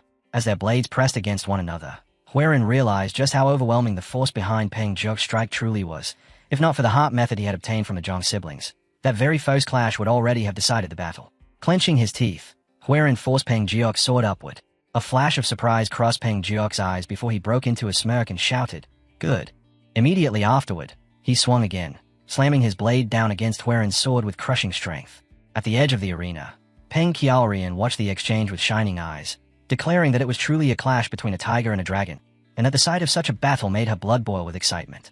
Then, turning toward the Seomon siblings standing behind her, she boldly challenged Seomon Yun to fight her next, only for him to shake his head in visible horror. Back in the arena, Peng Jiok suddenly leapt high into the air toward Huiran. Huiran responded instantly, slashing upward to meet the attack. Peng Jiok blocked the strike firmly, the ring of steel echoing as their weapons collided yet again, and for a brief moment the two remained frozen there, their blades locked together. With a satisfied smile, Peng Jiok spoke, saying that if the fight continued any longer, his dangerous urge to see the battle through to the very end might awaken. Then Peng Jiok slid his blade back into its sheath, bowed respectfully, and said it had been a great duel. Huiran returned the bow and replied with a light scoff that he must say the same. Peng Jiok stepped closer and set a hand on Huiran's shoulder. His face flushed red as a wide, excited grin spread across it, and almost bouncing where he stood, he began firing questions one after another. How was my blade art? Was it sharp? How fast was it? Did you feel the dominance behind it? Huiran gave an awkward smile, uncertain how honest his answer should be. He had already recognized something important. The five-tiger severing blade carried faint traces of the soaring Dragon Emperor's sword. From what he remembered of the future, this technique would eventually be created by combining the Peng clan's dominant power severing blade with a demonic sword art, meaning Peng Jiok had not yet fully unified those two paths. After a moment, Huiran finally spoke. He explained that he had sensed a flaw similar to one that existed within his own clan's martial arts, a problem his clan had been pondering for quite some time, and he suggested that they continue discussing it somewhere quieter. Peng Jiok's eyes immediately brightened. He exclaimed that Huiran had truly noticed it and said he was deeply impressed by such insight. Then, brimming with excitement, added that he wanted to exchange more ideas about martial arts and invited Huiran to visit him anytime. As Huiran walked away from the dueling grounds, Yohei called out to him, remarking that the young clan heir had improved greatly. Leaning slightly closer, she added that he had not been this strong when he fought Jiuquang before. Huiran answered awkwardly that he simply learned quickly. Yohei hummed in suspicion and remarked that at this rate, she might have to bring him into the Union. Her words struck Huiran like a sudden jolt. The Union, he thought. So this had been the Zhuge clan's intention all along. Yohei then turned as if remembering something and corrected herself, saying she had business to attend to. After taking a few steps, she glanced back over her shoulder, gave a small wave, and told him to rest well before disappearing around the corner. Once she was gone, Huiran slowly let out a long breath. Now that everything is settled, it's time to visit the Omniscient One. That same afternoon, Huiran stood before Manhwa inside a carefully carved ritual circle. Manhwa confirmed that every preparation had been completed, and when Huiran commented on the overwhelming complexity of the array, the old man admitted that he had never attempted a ritual of this kind before and warned that the consequences might be irreversible. Huiran simply smiled and said, "Let's begin." Manhwa smiled back, clearly impressed by his determination, before handing him a bowl filled with a thick red liquid. "Drink this," he instructed. "It will help you achieve what you seek." The bowl set in his hands held a thick crimson liquid, dense like blood and carrying a strange, unfamiliar scent. Nan Manhwa spoke calmly, explaining that this was the final key, and that if young Huiran truly wished to reach what he sought, he must drink it without doubt. Huiran showed no hesitation. He lifted the bowl and emptied it in a single swallow, the bitter heat sliding down his throat like liquid fire. When the last drop disappeared, he lowered the bowl, folded his legs beneath him, and settled into a lotus position as his breathing gradually slowed and his gaze sharpened. Quietly, he declared that he was ready. Manhwa stepped forward and rested his palm on top of Huiran's head, his voice dropping into a low and measured tone. This time, he explained, he would not guide him from the outside but would step directly into Huiran's realm of consciousness. If fate allowed it, they would finally stand face to face with that lingering soul, and if that moment came, Huiran must act according to his own will, without fear and without hesitation. The air began to tremble. A violent current surged between them as the spell ignited, power twisting and coiling like a storm unleashed. For a brief instant, everything dissolved into blinding white. Then there was silence. Young Huiran slowly opened his eyes. He was no longer inside the chamber. Before him stretched an ancient forest swallowed in pale mist, its towering trees standing rigid and unmoving, their branches twisted like frozen claws. The air felt heavy and oppressive, so still that even the faintest sound seemed absent. Not a single insect dared to break the quiet. And there, partly hidden among tangled roots and scattered leaves, lay a shattered carriage. The instant Huiran's eyes fell upon it, recognition struck him. The emblem carved into the splintered wood was unmistakable. It belonged to the Sky Ocean Merchant Union, his union. He stepped forward slowly, eyes narrowing as fragments of memory flickered at the edges of his mind. Then a voice echoed suddenly through the fog. "So, you finally arrived." The sound cut cleanly through the forest's suffocating stillness. From the shadows between the trees, a figure began to emerge, moving slowly as though he had been waiting for this exact moment. His presence felt wrong, heavy and suffocating, like a weight pressing down on the world itself. He lazily stretched his neck and let out a quiet chuckle, remarking that he had been dying of boredom. Then he stepped completely into view. The demonic master. A crooked smile spread across his face, mocking yet deliberate, every movement carried out with careful intent. His eyes locked onto Huaren as though examining prey he had long expected to see. Glancing briefly at the wrecked carriage and the mist-filled forest around them, he casually asked whether Huaren liked the setting. His voice dripped with amusement as he addressed him clearly and without mistake. The heir of the Sky Ocean Merchant Union. Young Huaren. The chapter begins within a hazy, otherworldly void, where Huaren stands face to face with an elderly man, and the stillness is broken when the old figure sneers at him, calling him the pig of the Qianhe Merchant Guild while remarking that Huaren has changed greatly since the day they first met, having shed the softness he once carried. Yet although his words sound like praise on the surface, the tone beneath them drips with ridicule as he mocks the sight of a plump merchant pretending to be a martial artist, claiming that ever since Huaren returned to the past and ate the sword rice of a warrior, he has become arrogant merely because he gained a flashy nickname.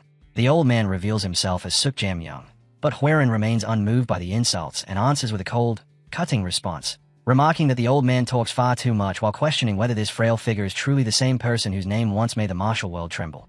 Huaren presses further, reminding him of the first time they met, when the so-called Great Master had been desperately fleeing from mass pursuers, and he ends the remark mercilessly by declaring that the old man is now nothing more than a parasite surviving only by clinging to Huaren's body. The accusation instantly twists Suk Jamyang's face with rage, and he snaps back by asking whether Huaren has ever truly wondered how his martial strength rose so quickly and so dramatically, scoffing at the idea that such progress could come from talent alone, and insisting that the Gango is not a world that rewards natural gifts so generously. Shouting in fury, he claims full credit for everything, declaring that it was only because of Suk Jamyang that Huaren learned martial arts with such ease and climbed through the ranks at incredible speed. And he demands recognition for the countless deadly situations Huaren survived only because the old man's internal energy supported him from within. Suk Jamyang then reveals his real objective, to completely destroy Huaren's soul and seize control of his body in order to steal his cultivation. And as he speaks, dark crimson chains of energy manifest behind him, forming the symbols of the binding curse he intends to enforce while he lectures Huaren about the law of equivalent exchange, insisting that whenever one gains something, something else must inevitably be lost. Huaren refuses to yield, calmly drawing his blade so that its steel glimmers within the empty void, rejecting the parasite's claim while declaring his true identity as the young master of the Tianzhong Yang, the heavenly central dragon gate, and with a grim smile he invites the ghost from the past to share one final sword dance. As their energies surge and collide, Huaren realizes the true nature of the battlefield, understanding that this is not the physical world at all but the world of consciousness, the inner realm of a human mind. And when Suk Jamyang senses this realization, he arrogantly announces that he will grant Huaren a handicap before the killing begins, offering something useful in this mental battlefield. Yet before the confrontation escalates further, a vivid memory suddenly rises within Huaren's thoughts to steady him, and he recalls his friend Emijong as the image of Emijong wearing official robes appears clearly in the void, carrying with it a vital piece of advice from the past while Huaren remembers Emijong's voice guiding him, instructing him to imagine a particular metaphor for ascension. The guidance he recalls tells him to picture it clearly, to imagine a carp fighting through violent currents, slamming again and again against rough waters, enduring the relentless battering of the waves until the instant of Tulti arrives, the moment of transformation when the carp finally leaps beyond the falls and becomes a dragon. Their battle explodes into motion. Suk Jamyang, cloaked in sinister, dark energy, launches his assault while Huaren answers with a brilliant and untainted aura, and the speed of their exchange grows so violent that the very fabric of the mental realm begins to tear under the strain. At one moment Suk Jamyang swings down with a crushing overhead strike, yet Huaren intercepts and deflects it cleanly, a response that visibly shocks the old man because the technique used is a concealed secret art, one Suk Jamyang never imagined Huaren possessed.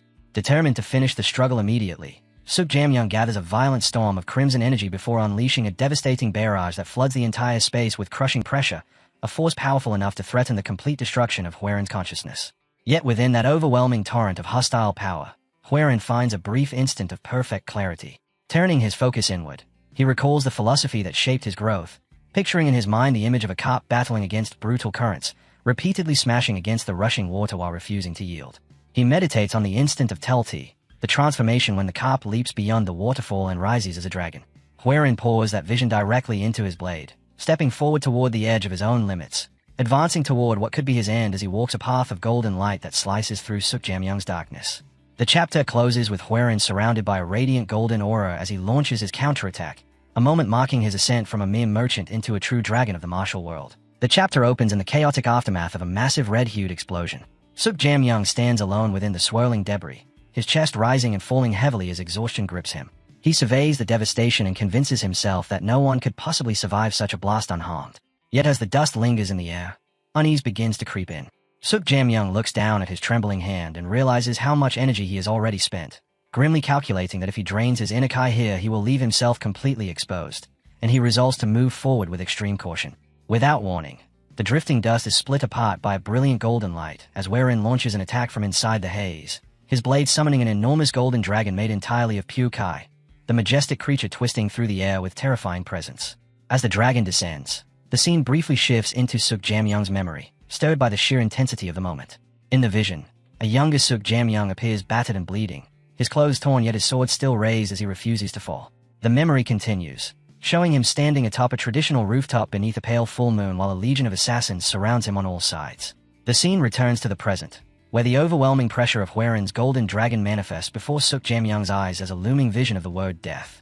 Startled out of his fear, Suk Jamyung explodes with furious rage, shouting in anger as he demands how Huerin dares force him into such a corner, declaring that Huerin is not the only person who has ever stood tall against impossible odds. Suk Jamyung proudly proclaims the dark history that built his name, declaring that anyone who stood in his way, pursued him, or attempted to capture him was cut down without hesitation, and that he continued killing again and again, surviving every desperate struggle until the martial world came to fear him under the title of the Demonic Master. Refusing to accept defeat, he snarls that a legend like himself could never possibly fall to someone who was once nothing more than a merchant. With that roar, Suk Jamyung rushes forward, his blade wrapped in dark red Kai as it slams directly into Huerin's golden dragon. In the moment their forces meet, the collision erupts in a blinding burst of light. Even with the old man's ferocious experience, Huerin's power slices through the red energy, and he descends with a heavy downward slash that forces Suk Jamyung to buckle beneath the sheer weight of the blow.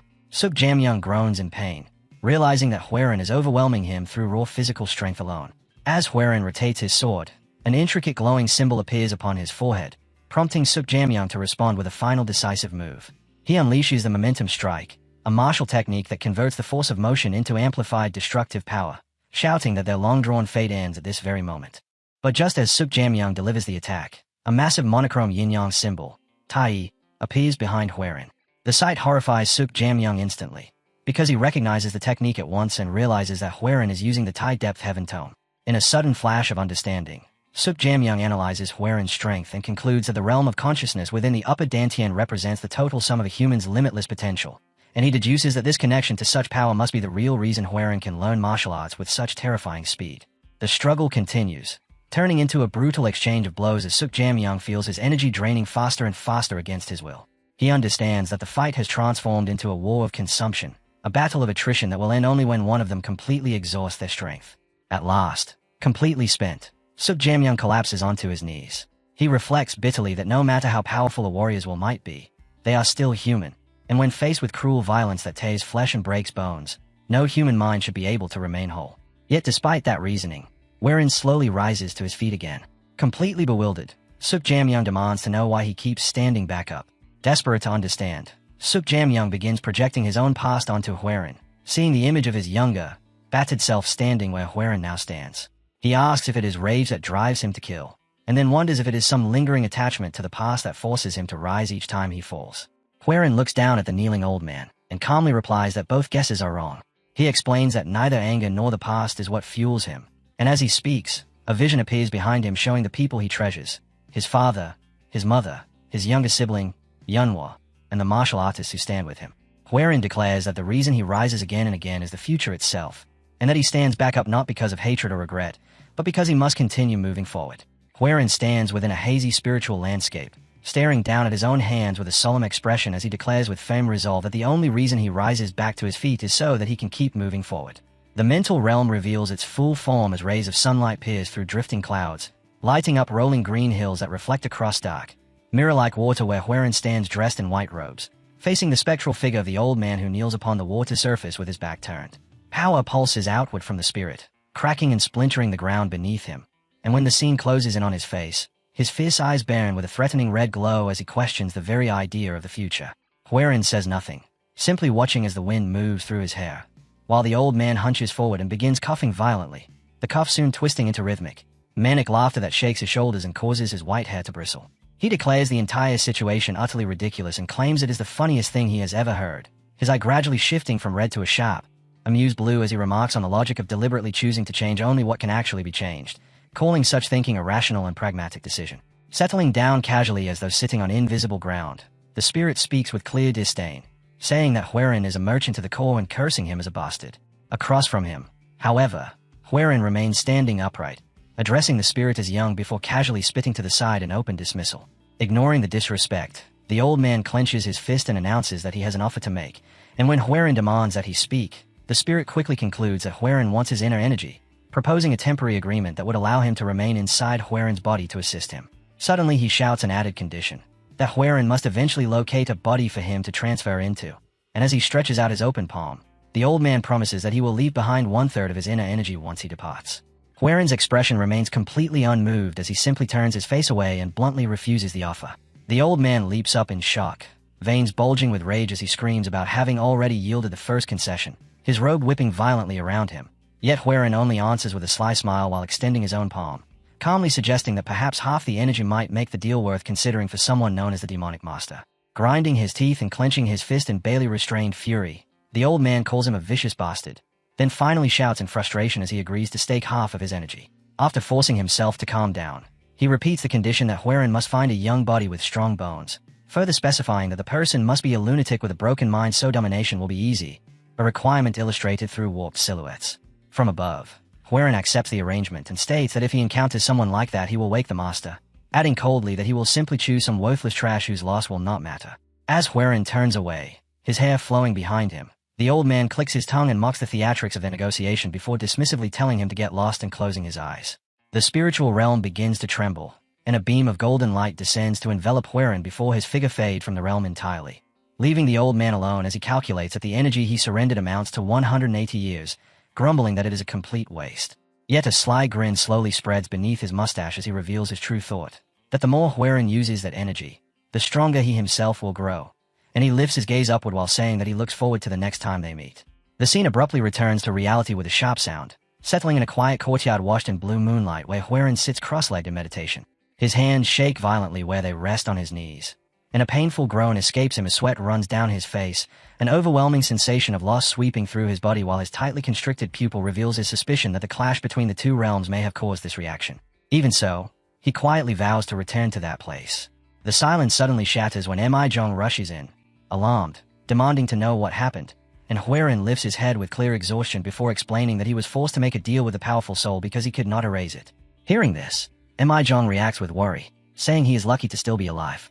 At that moment the old man's voice echoes within Huerin's mind, calmly explaining that a soul like his can be weakened if it is split apart in the manner of Sangwon Mahjong, illustrated by the image of a spirit dividing into pieces, or alternatively by sealing it within another dantian, which appears in his mind as a swirling blue sphere. Huerin, confused, questions what that means, but the old man warns that using the current dantian would cause energy deviation, whereas creating a separate one would function properly. At first Huerin doubts such a thing is possible, insisting that forming a second dantian cannot be done, but then he suddenly stops himself as a memory surfaces, future knowledge about Koryang using two dantians in order to cultivate the Taigi depth heaven tone. Standing beside Mahjong, Huerin realizes he has discovered the path that could lead him toward becoming a truly unrivaled martial master. Before he can think further, hurried footsteps approach and a battered group bursts into the courtyard. A large Zhao martial artist slides to a halt while carrying the unconscious Yoha in his arms, and Yoha weakly raises her head in terror to warn that Bayek and Huerin's group are in grave danger. Startled, Huerin demands an explanation, and the wounded martial artist recounts how they stopped at the same inn as Huerin's companions when the demonic sect suddenly attacked, triggering a massive battle and the slaughter of civilians, which appears briefly in a gruesome flashback. Clutching a wound in his chest, the man explains that he barely managed to escape alive and that Huerin's people were caught in the chaos while trying to help others, causing Huerin to grit his teeth as suppressed fury rises inside him. Turning his back without hesitation, Huerin states that he must go to his group immediately, ignoring the Zhao martial artist's desperate warning that the place is an ambush. His eyes burn with determination as he faces the armed subordinates gathered behind him, and among them Peng, a man with sharp, spiky blonde hair, steps forward to accompany him. When Huerin insists that this is his own matter to resolve, Peng Jarek refuses to step aside, explaining that he is familiar with the Zhao clan and that, as a rising star of the orthodox sects, it is his duty to confront the demonic sect. Inside Huerin's mind, the old man mockingly remarks that he seems to need help after all, and in response Huerin gives a slight bow toward the unseen spectral presence in silent acknowledgement before turning back to stand together with the others. Taking out a small golden bottle, Huerin pops the cork and thinks that it will be useful, then drinks the elixir while walking forward, blaming himself for wasting too much time at the Sanguine clan. As he leads the charge with Pang Joek and the others following close behind, his eyes glow with a fierce golden-red power while he urges his companions in his heart to hold on just a little longer. Racing like dark silhouettes across a barren landscape, the group finally arrives with a heavy thud before a crumbling ruin where two injured men wait in desperation. And as Huiran lifts his gaze beneath the oppressive glow of a blood-red moon, his eyes harden with cold fury at the nightmare unfolding before him. A ravine filled with a towering mound of corpses, stacked grotesquely high, and at the very top stands a bald man marked with strange symbols, smiling down with a sinister expression. Huiran's inner thoughts begin drifting into a hollow space of memory as he reflects on the timeline of his previous life, acknowledging a fundamental difference between the relationships he once had and the ones he holds now. The memory pulls him into a snowy courtyard dojo from the past, where a younger red-haired Mo Baiyang stands at the center with her back straight and a sword resting at her side while a line of disciples kneels before her. From inside a warm room, Huiran watches through an open lattice window, quietly admitting to himself that in that former life he shared no real closeness with Master Mo. He remembers the limits of his old self, recognizing how his weak constitution had always acted as a barrier that kept him from training in martial arts alongside the others.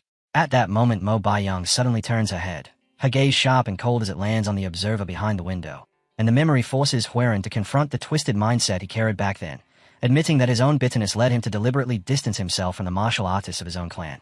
The scene expands outward to reveal the Yong clan compound blanketed in gentle snowfall, traditional tiled roofs and stone walls quietly collecting layers of white as the slow and relentless passage of time moves forward through those lonely years.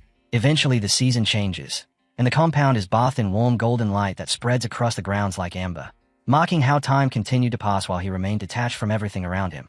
Yet before anything could change, disaster arrived when the Tenjong clan faced complete annihilation. The compound becomes consumed by a raging inferno as flames devour the main buildings and sparks scatter wildly into the dark sky. Amid the chaos, Huiran remembers the massacre of his clan members as death spreads through the burning grounds. A divided scene shows the aftermath. One body lying lifeless in the shadows with arrows embedded in its back while refugees and survivors slowly march away from the destruction, their faces carved with despair. As Huiran recalls, are the martial artists who survived the first purge either died later or scattered across the world, disappearing forever. The image settles on a bleak background choked with smoke, emphasizing the hollow emptiness left behind by the clan's destruction. But standing within the wreckage is a single unmoving figure, tall against the haze of smoke and debris, Mo Baiyang, seen from behind with her long red hair flowing over dark martial robes. Master Mo alone stands as the exception to the clan's collapse. A closer view of Mo Baiyang's partially shadowed face reveals fierce determination as she takes the initiative and leads the charge to slaughter the enemies of the Devi sect. The entire scene glowing beneath the orange light of either a setting sun or raging flames while broken warriors lie scattered across the ground and discarded swords mark the violent path of revenge she carved forward. A close view settles on the crown of Mo Baiyang's head, her vivid red hair standing out sharply against the surrounding gloom as Huiran explains that her relentless slaughter eventually earned her the title Dragon Bloodflower, and that her struggle to rebuild the Tanjong clan became a path where she shed what could only be described as tears of blood. The image shifts into a jagged portrait-like frame showing Mo Baiyang's face marked with cuts and streaked with blood, one eye swollen nearly shut, yet the gaze that remains visible is still sharp and unyielding, while her torn robes reveal the brutality of the battle she endured. The perspective lowers to her midsection where deep wounds stain the cloth dark before the scene moves again, revealing a grave of swords, an entire field of blades driven into the ground, where Mo Baiyang sits slumped among them as pale white light bleeds across the sky, and Huiran states plainly that in the end she died. The view slowly pulls back until her body is seen lying motionless upon the barren earth, surrounded by the swords of the fallen, forming a lonely and desolate image of a warrior's final rest. Huiran also recalls that in that former timeline the two rising ghost blades met the same tragic fate. The memory shatters suddenly, replaced by the cold blue tones of the present night as rain cuts diagonally through the darkness while figures fall through the air, their bodies limp or broken in a scene that eerily mirrors the tragedy of the past. Through the rain a blur of motion streaks forward at tremendous speed, barely revealing the outline of a person before the figure becomes clear. Huiran himself, racing through the sky with his white and blue robes whipping violently in the wind while desperation drives him onward as his mind fills with a fear that history might repeat itself. A close shot shows his hair snapping in the wind to emphasize the speed and urgency of his flight, followed by an extreme close-up of his face where his teeth are clenched and his eyes widen with anxiety, a bold red sound effect marking the pounding of his heart, and the intensity of his exertion as the thought terrifies him that the same disaster is unfolding again. The perspective widens to reveal the chaos below where warriors tumble or leap from towering structures into a bamboo forest, the entire scene blurred by rain and frantic motion. Huiran cuts through the air like an arrow, with Peng Jarek and another ally flying beside him as they descend rapidly toward the forest canopy. Peng, his spiky blonde hair whipping behind him and his robes trimmed in red, calls out confidently to Huiran even while airborne. assuring him that his group will remain safe. As Pang Jarek maneuvers down with practiced agility, his expression remains serious yet steady while he reminds Huaren that the fighters below are his own subordinates as well as Huaren's people. He clenches his fist before his chest in firm conviction, urging Huaren to trust the strength of those who follow him. Still surging forward through the air, Huaren keeps his body streamlined like a flying arrow while he absorbs Pang Jarek's words, and the panic in his expression gradually sharpens into focused determination. From a wide overhead view, the group of powerful martial artists, including Huaren and Pang Jarek, can be seen descending toward the bamboo forest where the battle continues to rage below, and in that moment Huaren realizes that there is critical information he must tell them. Amid the blur of motion as they race through the trees, Huaren quickly deduced that the attackers of the inn were most likely members of the three demonic heavens, a realization that immediately made Pang Jarek's expression stiffen in shock at the mere mention of that name. Still moving at high speed, Huaren continued explaining that if the three demonic heavens were truly involved, then it meant a joint force formed from the Blood Demon Castle, the Holy Heaven Cult, and Darkness Valley. From a high angle, Huaren was shown looking downward with his face partly hidden in shadow as he pieced together the connection from Jay Galoy to the attack on Jay Galbayak. A close view of Huaren's face revealed his golden eyes sharpening with sudden clarity as he realized that the demonic martial artists were deliberately targeting the Zhao clan. That conclusion is visualized through an image of the battlefield itself, where Zhao clan members are surrounded deep within the forest and assaulted by relentless, coordinated attacks. One martial artist is hurled backward through a doorway, blood spraying from multiple wounds across his chest before he crashes violently to the ground. Inside the Zhao residence courtyard, the defenders are already under siege. Mo Baiyang stands at the front with a sword in hand, positioned beside a large, muscular warrior and several other exhausted defenders who look visibly cornered. The rain-soaked ground is littered with bodies from both sides. One defender remarks that the enchantments of the Jaegao clan are the only reason the enemy has not completely broken through their defenses yet. Mo Baiyang remains at the forefront, her red hair drenched with rain as she stares ahead with a grim expression while the surviving Zhao warriors brace themselves behind her. A closer look reveals that she is clutching her side, clearly wounded, yet she still keeps her sword raised and ready. Nearby, a wounded man supported by another suddenly coughs up blood and struggles to speak, expressing hope that the martial artist who managed to break out will return with reinforcements.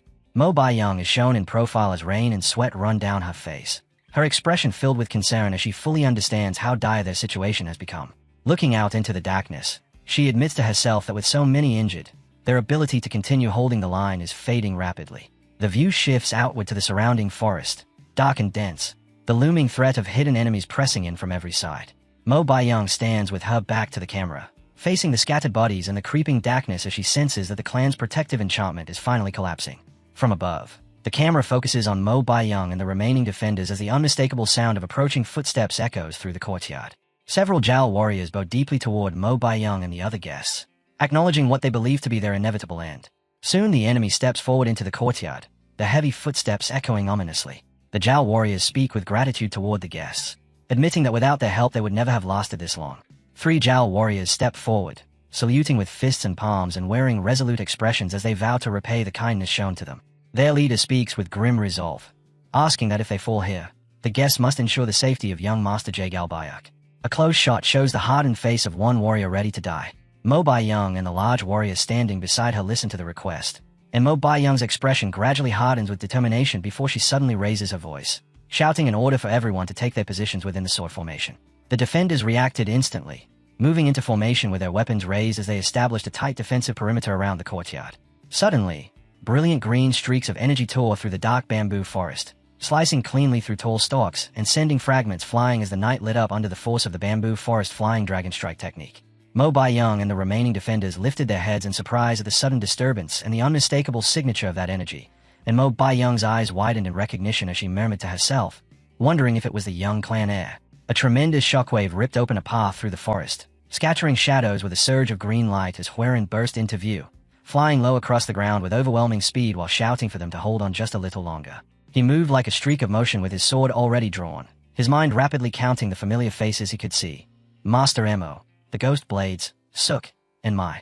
Huaren crashed directly into the enemy ranks, landing with such force that his momentum carried him into a spinning strike, yet several dark figures instantly leaped upward to intercept him. Steel clashed as Huaren met one attacker head-on, sparks bursting from the collision of their blades while he clenched his teeth in frustration. More enemies swarmed in immediately, trying to halt his advance and briefly slowing him down as he parried another strike with an irritated expression, letting out a sharp sound of annoyance while one opponent shouted that he would not be going anywhere as they pressed the assault. At that moment Pang Jack suddenly appeared, shouting for young Master Yang to keep moving while declaring that the Pang clan would clear the path. Huaren glanced back in surprise just as Pang Jack gathered a massive surge of purple lightning around his blade. With a roar, Pang Jack swung his weapon with overwhelming force, yelling that he would repay the debt he owed to young Huaren no matter the cost.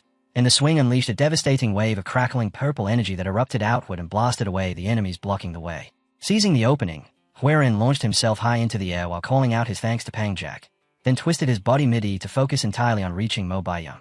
Activating his movement technique once again, he wrapped his legs and body in vibrant green energy as the named Bamboo Forest Flying Dragon Stride appeared once more while his speed surged forward. Huaren became a streak of green light weaving between the bamboo stalks with impossible agility, pushing himself to the very limit as he desperately tried to close the distance. He sliced through obstructing bamboo and scattered debris without slowing, the forest blurring past in a rushing first-person view until a flash of light revealed the area near the compound ahead. Bursting through another cluster of enemies, Huaren slammed into them with his sword blazing in green light while shouting for them to stay out of his way, then spun in place and unleashed a swirling vortex of energy that hurled his opponents backward. Fixing his gaze forward, he spotted the compound in the distance and realized he still needed to move faster, forcing more power through his technique until the green aura around him flared even brighter.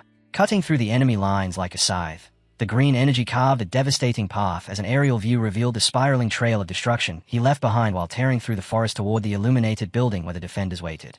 Finally, he smashed through the last line of trees with the compound directly before him, dropping heavily into the courtyard and sliding to a stop as debris scattered across the ground around him. He rose slowly from his landing, crouched low with his sword already poised for another strike, and the defenders who had been bracing for the worst suddenly cried out in relief the moment they recognized him. Voices filled with renewed hope as they called out to the young clan heir. Far away from the battlefield, the scene shifted to a distant cliff overlooking the chaos below where two figures stood silhouetted against the dark sky, an old man and a woman wearing a wide-brimmed hat. The old man gazed down at the fighting with quiet curiosity, and a closer view revealed his long white beard and the rings decorating his fingers as he slowly stroked his beard while remarking that those newcomers had not been part of their original plan.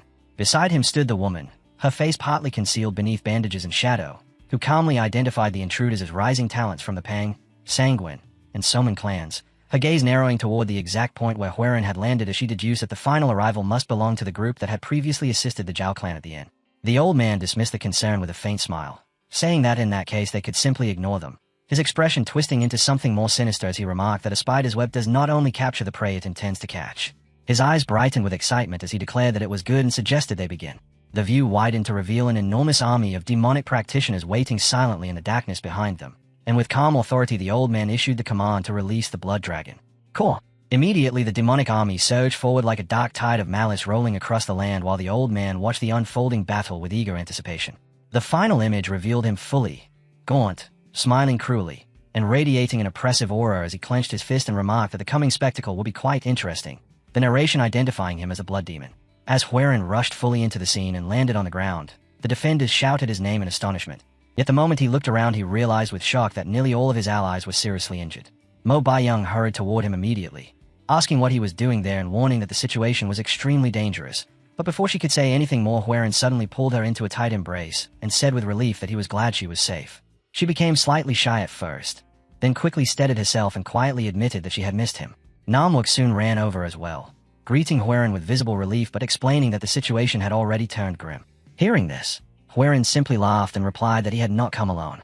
At that moment hundreds of clan members arrived behind him, led by Pang Jack along with warriors from the Soman clan, reinforcing their position. Just as Huaren prepared to reassure everyone, he suddenly felt violent currents of killing intent spreading through the area, and he immediately traced the source of that overwhelming presence to somewhere high in the mountains. The expression on his face turned grave, more troubled than before, as he realized that something far more terrifying was waiting there. In that instant the truth became clear to him. They had already fallen into a trap, and a carefully constructed one at that. The Zhao clan, the Sanguine clan, and the Pang clan had all gathered here, and Huaren suddenly understood the enemy's real strategy. This entire situation was a drive hunt, with the Zhao clan deliberately used as bait to lure the other clans into one place so the demonic forces could eliminate them all at once and prevent the formation of their alliance. This place had already turned into a massive grave. Huaren slowly turned around, then quietly sent a sound transmission to everyone, warning them not to let their expressions change because they had already walked straight into a trap, and while speaking he told them not to raise their heads but instead to carefully sense the presence sitting at the top of the hill. Ping Jake, along with the others, immediately circulated their Kai and stretched their senses toward the peak of the mountain, and the instant their awareness touched the presence above, the overwhelming killing intent struck them so violently that every one of them felt a chill run through their core. High above them, the woman standing on the mountain realized they had managed to detect their existence. One of the people beside her called out, addressing her as Guardian Joe, and calmly remarked that if they wished, they could finish all of them right now. But she simply let out a strange laugh, sounding almost delighted, and replied that ending things immediately would be boring, explaining that she wanted to watch what they would try to do while standing right on top of their own graves. The man beside her stayed silent for a brief moment before responding that if those people attempted anything at all, they should just kill every one of them at once. Hearing that, she mocked him openly, calling him the Blood Dragon Corps leader while laughing, then remarking that they had come to Jianghu after such a long time, so they should at least enjoy themselves while they were here. She continued teasing him, saying the title of Dragon Corps leader didn't suit him at all because he was trembling over a group of mere kids. The man immediately cursed at her under his breath, grumbling behind her back. Unbothered, she simply stated that the Blood Demon had personally given them this task, and she intended to complete it, but she would carry it out in her own way, because the more those people struggled, the more pleasure she would get from watching it. Meanwhile, down below, Huiran quickly ordered everyone to begin forming a formation. The Jiao people immediately told him not to worry about them. Rin explained that while the Jiao formations were considered among the best, their enemies likely already knew about them. The Jiao members themselves shared the same concern, believing the opponents might be skilled enough to see straight through their formation. However, the real reason those enemies had left them alive was probably so they could gather even more people together in one place. Huiran then issued his instructions, telling them to arrange a formation along the outer walls, while the rest of them should plant bamboo sticks into the ground at the exact locations he pointed out. Hearing this, the Jiao master muttered in surprise that it sounded like a double-layer formation, but reminded him that their opponent was the demonic heaven, meaning it would be extremely difficult to stop them, then asked exactly what kind of formation Huiran intended to create. Huiran answered that he planned to build a poison formation. More specifically, he intended to construct the bamboo garden shattering formation, a variation derived from a formation that had been passed down through his family for generations. When it came to holding out against enemies who were far stronger in skill, this was considered the most effective formation available, and it wouldn't even be an exaggeration to say that this single formation had once revived the Sky Ocean Escort Agency. They wouldn't be able to stop everyone, of course, but if their goal was simply to endure and hold out, then it might actually work. Peng then asked the obvious question, where exactly was Huiran planning to obtain the poison needed for this formation? Without hesitation, Huiran pointed toward the Seaman clan and calmly said that the poison would come from them. The Seaman clan member instantly became furious, shouting that they were the Seaman clan. Huiran warns the group that they will not be carrying poison like the Tang clan, and then coldly declares that if they refuse to hand the poison over right now, every one of them will die. In truth, he has no intention of killing them, yet he is prepared to use everything he knows simply to survive this situation no matter the cost. Under the intense pressure from everyone present, he has no choice but to surrender the poison, quickly offering the excuse that it was only meant for research. Huiran then tells them that everyone will remember his contribution, so they must immediately take their positions and form up. But the moment they begin to move, she senses that something is wrong and instantly orders an attack. The third leader immediately commands his subordinates to strike and makes it clear that not a single one of their enemies is to be left alive. At the Sanguine clan, where ancient traditional buildings stand motionless beneath the quiet glow of the moon, the corridors remain empty and silent as Jagal Yohi walks alone through the dim passageways, her head lowered and her posture weighed down with visible burden.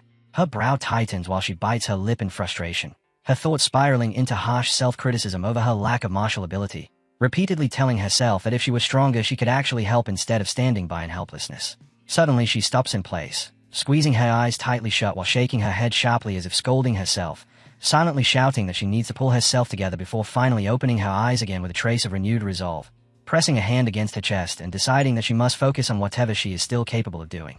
The stillness is abruptly broken by the sound of hurried footsteps rushing down the hall, and Jagal Yohi quickly turns as a messenger appears, his face pale with fear as he calls out to her, addressing her as vice leader. The man skids to a stop while trembling, urgently pushing a scroll toward her and insisting that it is an emergency letter sent from the main clan that must be read immediately. Jagal Yohi accepts the scroll with confusion and questions where it came from. Yet the moment she unrolls it and begins scanning the elegant calligraphy written across the page, the color drains from her face as pure horror spreads across her expression.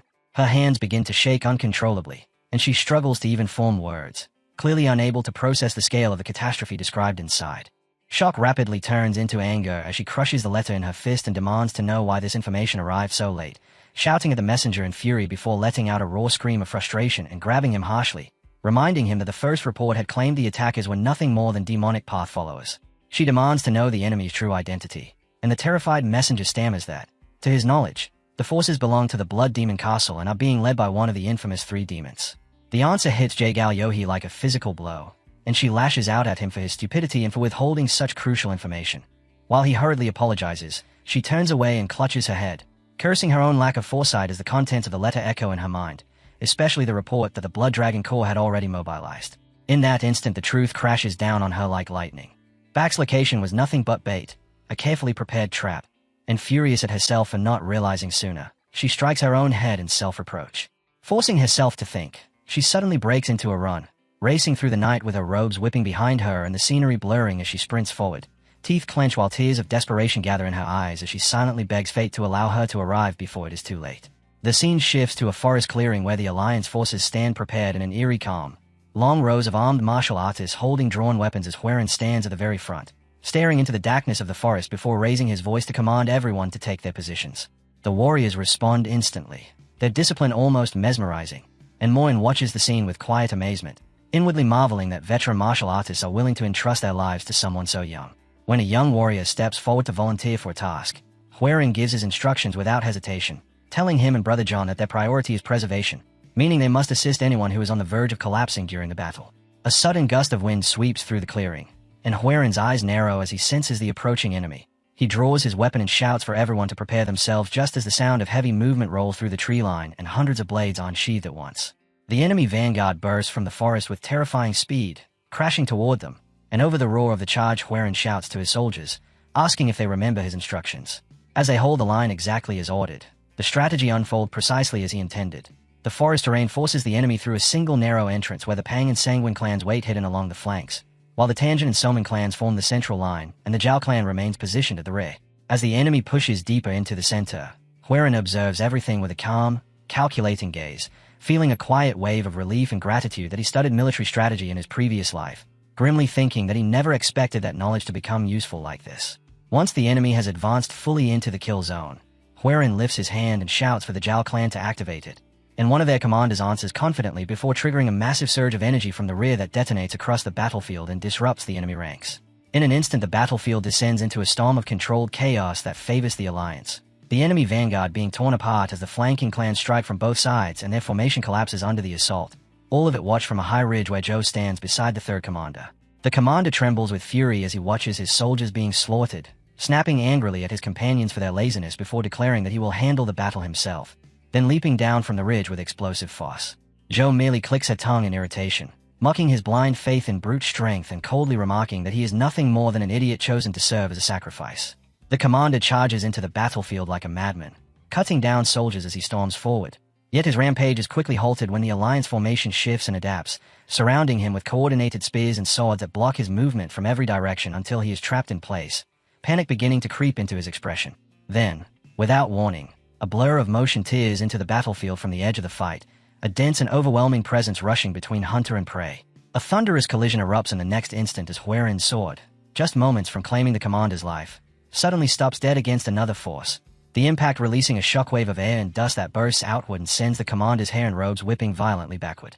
Standing protectively in front of the terrified commander is Zhou, her posture relaxed despite the fact that she has just halted a full-power strike, and through the narrow slits left open in the bandages covering her face, a cold and piercing gaze fixes itself on Huaren, one that carries no obvious hostility, only a heavy, oppressive silence, before she suddenly releases a burst of strength that drives his blade backward. Huaren slid backward from the impact, using the force to widen the distance before landing lightly and rotating his sword into a guarded stance, his expression turning serious as he immediately evaluated this new opponent, while the woman remained perfectly still, her arms slowly lowering back to her side. The commander, pale and shaking, stared upward while struggling to breathe, the realization that he had survived washing over him as he muttered weakly, his voice barely audible through the ringing in his ears while he tried to understand what had just happened. Zhou did not even glance at the man whose life she had just saved, keeping her eyes locked only on Huaren as the atmosphere tightened around them, her oppressive presence dulling the noise of the nearby fighting as she stood like an unbreakable barrier, silently declaring that the hunt had ended. Zhou's sudden interference had cut the duel short, and as Huaren steadied himself after being forced back, he thought to himself that he had not sensed her approach at all, which could only mean she was undoubtedly a master. In the very next moment she moved again, unleashing a tremendous surge of energy that tore through the battlefield and shattered the entire formation, leaving everyone stunned. Realizing the situation had completely changed, Huaren immediately ordered everyone to retreat and disperse the outer formation before regrouping at the inn.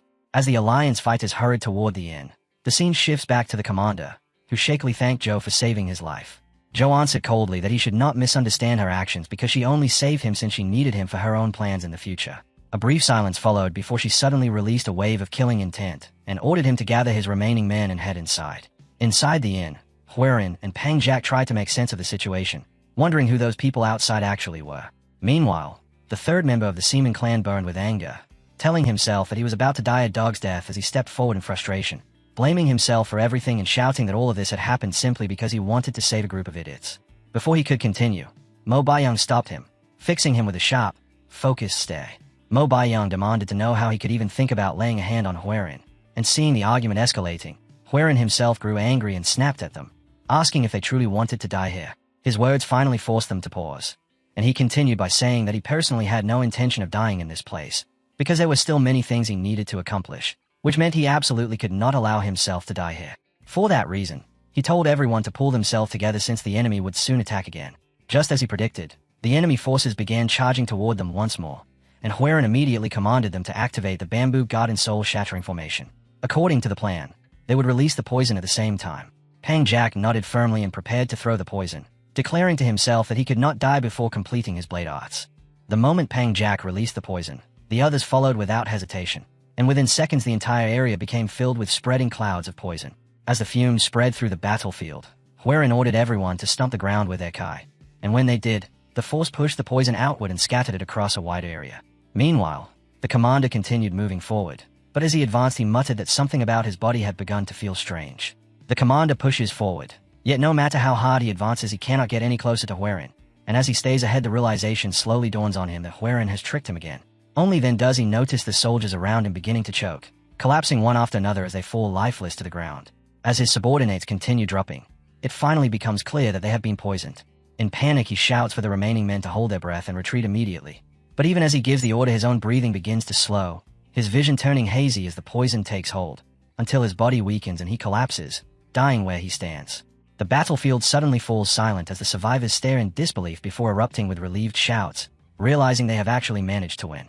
Pang Jack stands stunned, unable to believe that they defeated the Blood Cops themselves, declaring that it was all possible because of the strategy created by the young clan heir, and then adding that they should hold their ground while waiting for reinforcements to arrive. At that very moment, a star-like strike tears across the battlefield, unleashing a massive burst of energy that cleaves the ground in half, leaving everyone present frozen in shock at the sheer destructive force behind it. The attack came from Jo. Calmly stepping forward, she asks who was responsible for the plan, then proceed to explain exactly what happened, pointing out how Huiran used the formation and then spread the poison through the battlefield with the help of Kai to wipe out the enemy. She admits that she is impressed, saying she never expected him to destroy the Blood Dragon Core, but then coldly declares that everything ends here because he has already run out of tricks. With that, she prepares another overwhelming strike and brings her blade down. Facing the incoming attack, Huiran calls upon the old man's chi and uses it to counter the devastating sword energy. A voice calls out to Huiran, and that is when he regains consciousness. His body is critically wounded, and the moment he blocked the sword chi earlier he immediately lost consciousness. But now a crimson aura begins to radiate from him as the old man manifests once again, warning that if Huiran dies, he will disappear forever as well. The battlefield has turned into a nightmare, with people being slaughtered endlessly, and when Huiran sees the massacre unfolding around him he forces himself back to his feet and demands that the old man give him more chi. The old man reacts angrily, calling him insane and warning that any more energy will cause his body to explode. Huiran refuses to back down, declaring that he will not stand by and watch simply because he fears his body might burst, especially when there are people right in front of him that he has to save. As a massive surge of aura erupts from his body, he insists that doing nothing would be even more foolish. The battle rages on while the old man desperately tells him to stop, warning that if he continues like this he will die. But Huiran only replies that the old man should make sure that he does not die. Charging forward recklessly, he suddenly hears the old man shout for him to dodge upward, and when Huiran reacts in time he barely avoids a deadly strike that would have killed him instantly. Seizing the opportunity created by that moment, Mo Baiyang quickly orders the two ghost blades to grab the master and restrain him. They immediately follow her command, locking the enemy's movements in place, and with the opening secured Huiran unleashes the technique Waterfall Reverse Dragon Ascent, striking with full force and killing the master in a single decisive blow. Watching everything from afar, Jo witnesses the moment and frowns in confusion, unable to understand how Huiran managed to defeat the Guardian when his abilities clearly should not have been anywhere near that level. After a brief pause, she reaches a simple conclusion. No matter what happens next, she will make sure he dies today. After finishing off the remaining minions who have been fighting her, Jo immediately turns and rushes straight toward Huiran. As the battle shifts toward Pang Jae, Huiran quickly tells him that there is no time to waste and that he will speak plainly, explaining that Pang Jae's 5 Tigers Severing Blade, though nearly perfected, is still missing a crucial element. He tells Pang Jae that the key lies in mixing water and oil, The moment those words reach him, Pang Jie suddenly understands that the real issue lies in controlling the speed of his qi. With that realization, his mind undergoes a breakthrough as the unstable energies within him begin to change, the wavering flow accelerating until it moves like a powerful current rushing forward. While Pang Jie remains lost in this state of realization, Zhou coldly remarks that turning your eyes away during a battle is nothing but a death wish. She immediately lunges forward with a deadly strike aimed at him, but Huaren intercepts the attack just in time, blocking her blow and ordering Pang Jie to step back and focus on completing his new understanding while he holds her off. Hearing this, Zhou grows irritated and mocks him, asking how he can say so confidently that he is capable of stopping her. In the next instant she slips past his defense and drives a powerful kick into his cheek, sending him flying backward before dismissively saying it is ridiculous for him to think he can block her. Huaren quickly orders everyone to charge at her together, yet she neutralizes every one of them almost instantly, cutting through the attackers until Huaren is the only person left standing. As he looks around, all he can see are hundreds of wounded fighters scattered across the battlefield while Zhou calmly steps forward until she is standing directly in front of him. She then asks what connection he has with the Tingjong clan. Hearing that name makes Huaren grit his teeth in surprise, realizing that she knows about the clan. Without hesitation he answers that he is the heir of the Tingjong clan, young Huaren. Zhou nods slightly, saying that she had wondered how he was able to use techniques like reverse dragon ascent and heavenly lightning ascent, and concludes that the martial arts of the hidden saint cult still continue to exist. With quiet confidence she declares that she will end that lineage here and now. As Huaren continues desperately blocking her attacks, a voice suddenly cuts in, announcing that he is late, and in the next instant a fierce tiger-like strike crashes into the battle and intercepts Zhou's attack.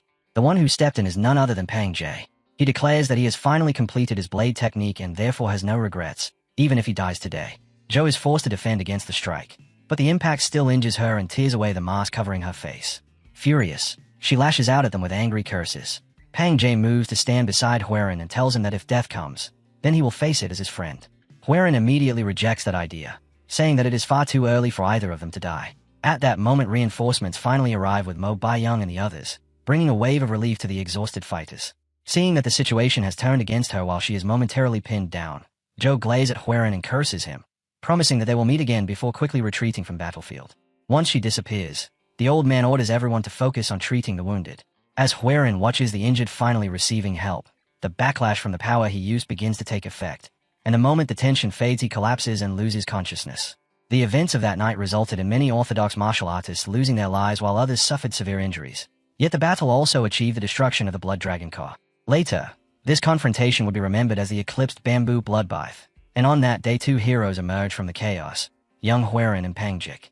In the quiet aftermath of the brutal battle, the world slowly begins to gather itself again amid broken ground, lingering silence, and the heavy presence of those who never returned. A sweeping view reveals a vast city resting within a valley surrounded by lush green mountains beneath a bright blue sky, where the morning sun stretches long shadows across rows of traditional tiled rooftops.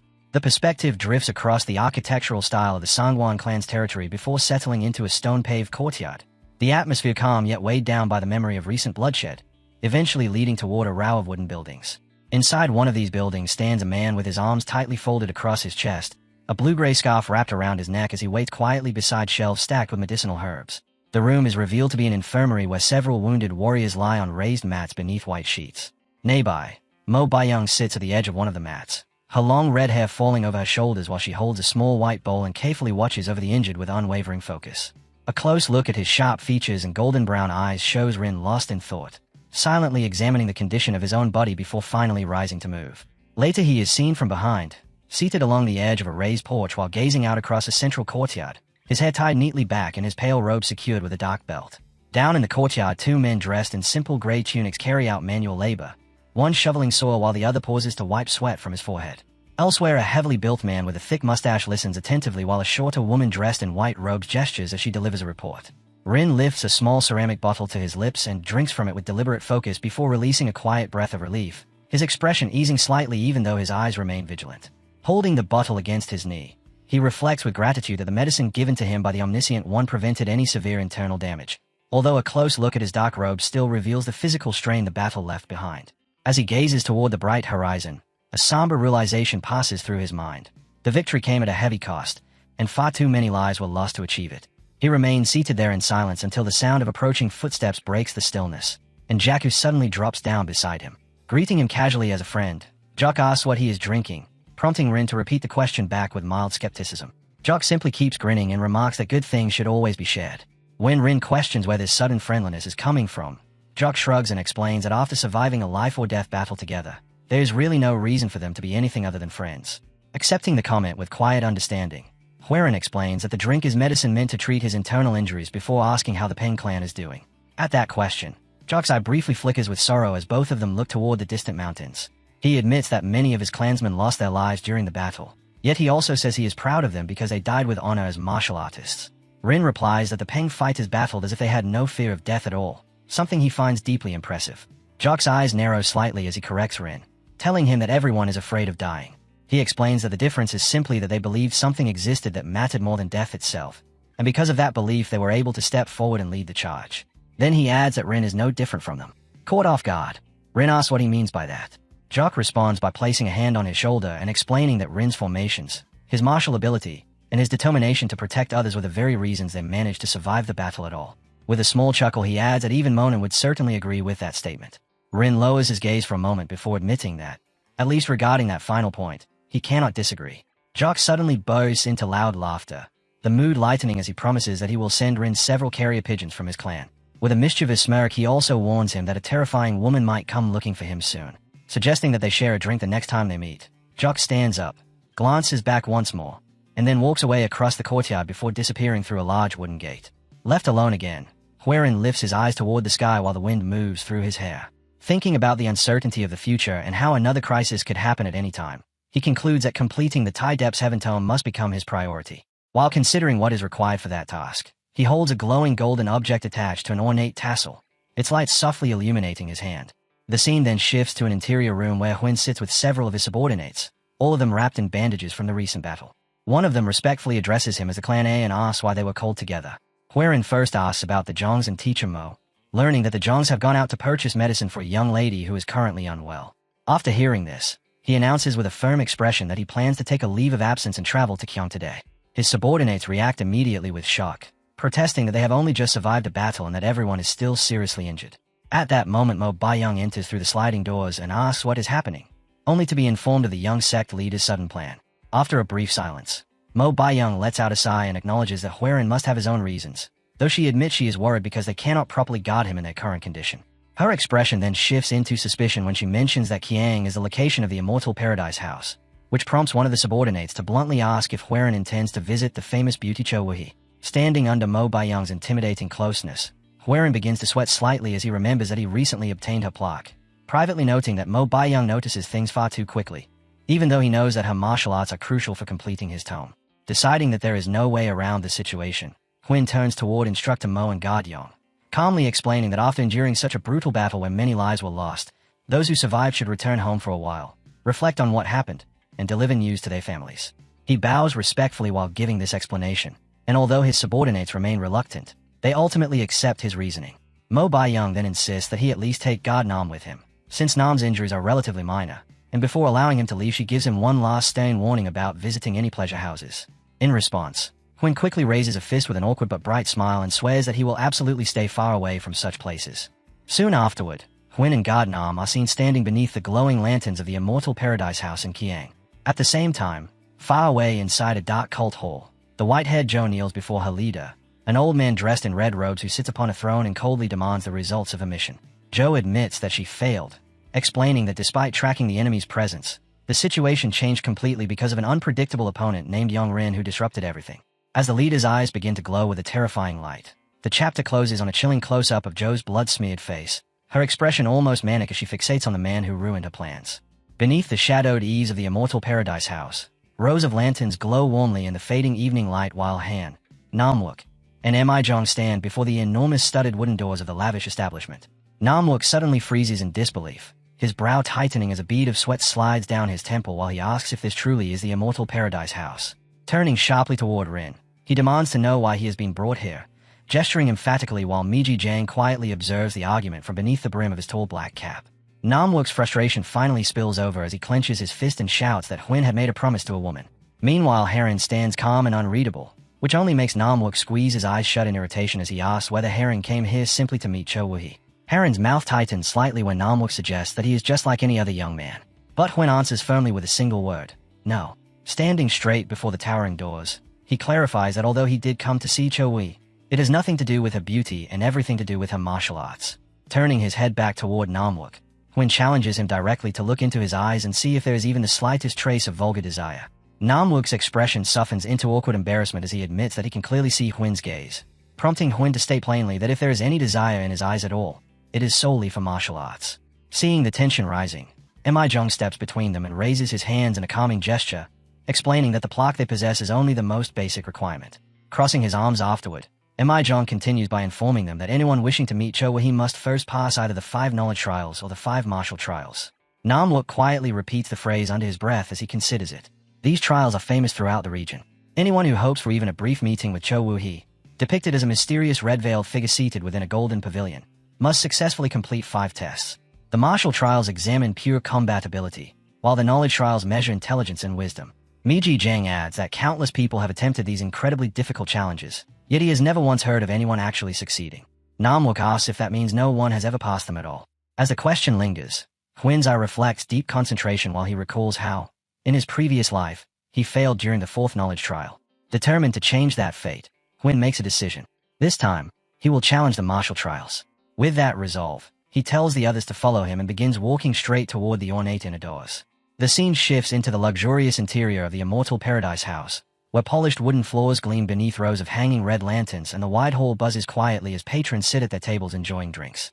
Hwin calmly suggests that his companions relax and have something to drink while they wait, then walks toward a set of inner doors guarded by a stained man wearing armored pauldrons. Standing before him, Hwin clearly states that he intends to attempt the 5 martial trials, which causes the guard to study him with visible skepticism, until Hwin reveals a glowing golden medallion.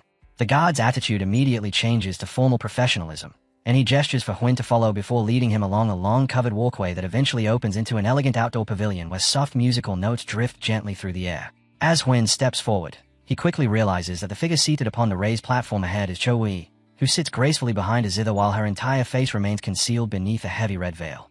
The guard bows deeply and respectfully addresses her as the housemaster, announcing that a challenger bearing a plaque has arrived, prompting Cho Woo-hee to remark that this is the first such challenger in 10 days. She raises a delicate hand, and the medallion suddenly lifts into the air before floating toward her through the use of telekinesis, a high-level chi technique that instantly confirms the rumors surrounding her strength. Catching the medallion with effortless grace, she asks Hwin if he intends to attempt the martial trials, and once he confirms, she announces that the first test will be a duel against God Bomb. At her words, Bomb calmly grips his polearm while Cho Woo-hee begins plucking the strings of her zither, casually noting Hwin's youth while expressing curiosity about whether he can win. The duel explodes into motion as Bomb lunges forward, forcing Hwin to leap aside before drawing his sword in one smooth movement and slashing downward. Their weapons collide with a flash of sparks and bursts of chi, the two exchanging a rapid storm of strikes while the rhythm of the zither fills the air. Hwin quickly prepares his next maneuver while Bomb, though impressed inwardly, dismisses him as an inexperienced brat as the clash intensifies. As they lock together in a contest of strength, Hwin suddenly releases his sword and drops low, diving forward and sliding beneath Bomb's guard. Cho Woo-hee's fingers pause briefly above the zither strings in surprise as Hwin pulls his arm back, his fist glowing with yellow light, before unleashing the flecting dragon fist. A massive surge of golden chi erupts from the strike, blasting Bomb backward across the ground, and as the dust settles, Hwin stands tall, calmly catching his falling sword out of the air. Bomb lies slumped on the ground, stunned by the level of combat instinct required to make such a gamble, while Cho Woo-hee calmly asks whether they intend to continue. Although Bomb struggles to rise, she firmly declares that the duel is finished. She remarks that Hwin managed to push Bomb further than anyone has in quite some time and suggests that he is concealing even greater strength than he revealed. Declaring that he has passed the first trial, she asks whether he wishes to proceed to the second. Hwin briefly reflects on how, in his previous life, he struggled through the knowledge trials, yet now he has refined true martial skill through battles where his life was constantly on the line. Determined to obtain her martial arts in this life, and perhaps see her face along the way, Hwin lifts his head with steady resolve and answers that yes, he will continue to the next trial. Hwin suddenly noticed something flying straight toward him, and for a brief moment he assumed it was a concealed weapon, only to realize with clear surprise that the object rushing through the air was nothing more than an egg. Cho Woo-hee calmly explained that this strange situation was in fact the test itself, stating that he must catch every egg thrown at him using his sword while ensuring that not a single one cracked. This was the second martial trial, a challenge carefully constructed to evaluate the participants' ability to control their own strength with exact precision. The examiners had concluded that if someone could receive such a fragile object on the blade of a sword, an item that could break from even the slightest contact, instead of catching it safely with their hands, It would demonstrate undeniable mastery over their inner power. Cho-Wei further told Heron that she wanted him to reveal the strength he had used when defeating Godback and to demonstrate a technique that surpassed even that level. Moving instantly, Rin responded with sharp accuracy as he intercepted the falling egg with the flat of his sword, rotating the blade significantly at the final moment so the impact weakened enough for the egg to settle safely without breaking. After securing it, he confidently asked whether his display had been sufficient. Although the observers acknowledged that what he had done was extraordinary, Cho-Wei spoke in a firm tone, reminding him of the exact rule of the test. He was required to catch every single egg. When Heron later looked back on the events, he regarded the second martial trial as something that had been fairly simple for him. Thinking through the earlier examinations, he recalled that the third martial trial required participants to hold gas within their hands, ignite it, and lift it upward, while the fourth demanded that a martial formation be created to destroy a group of terracotta warriors. Heron admitted privately that during that stage he had simply crushed them through overwhelming force instead. For the person he had become now, none of those trials had truly presented serious difficulty. With only the fifth martial trial remaining, Quinn received instructions to proceed inside. He walked toward the Immortal Paradise house, where Cho-Wei's voice sounded with a playful note as she commented that the interior was probably not as luxurious as he might have imagined and invited him to enter and take a seat. Rin replied that being granted a private meeting like this was a great honor for him, and he then sat down across from Cho-Wei. While observing him closely, she remarked that countless challengers had reached the stage of the fifth martial trial before, yet none of them had ever been as young as he was. Realizing she did not even know his honorable name, she asked him to introduce himself. He answered simply that his surname was Yang. Cho-Wei found the reply interesting, pointing out that most people eagerly tried to announce their full names, which made young Master Yang seem unusually different. She also noted that he showed no sign of nervousness or fear while sitting before her, and carried a noble martial aura that felt strangely out of place for someone of his age. Judging that he was likely more calculating than his appearance suggested, she admitted that her curiosity about him was growing and asked how they should move forward. Inside his thoughts, Quinn reflected on how meaningless his actions had been in his previous life, remembering how he once believed that whatever affection or comfort he failed to receive from his treacherous wife could somehow be taken instead from this veiled woman whose face he had never even seen. It had been a warped kind of retaliation toward his wife, a hollow reward he once used to soothe the loneliness of being abandoned. Yet in the end he arrived at a painful realization. Anyone who cannot accept the reality in front of them will only keep chasing things that hold no true substance. That difficult truth was exactly why he could now sit before her in complete calm. Breaking the heavy silence, Quinn simply said they should skip unnecessary talk and asked her to explain the fifth martial trial. Cho-Wei admitted that his blunt manner only made her curiosity grow stronger, then revealed that the final trial would be a sword debate fought directly against her. Although she acknowledged that she had already heard of his remarkable martial ability, she warned him that she had never once lost and asked whether he still wished to proceed. Rin agreed without hesitation, but before they began he wanted to confirm a rumor, asking whether it was true that anyone who passed all 5 martial trials would be granted one wish. Cho-Wei immediately affirmed it, stating she would grant absolutely anything. Hearing that, and knowing she had never been defeated, Rin picked up an ink brush and calmly declared that he would make the first move. As the contest began, the clash between them unfolded as a fierce yet perfectly balanced confrontation, a silent duel where neither voice nor steel was heard, only the tension of two minds colliding. Quinn remained motionless, locked in fierce concentration as the duel of theory unfolded between them. From above, the scroll displayed violent strokes of dark ink carving across the paper, each mark symbolizing a collision of martial intent as Quinn pressed forward. Within the imagined battlefield created by those strokes, the veiled Cho-Wei moved with weightless elegance, leaping through the air as her pale blue robes fluttered while she deflected an unseen strike. Opposite her, Rin's gaze sharpened with focus, his eyes narrowing while his real hand guided the brush with the same deadly precision as a drawn blade. The theoretical battle escalated when Rin's projected form surged forward with a powerful swing, the lines on the scroll growing thick and jagged to convey the force behind the attack, while Cho-Wei countered by spinning into a defensive turn, her crimson veil whipping through the air. Maintaining perfect composure, she demonstrated her mastery through swift, fluid motion, gripping her weapon in reverse as her golden ornament chimed faintly while she maneuvered through the exchange. Back in the quiet room, Rin's steady hand pulled the brush across the wooden surface, leaving behind a bold line of ink that marked a decisive strike, mirrored at the same instant by his projection lunging with total commitment. Catching a fleeting opening, Rin's expression tightened with cold resolve, and in a sudden burst of speed he slammed the brush onto the scroll with such force it seemed to make the air tremble. In the imagined battlefield he descended like a hunter, sword aimed directly at Cho-Wei, while she looked up at him with both hands raised in a desperate motion to block the incoming strike. A faint smirk forms on Rin's face as he studies the scroll, already declaring victory in his mind just as the imagined blades collide in a violent flash that unleashes a tremendous shockwave. Within the mental battlefield, Cho-Wei staggers from the impact, shocked that her sword has been stopped and her stance broken. In the quiet room, Rin keeps his brush upright while sweat gathers along his temple, his eyes fixed on Cho Wuhi's hand as it trembles against her own brush. Then, without warning, she reaches for another brush and straightens her posture completely, now holding one in each hand as her aura shifts. From beneath the veil, her voice emerges cold and mocking as she reminds Rin that she warned him earlier and suggests he has underestimated her. Inside the imagined landscape, two identical figures of Cho Wuhi appear side by side as she calmly declares that she has never known defeat, revealing the secret technique known as the left-right split mind art, a method that divides her consciousness into two separate opponents. Instantly the pressure multiplies, and Rin feels himself being pushed back as the dual assault begins to overwhelm him, admitting internally that he is steadily losing ground. The clash turns into a storm of swirling ink where Huin appears small and isolated while two shadowed versions of Cho Wuhi close in from both sides. Forced onto the defensive, he recognizes how frighteningly effective her method is, since she can wield two distinct Cho Wuhi arts simultaneously as though they belong to a single being. Understanding that the duel will inevitably end in his defeat if it continues like this, Rin still refuses to yield, preserving a stubborn spark of defiance as he prepares to reveal a hidden depth of his own. With sudden resolve he drives the brush down the scroll, carving a single unwavering vertical stroke to seize back the initiative, answering her claim of duality by declaring firmly that he is not alone in this fight either. At that instant, a violent eruption of red-tinted energy bursts outward from the scroll as the presence of an old man enters the battlefield, abruptly shattering the rhythm of the duel. The old man intercepts both of Cho Wuhi's projections inside the mental landscape, catching her entirely off guard with this sudden and powerful intervention. In the real room, the shock ripples through their connection, causing Cho Wuhi's brush to slip from her grasp and strike the floor with a sharp clatter as the mental duel collapses. She remains seated in stunned silence, her hands trembling while the composure she maintained until now completely falls apart. Her breathing grows uneven, and after a long pause she raises both hands to cover her face.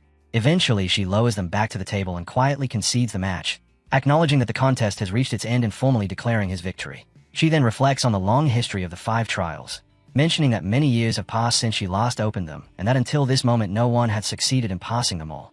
Through the red veil her eyes become faintly visible, filled with genuine respect as she explains that the trials embody the ambitions and dreams of those who challenge them.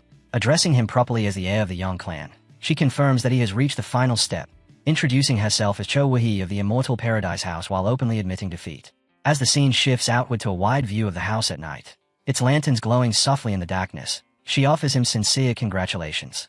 In a surprising gesture, she lifts away the veil and reveals a strikingly beautiful face framed by long brown hair, a white floral ornament resting above it, while she looks at him with a calm and composed smile. Rin is momentarily startled by the sight, and she deepens his surprise by calmly addressing him as the Flying Dragon Sword hero. Though briefly captivated by her appearance, Rin quickly questions how she could possibly know who he is, prompting her to chuckle softly as she teases him about the thoughts running through his mind, casually accepting his silent admiration as if it were a compliment directed at her. She explains that the answer is simple. The technique he used earlier, the Soaring Dragon Emperor's Sword, was unmistakable, and with his recent fame as a member of the Tianzhongyang clan, identifying him had not been difficult at all. Realizing he had been recognized so easily, Rin awkwardly stammers out a compliment about her intelligence. Leaning back slightly, Cho Wuhi decides it is time to address the real matter and invites him to claim his reward, telling him he may ask for absolutely anything. Huin's jaw tightens as the weight of his request settles on him, while she calmly repeats her promise that any wish will be granted. She leans forward, gently lifting his chin so he must look at her, assuring him there is no need to feel embarrassed and whispering that whatever happens tonight will never leave this place. Adding with quiet suggestion that the night is long, she allows the moment to linger, only for Rin to abruptly shatter the atmosphere by loudly declaring that what he wants is her martial arts. Cho Wuhi freezes in genuine shock, the romantic tension collapsing instantly under his blunt demand. Soon afterward, a hand presents a bound manual containing a secret mind art, and Heron now stands with the book tucked beneath his arm, his face pale and drained while a tiny ghost-like figure symbolizes how utterly exhausted he has become. Without lingering, he immediately turns toward the exit, but just as he reaches the door Cho Wuhi calls out to him, asking if he truly intends to leave like that. When he glances back with tired eyes, she reclines into a deliberately provocative pose and offers a sly smile, suggesting that she could grant him one more wish. The following day, beneath the bright sunlight outside the entrance, his companions wait restlessly. Namwook, his neck wrapped in bandages, complains that an entire day has passed, and while Mijong scolds him for letting inappropriate thoughts run wild, they begin to wonder whether Heron might have failed. Mijong, however, firmly rejects the idea, insisting that Rin's abilities are far too great for such an outcome, and together they decide they will scold him later for making them wait so long. When Rin finally steps out, Namwook rushes forward ready to complain, only to halt in confusion the moment he sees Heron's pale face, hollow cheeks, and utterly exhausted presence. Heron does not respond to them at all. He simply walks past with a vacant expression and quietly orders them to head back home. Watching him stagger away, Namwook sighs with pity and concludes that their young sect leader must have failed the trials after all, quickly running after him while offering to help with training so he can recover from the disappointment. After those events, the three continue their journey together. Throughout the trip, Rin spends both day and night studying the martial manual he received, analyzing its contents without pause. Eventually, they arrive at the Sangwon clan, where the imposing structure of the estate immediately signals that they have reached their destination. Standing before the gates, Rin remarks that they managed to return far sooner than expected, and as he steps toward the interior he quietly wonders what the others might have been doing during the time he was away. The heavy doors creak loudly as Rin pushes them open and steps inside, where the sharp ringing of practice weapons colliding guides him toward the training grounds.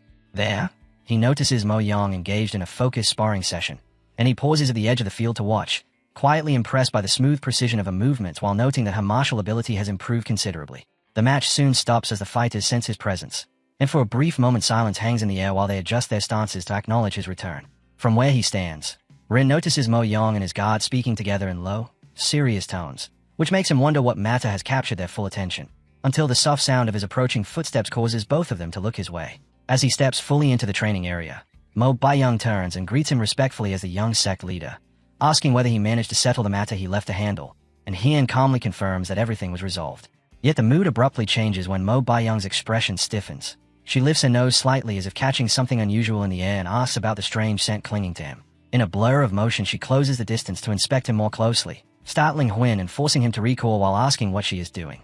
After a moment she identifies the smell as scented oils and, with suspicion in her voice, bluntly questions whether he visited a pleasure house, reminding him that he promised never to set foot in such a place.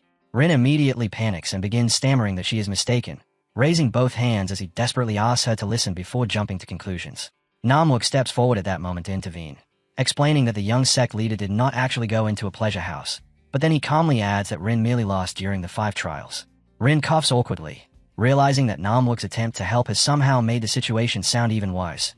Yet Namwook continues speaking as if nothing is wrong, insisting that such an experience is important for any martial artist.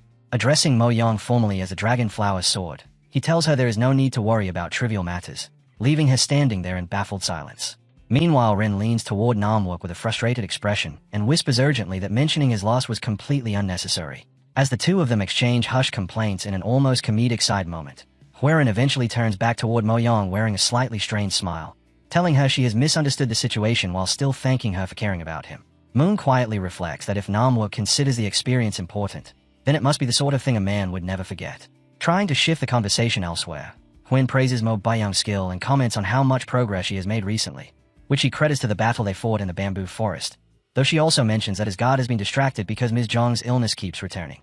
Hearing this, Rin's expression grows serious as he decides they should visit their companion and offer help.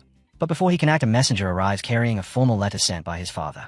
Taking the scroll with a heavy feeling, Rin studies the seal in surprise and exhales slowly before opening it to read the message inside. The letter speaks warmly of how much he has missed at home, and mentions how his siblings have grown, acknowledging the reputation he has gained as a Tanjiang sword hero while also revealing a father's worry about the harsh and dangerous world of Jianghu. When the message ends with a reminder about the changing weather and a request that he return home before winter arrives, Huirin is clearly moved, his eyes becoming moist as he lets out a quiet sniff. Later, beneath the clear sky across the wide grounds of the Sanguine estate, Huin gathers his companions and prepares them for their departure. Yang expresses sadness that they cannot remain longer, but Rin reminds everyone of the generous hospitality they received while also noting the approaching cold. They exchange formal martial salutes, and when the clan head gruffly orders them to hurry to the carriage that waits outside, Rin bows respectfully in gratitude before breaking into a broad smile and declaring that it is finally time for them to return home. The wind lifts his hair as he stands there smiling with genuine relief. But the scene abruptly shifts to a dark forest at night, where pale blue mist drifts through the shadows and the snout of a creature emerges to sniff the air. A cat moves through the darkness, sniffing along the ground, until a man reaches down to pick it up while saying that the tracks have been found. Stroking the cat as he speaks, he remarks that the blood demon personally requested this favor from him, so refusing was never an option.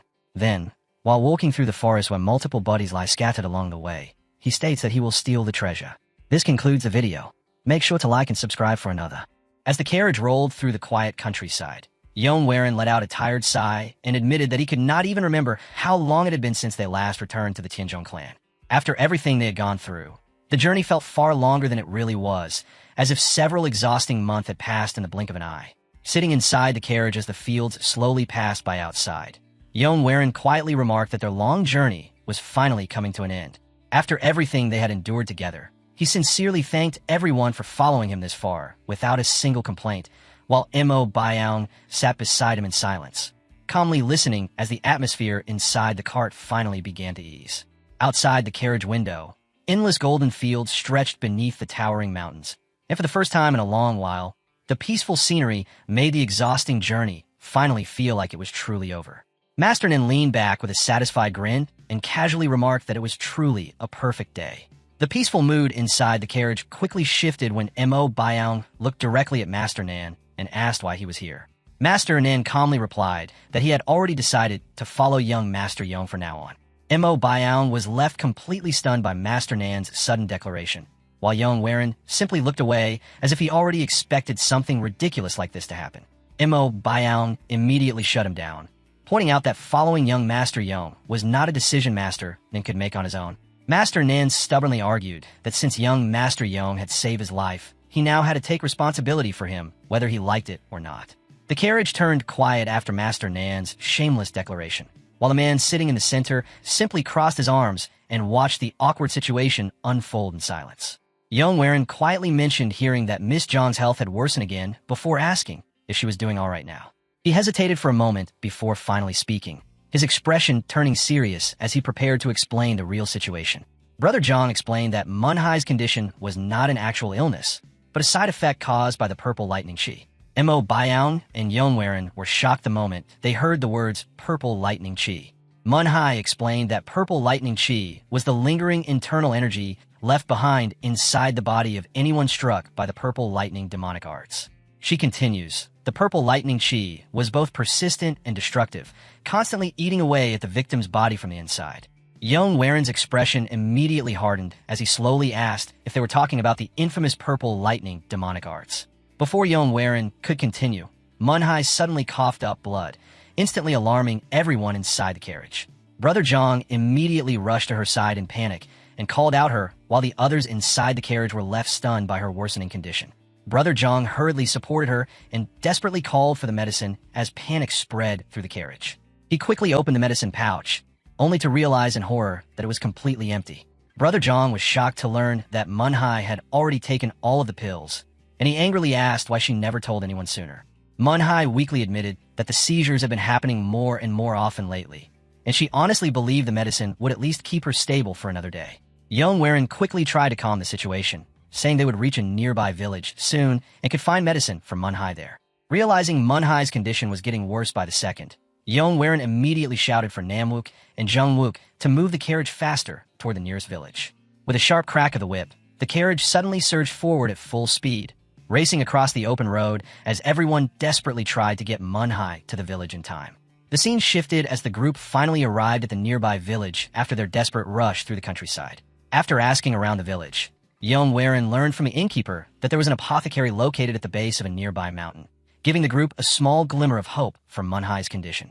Young Waren quickly added that he also have money there is no time to waste, and they should all head to the apothecary together immediately. As Young Waren turned back, Mo Baiyang quietly told him that they might also be able to find a solution from their side as well. Without wasting another second, they immediately took off toward the mountain apothecary as the situation grew more urgent. While rushing toward the apothecary, Young Waren finally asked Brother Zhang how Manhai had ended up being struck by the purple lightning demonic arts in the first place. Brother Zhang hesitated for a moment, his expression tightening as if the truth behind it was not something easy to explain. Before he could continue, a strange voice suddenly echoed through the forest, and an unknown red-haired figure appeared in their path, as if he had been waiting for them all along. A massive man suddenly appears in the middle of the forest path, and his overwhelming presence instantly forces the entire group to stop in their tracks. The moment Young Waren recognizes the man standing before them as the purple lightning blood demon, his expression freezes in shock as he demands to know how someone like him is even here. The purple lightning blood demon slowly grins at the stunned group, clearly enjoying the fear and confusion spreading across their faces. Jae Gung-hyuk complains that they're making him wait far too long. He smirks as he points out that the young cult leader is still suffering from the lingering demonic chi inside her body. Young Waren's eyes narrow in confusion the moment he hears the words, young cult leader, clearly shocked by what Jae Gung-hyuk is implying. Brother Zhang urgently tells Young Waren to escape immediately, warning him that Jae Gung-hyuk is targeting them, not him. Before anyone can react, he suddenly launches a violent burst of purple lightning energy straight toward Yongwaron, forcing the entire group into panic. He confidently shuts them down with a smug grin, casually saying, "Ah, no can do." As the pressure in the forest keeps rising, Jae Gung-hyuk calmly reveals that he only came because he received a rather troublesome request. Jae Gung-hyuk reveals that some woman desperately begged him to kill Yongwaron, making the already terrifying situation feel even more suspicious. Jae Gung-hyuk licks his lips with a twisted grin and admits he accepted a massive payment for the job. So now that the target is standing right in front of him, he sees no reason not to finish it. The moment Yongwaron sees him clearly, memories instantly come rushing back as he realizes this monster is the infamous Purple Lightning Blood Demon. Yongwaron remembers that the Purple Lightning Blood Demon is infamous even among demonic sects, a ruthless monster who kills ordinary people whenever something displeases him, making even other villains avoid him out of fear. Yongwaron recalls that in his past life, the Purple Lightning Blood Demon wandered across the martial world committing countless atrocities, and now it seems the monster has finally come searching for these two siblings. Yongwaron immediately realizes that every enemy he has faced until now is nothing compared to the terrifying monster standing before him. Brother Zhang grits his teeth in frustration, knowing that no matter what happens, he has to get Manhwa the medicine before it is too late. As Yongwaron tries to think of a way out, a sinister voice suddenly reacts to his presence, claiming it senses a familiar energy and instantly recognizing who he is. The sinister voice immediately recognizes Yongwaron's demonic master the moment it senses the purple lightning demonic arts around him, then mockingly points out that even after dying and returning, his abilities are still pitifully weak. The demonic master suddenly realizes the truth and says that Yongwaron already died once and somehow returned back alive. Then demonic master coldly warns Yongwaron to run away now if he does not want to die like a dog, then reminds him that if Yongwaron dies again, the demonic master himself will disappear as well. Yongwaron falls silent for a moment, his expression turning heavy as the demonic master's warning forces him to confront the terrifying reality.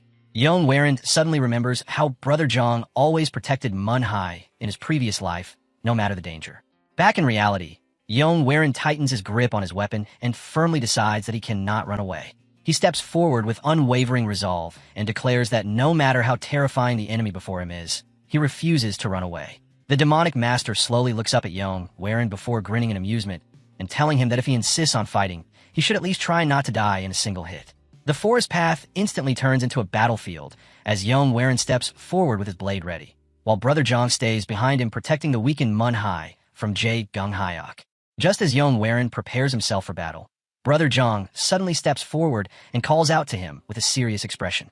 Brother Zhang suddenly erupts with energy and charges forward, entrusting Manhwa to Yongwaron as he prepares to face Jae Gung-hyuk himself. He unleashes his poison arts and rushes straight toward Jae Gung-hyuk. Without hesitation, Brother Zhang bursts forward at full speed and swings his blade directly at Jae Gung-hyuk, launching the first attack of the battle. The moment Brother Zhang closes in, Jae Gung-hyuk instantly counters with a brutal punch infused with purple lightning chi, smashing downward with enough force to completely overpower the attack head-on. The impact of Jae Gung-hyuk's punch violently sends Brother Zhang flying away, showing just how terrifyingly brutal his strength truly is. Yongwaron instantly shouts his name in shock and anger.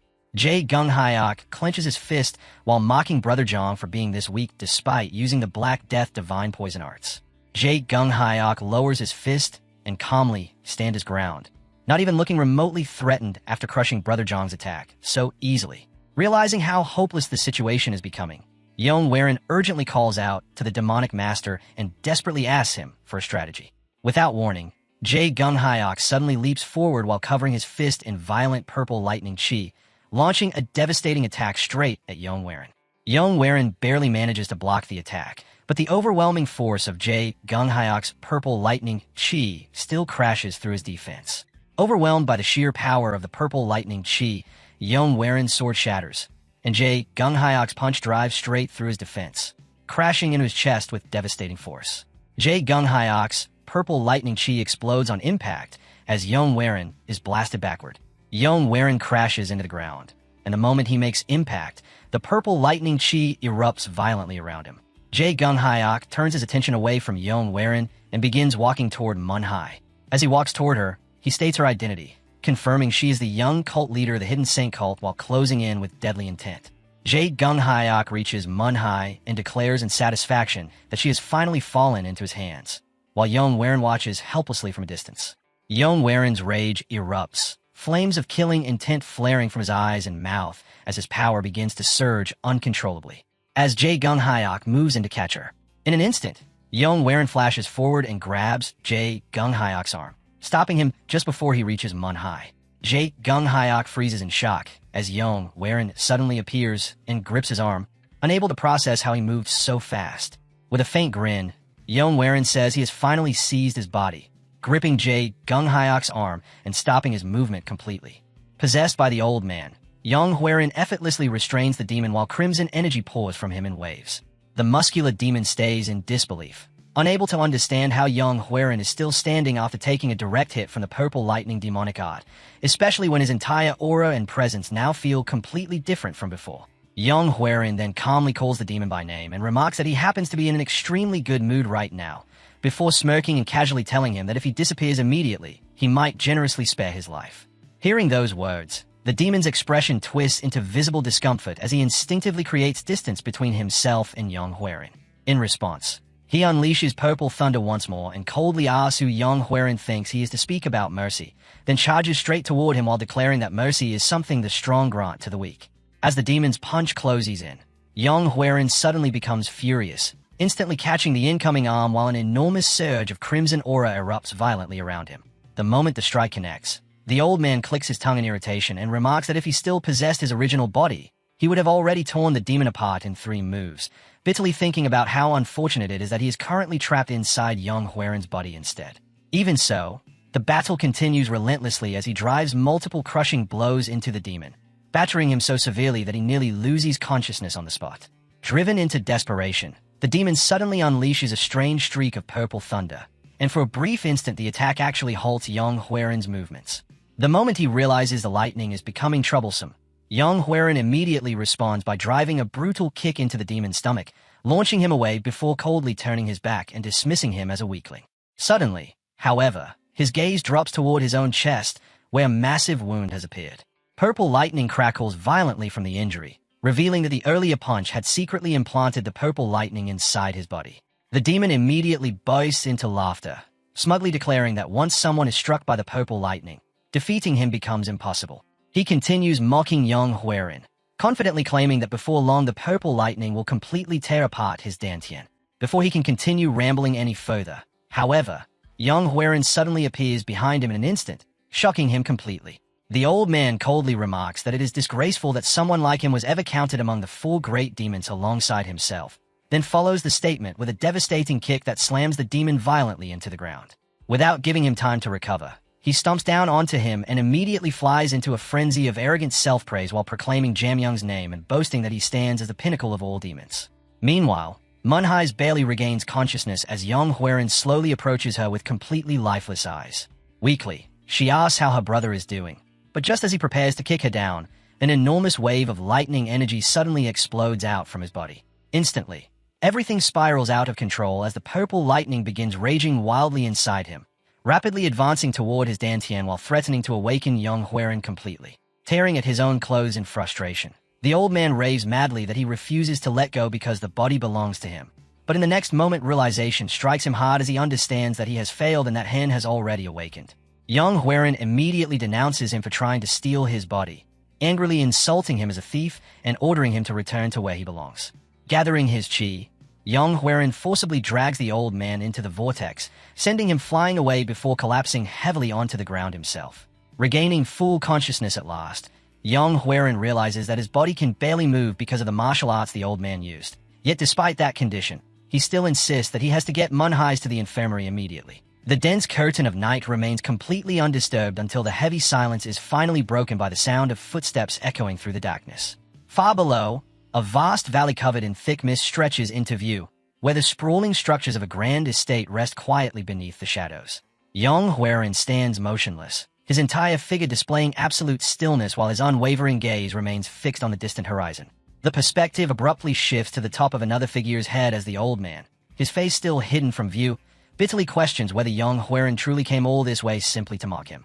Deep within a shadowed, ethereal forest, Yang Huiran sits calmly atop a large flat stone with flawless posture, his hands resting peacefully on his lap and his expression remaining completely undisturbed. In the extreme foreground, the back of the old man's white-haired head faces him while Yang Huiran smoothly offers another explanation for why he came. Without hesitation, Yang Huiran points out a damning truth, reminding the old man that despite the agreement they forged earlier, he still attempted to forcibly seize control of Yang Huiran's body and ultimately failed. Venom and wounded pride seep into the old man's voice as he demands to know whether Yang Huiran dragged this pitiful trapped manifestation of him into his own mental world solely to gloat over that failure. The confrontation intensifies as the scene tightens onto Yang Huiran's face, his golden green eyes narrowed into a cold piercing glare completely devoid of sympathy, while opposite him the old man's rugged, deeply lined face is revealed with bared teeth and a fierce blue eye burning upward with pure rage. The composition emphasizes the tension between them, placing the old man aggressively in the foreground with his body taut and ready for violence while Yang Huiran remains perfectly seated upon the stone without the slightest sign of fear. Yang Huiran calmly explains that the look in his eyes does not come from mockery at all, but from genuine pity toward the old man. For a brief moment, the old man is left speechless by the sheer audacity of the statement, and silence hangs heavily between them. The focus then returns closely to Yang Huiran's face as he addresses the old man seriously, his expression stripped of any trace of ridicule while he recalls the terrifying battle from earlier, mentioning the monstrous enemy John, a foe powerful enough to render Yang Huiran unconscious with a single devastating strike. Yang Huiran continues by observing that despite the overwhelming danger posed by such an opponent, the old man effortlessly crushed him, dealing with the deadly adversary as casually as someone disciplining a powerless child.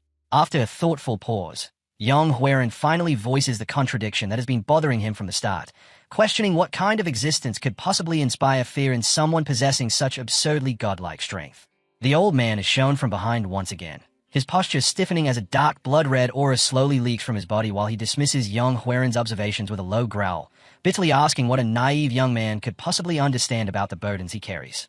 A sharp profile shot captures Yang Huiran's hardened expression as he continues pressing the issue, wondering aloud what terrifying force could break a person as powerful as him, before driving the point home by asking how someone so mighty could ultimately become a man incapable of even keeping his own word. The old man's face suddenly twists with overwhelming fury as the frame fills entirely with his enraged expression, heavy breathing echoing through the space while his teeth grind violently together in rage. Resting one hand lightly yet firmly near the hilt of his weapon, Yang Huiran begins his next words by admitting that what he is about to say is deeply unsettling, confessing that whenever he looks at the old man, there are moments when he cannot help but feel that the two of them are fundamentally alike. The background abruptly transforms into a violent crimson landscape as the old man, still carrying his signature white hair though appearing noticeably younger, walks forward with a cold expression while shadowed warriors slaughter one another in a brutal skirmish behind him. Yang Huiran quietly concludes that the old man must have spent his entire life trapped within a merciless world where killing was not a choice, but the absolute condition required to survive.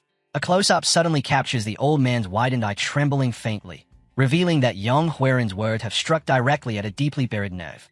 Yang Huiran then draws a parallel to his own life, explaining that he too was born into a proud martial family yet lacked the natural talent necessary to inherit their martial arts.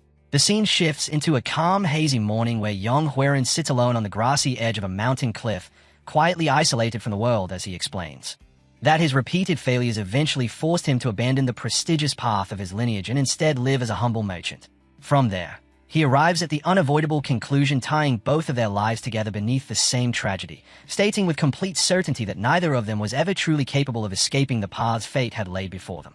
The old man's body trembles with restrained fury as he harshly orders Yang Huiran to shut his mouth, but Yang Huiran ignores the threat entirely and continues, pointing out that even after the old man climbed to the very peak of the demonic path and earned the legendary title of Heavenly Demon, none of it truly changed anything. Yang Huiran's expression never wavers as he delivers the final crushing observation, stating plainly that the old man still failed to escape the blood-soaked road he had walked his entire life. The old man immediately erupts in rage, violently rejecting the idea that someone like him could possibly resemble Yang Huiran in any way, roaring that such a comparison is complete nonsense while furiously ordering Yang Huiran not to speak as though he understands the suffering and agony of the journey he endured.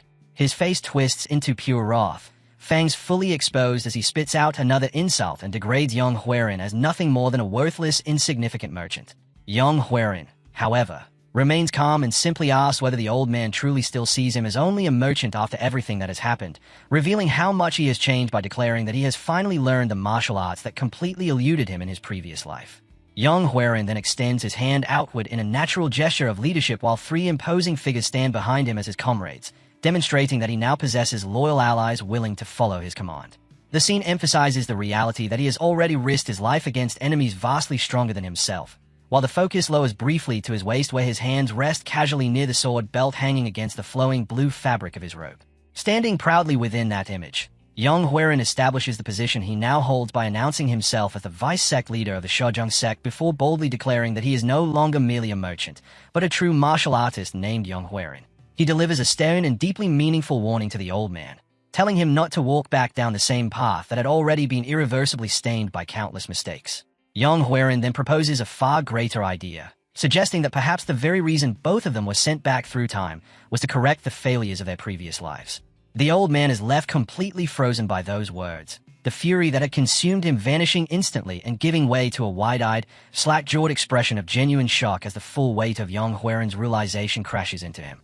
Slowly, the mental world around them begins to break apart as the figures of Yang Huiran and the old man gradually fade into an endless white mist, the ethereal landscape dissolving completely and signaling the end of their internal confrontation. A frantic voice suddenly pierces the haze, desperately calling for the vice-sect leader. Yang Huiran's vision slowly clears, still blurred from recovery, and he sees the muscular Namwook along with the woman in red, Woonyung, leaning close toward him with obvious concern etched across their faces while checking his condition. Still groggy, Yang Huiran questions where he is, and a wider view reveals a spacious traditional room filled with warm light where Yang Huiran now sits upright on a bed. Almost immediately, Yang Huiran lowers his gaze with a serious urgent expression and asks about the fate of the monstrous John Hyam. One of his comrades quickly answers, explaining that by the time they arrived together with Instructor Mo, the terrifying enemy had already died. From behind Huang's shoulder, Woonyung and Namwook remained standing respectfully within the quiet room while continuing their report, adding the reassuring news that the other two injured allies had also been found safely at the scene without suffering any major injuries. Yang Huiran quietly murmurs to himself afterward, expressing both gratitude and guilt as he reflects on how often he ends up indebted to the Chongyang sect. Sitting cross-legged on the bed, someone then asks in amazement whether it was truly Yang Huiran who managed to kill the fearsome Jui. Yang Huiran's eyes widen slightly at the dangerous misunderstanding, and a bead of nervous sweat appears along his cheek while he quickly averts his gaze, visibly caught off guard by the question. He immediately downplays the situation, explaining that the fallen enemy had been a supreme master far beyond ordinary martial artists, before smoothly constructing a lie by claiming that his memories of the battle remained fragmented because he had already been knocked unconscious during the clash. Yang Huiran casually adds that just before losing consciousness, he vaguely remembers seeing an old man with a beard and a tied-back ponytail. The others react with immediate shock, wondering aloud whether Heron had somehow been rescued by a legendary hidden master wandering the martial world. Woonyung, however, stands firmly with her arms crossed tightly over her chest, her posture guarded and openly skeptical while Namwook remains silently stoic beside her. A close-up highlights Woonyung's sharp purple eyes narrowing suspiciously, making it obvious that she finds Yang Huiran's conveniently timed story about a mysterious savior extremely questionable. Even so, she admits that eccentric hidden masters do exist throughout the martial world, though she warns that their current situation remains dangerous and firmly advises that they should return to the safety of the Shojong sect as quickly as possible. Still keeping her arms crossed tightly over her chest, Woonyung voices a sincere concern that remaining in such a vulnerable place any longer will only invite another disaster. After listening quietly, Yang Huiran makes the final decision himself, announcing that they will rest for only one more day before departing tomorrow, then formally excuses himself from the conversation by explaining that he needs to step outside briefly to visit the outhouse. An establishing view reveals the quiet, sprawling courtyard of the traditional estate beneath the night sky, where rows of wooden buildings glow softly beneath hanging lanterns that further emphasize the stillness of the sleeping village. Yang Huiran is soon seen stumbling weakly through the courtyard before catching himself against a wooden pillar, but in the next instant his face twists violently in pain. Clutching tightly at his chest, he struggles desperately to breathe while a massive heartbeat pounds painfully through his body, exposing the terrifying physical damage left behind by the recent battle. The scene then transitions away from that vulnerable moment into a deeply serene and atmospheric wide shot from behind Yang Huiran, who now sits completely motionless in profound meditation with his eyes shut tightly in unwavering concentration. The once dark surroundings suddenly erupt with an enormous surge of crackling purple and bright blue chi pouring violently from his body. The immense spiritual energy rises upward like a blazing inferno, while the strain visible across his expression makes it clear that he is forcibly repairing his shattered internal pathways, suppressing the catastrophic damage inflicted by the legendary battle through nothing but sheer determination and willpower. Morning eventually arrives as sunlight spreads across the busy town square where Yang Huiran and Wu Nyang stand beside their carriage, quietly watching the locals prepare for departure. Before long, their attention drifts toward a disturbance unfolding in the middle of the courtyard, where an enraged young martial artist loudly argues with two officials while her companions struggle desperately to restrain her from turning the confrontation into an outright fight. Yang Huiran notices the tense situation immediately, but wanting no involvement in unnecessary trouble, he deliberately turns his attention away from the scene.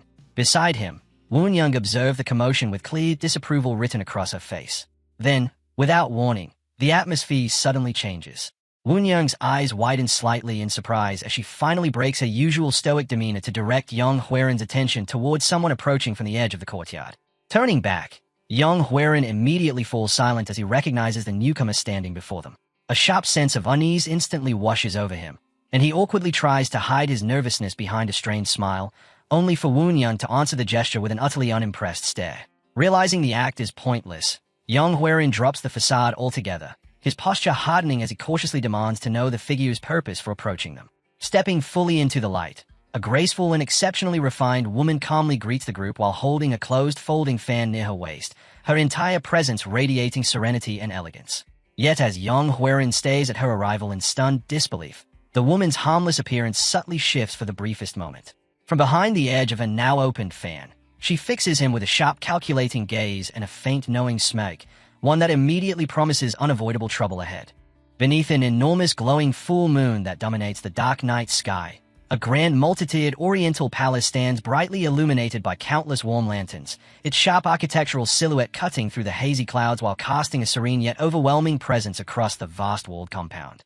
Inside the palace, clear liquor steadily pours from a dark ceramic jar into a small white cup, the liquid splashing softly against porcelain while a slender hand firmly holds the vessel in place. Within an extravagantly decorated room, Yang Huiran from his previous life sits at a low table crowded with countless dishes, aggressively shoveling food into his mouth until a large piece remains hanging from his lips. Across from him sits his wife with her hair arranged in an elegant bun, watching him with a completely unimpressed expression as she flatly remarks that it is already late and that he should stop eating. Hen pauses in the middle of chewing with bulging cheeks before immediately defending himself, insisting that he is simply maintaining the proper physique expected of a merchant union owner.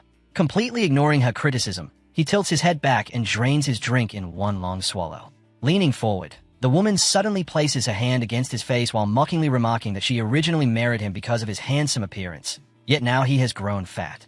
She pinches and pulls harshly at his cheek while he reacts in alarm, sweat forming as he hurriedly protests that it is not fat at all, but pure gold instead. The atmosphere briefly settles into the comfort of their private domestic life before the woman's gaze turns serious as she addresses him by the name Yang Huiran and recalls how he was once cast out of the Tanzhong clan completely penniless. With conflicted emotions lingering in her eyes and her hands still resting against his face, she speaks about his rise to becoming the owner of the merchant union before quietly asking whether he truly understands the reality of what happened. Her voice softens slightly, though a sharp bitterness remains hidden underneath as she confesses that while she loves him deeply, she also hates him because he swallowed the merchant union that she herself had originally been meant to inherit. Standing over him now, she openly declares that she despises her dear husband for taking it away from her, and that hatred has grown intense enough to make her want to take action herself. The scene abruptly shifts back to the present as the same woman greets Yang Huiran, addressing him as the heir of the Yang clan within a new location where Yang Huiran stands in an open courtyard. Miss Hui approaches gracefully in elegant blue and white robes while three women dressed in green follow closely behind her. Yang Huiran offers an awkward martial greeting and politely remarks that it has been quite some time since they last met. Hiding part of her face behind a folding fan, Miss Hui calmly asks what has brought him here while revealing that she has been searching for both the Papal Lightning Blood Demon and the Black Killer Blade. Yang Huiran then informs her that the demon is already dead, instantly causing Miss Hui's eyes to widen in shock while the women behind her recoil in disbelief. Miss Ho quickly asks whether he was the one responsible for killing him, but Hen immediately averts his gaze and lies smoothly, claiming that he knows absolutely nothing about it. At that moment, one of the women suddenly steps forward and addresses him as Hero Yang before raising the dark insignia belonging to the Black Killer Blade. Though Yang Huiran denies ever seeing such a thing, his eyes immediately lock onto the ornament, noticing how strikingly similar it looks to the one resting atop his own head. A sudden realization crashes into Yang Huiran like lightning as the final pieces finally connect in his mind. As the sun gradually begins setting beyond the horizon, a lone horse carriage rolls steadily toward the fading golden light.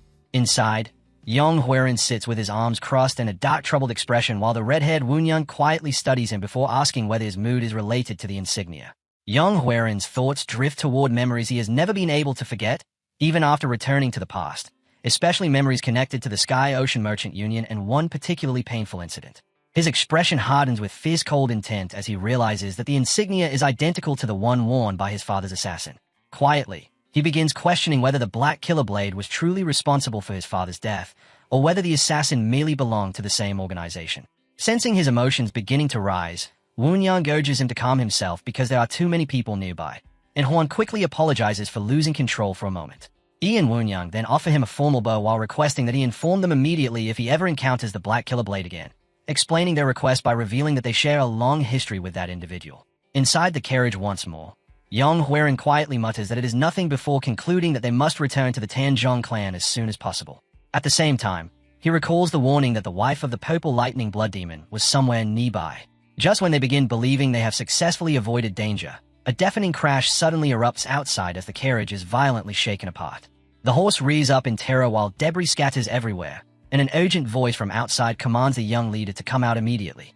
Yang Huiran quickly slides open the carriage door only to be met with complete devastation. Bodies lie motionless across the ground while several Shaolin monks stand among the wreckage alongside a woman named Huan. One of the monks angrily accuses Awan, the wife of the Purple Demon, of slaughtering innocent people, causing her to glare back at them in furious outrage while demanding to know how they dare place the blame on her. She screams that they are free to kill her if they wish, but bitterly questions whether Buddha's teachings somehow forbid her from killing them in return.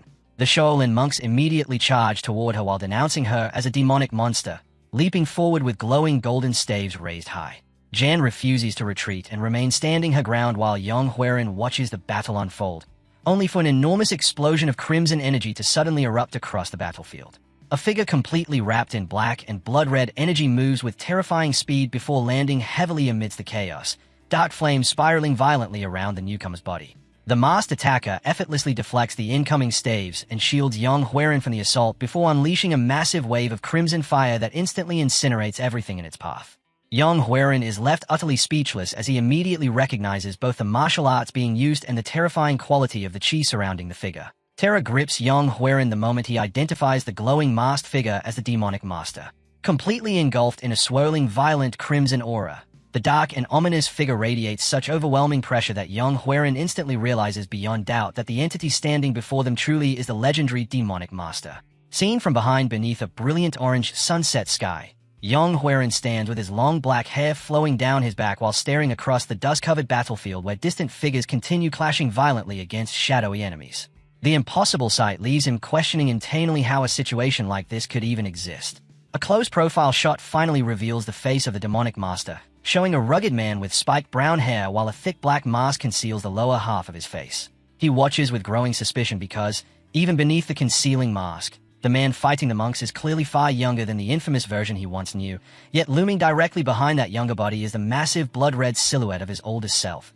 The two forms overlapping so completely that the observing demonic master begins to suspect that, since he regressed in spirit form, it may actually be possible for him to exist within the same timeline as the physical demonic master of the past. As disorder spreads through the Shaolin ranks, one monk angrily warns the others, shouting that their enemy is a martial master and ordering everyone to immediately form a defensive formation. A broad-shouldered, bald monk glares ahead with fierce intensity, presses his palms together in a rigid martial prayer seal, then releases a thunderous battle cry before seizing his long wooden staff and exploding into a full-speed charge across the barren battlefield, his terrifying acceleration marked by thick jagged black speed lines ripping across the scene. An enormous shockwave of golden energy mixed with spiraling dust suddenly erupts outward in a perfect circular blast, and at the very center of that violent eruption, Deng Huan in her purple robes and the younger demonic master in black clothing crouch defensively against the crushing force. Through the heavy orange-tinted haze covering the battlefield, two Shaolin monks burst into motion and streak horizontally across the scene at blinding speed with staffs ready to strike, drawing a menacing close-up of the younger demonic master as his eyes glow with a terrifying crimson light above the black mask while his brow tightens in deadly concentration. The assault intensifies when three Shaolin monks launch a synchronized aerial charge, with two of them diving directly toward him through the air while blazing wing-shaped masses of golden energy engulf their bodies and magnify the force of their descending attack. Facing the incoming strike, the younger demonic master violently releases his internal power, his entire body erupting in an explosive crimson aura as he braces himself to meet the assault head-on.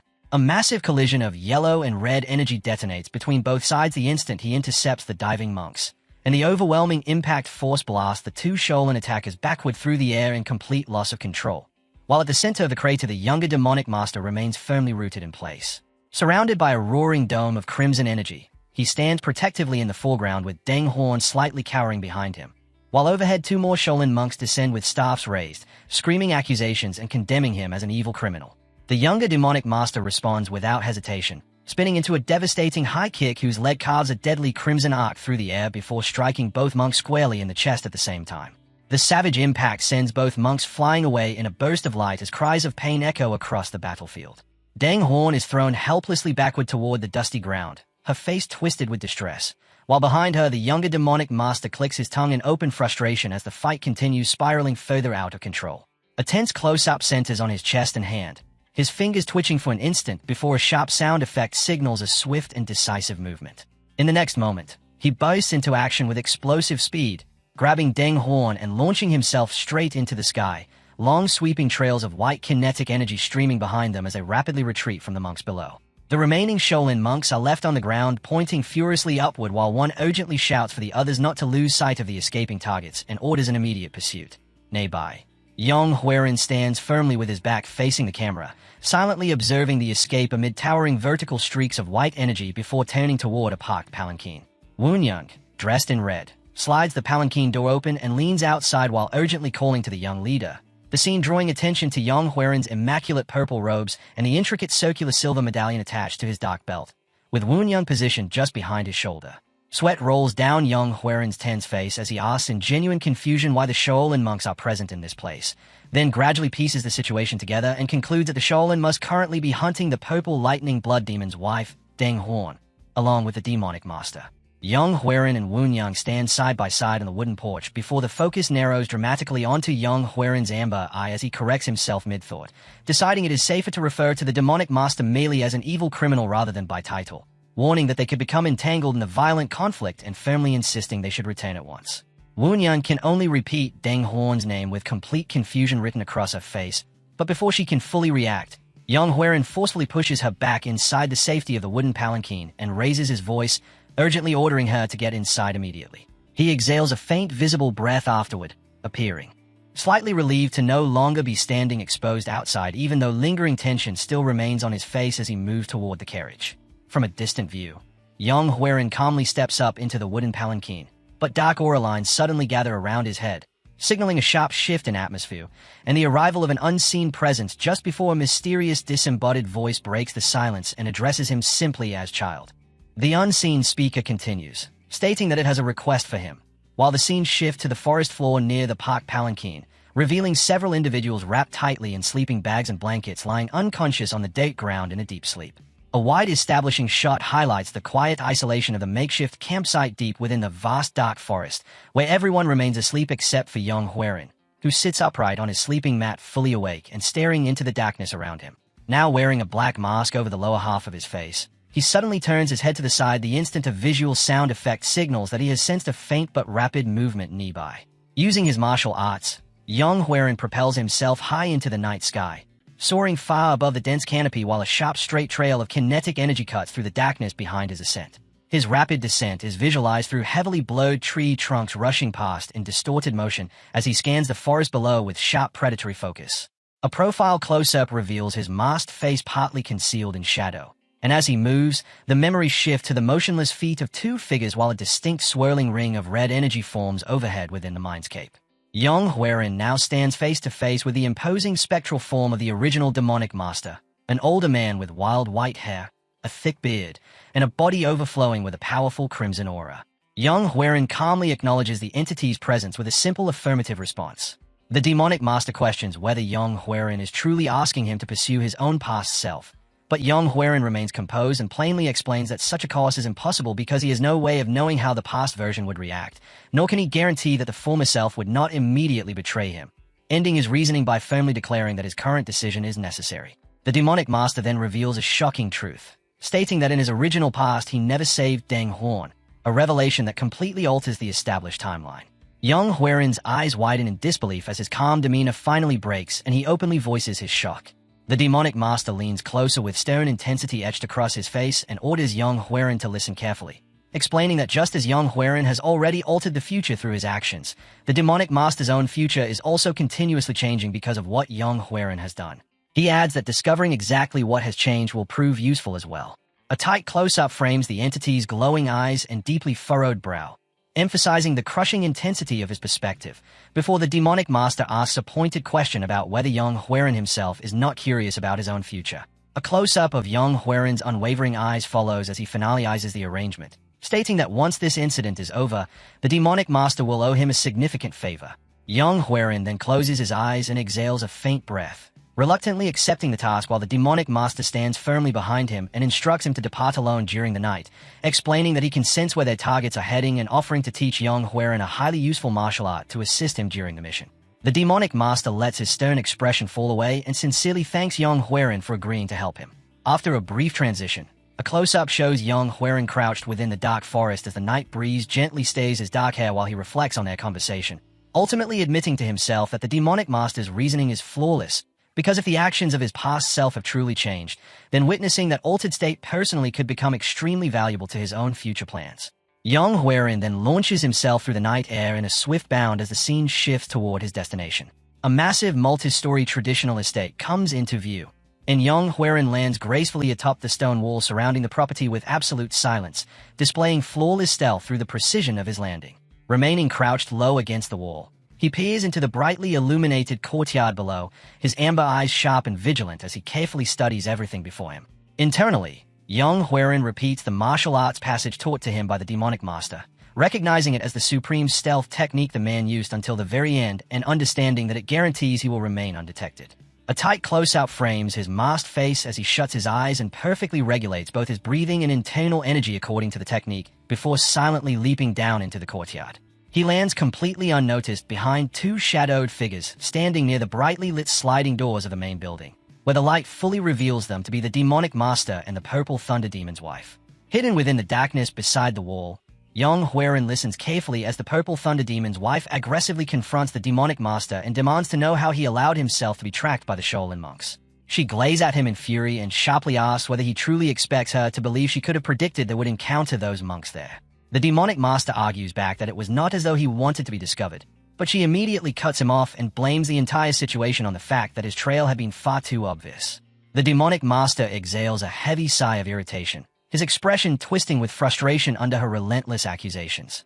With an annoyed utterance, he dismisses the argument and abruptly changes the subject by demanding to know whether she managed to retrieve the divine artifact belonging to the purple lightning blood demon. Wearing a smug, confident smile, she answers yes and reaches into the folds of a purple dress before pulling out a small leather pouch. Opening it, she reveals several glowing dark purple metallic spheres and identifies them as the explosive iron orbs. From his concealed position, young Huerin watches the exchange closely and immediately recognizes the items as the same steel balls previously used by the purple lightning blood demon. At that moment, the sound of approaching footsteps echoes through the courtyard as a third figure casually enters the light, instantly drawing the attention of both the demonic master and the purple thunder demon's wife as they turn toward the newcomer. The arrival is the Black Killer Blade, a handsome man with wavy silver hair dressed in elegant pale yellow robes layered over black garments, and after stopping beside them with a completely relaxed posture, he smiles pleasantly and offers a casual sing-song apology for arriving late. The purple thunder demon's wife instantly turns her fury toward the Black Killer Blade, pointing an accusing finger directly at him while screaming that they nearly died because of him and demanding to know how he can still show his face so proudly after what happened. Completely unfazed, the Black Killer Blade calmly asks why any of it should be considered his fault. But before he can continue, the demonic master sharply cuts him off and orders him to stay quiet while demanding to know whether he secured the divine artifact assigned to him. With a confident smirk and eyes gleaming arrogantly, the Black Killer Blade gives a simple confirmation and proudly states that he personally made certain to obtain the White Tiger Antidemon sword. The moment he hears this, the demonic master breaks into a broad grin and loudly celebrates their success while mentally listing their accumulated treasures, naming the White Tiger Antidemon sword of the Shaolin together with the explosive iron orbs of the purple lightning blood demon.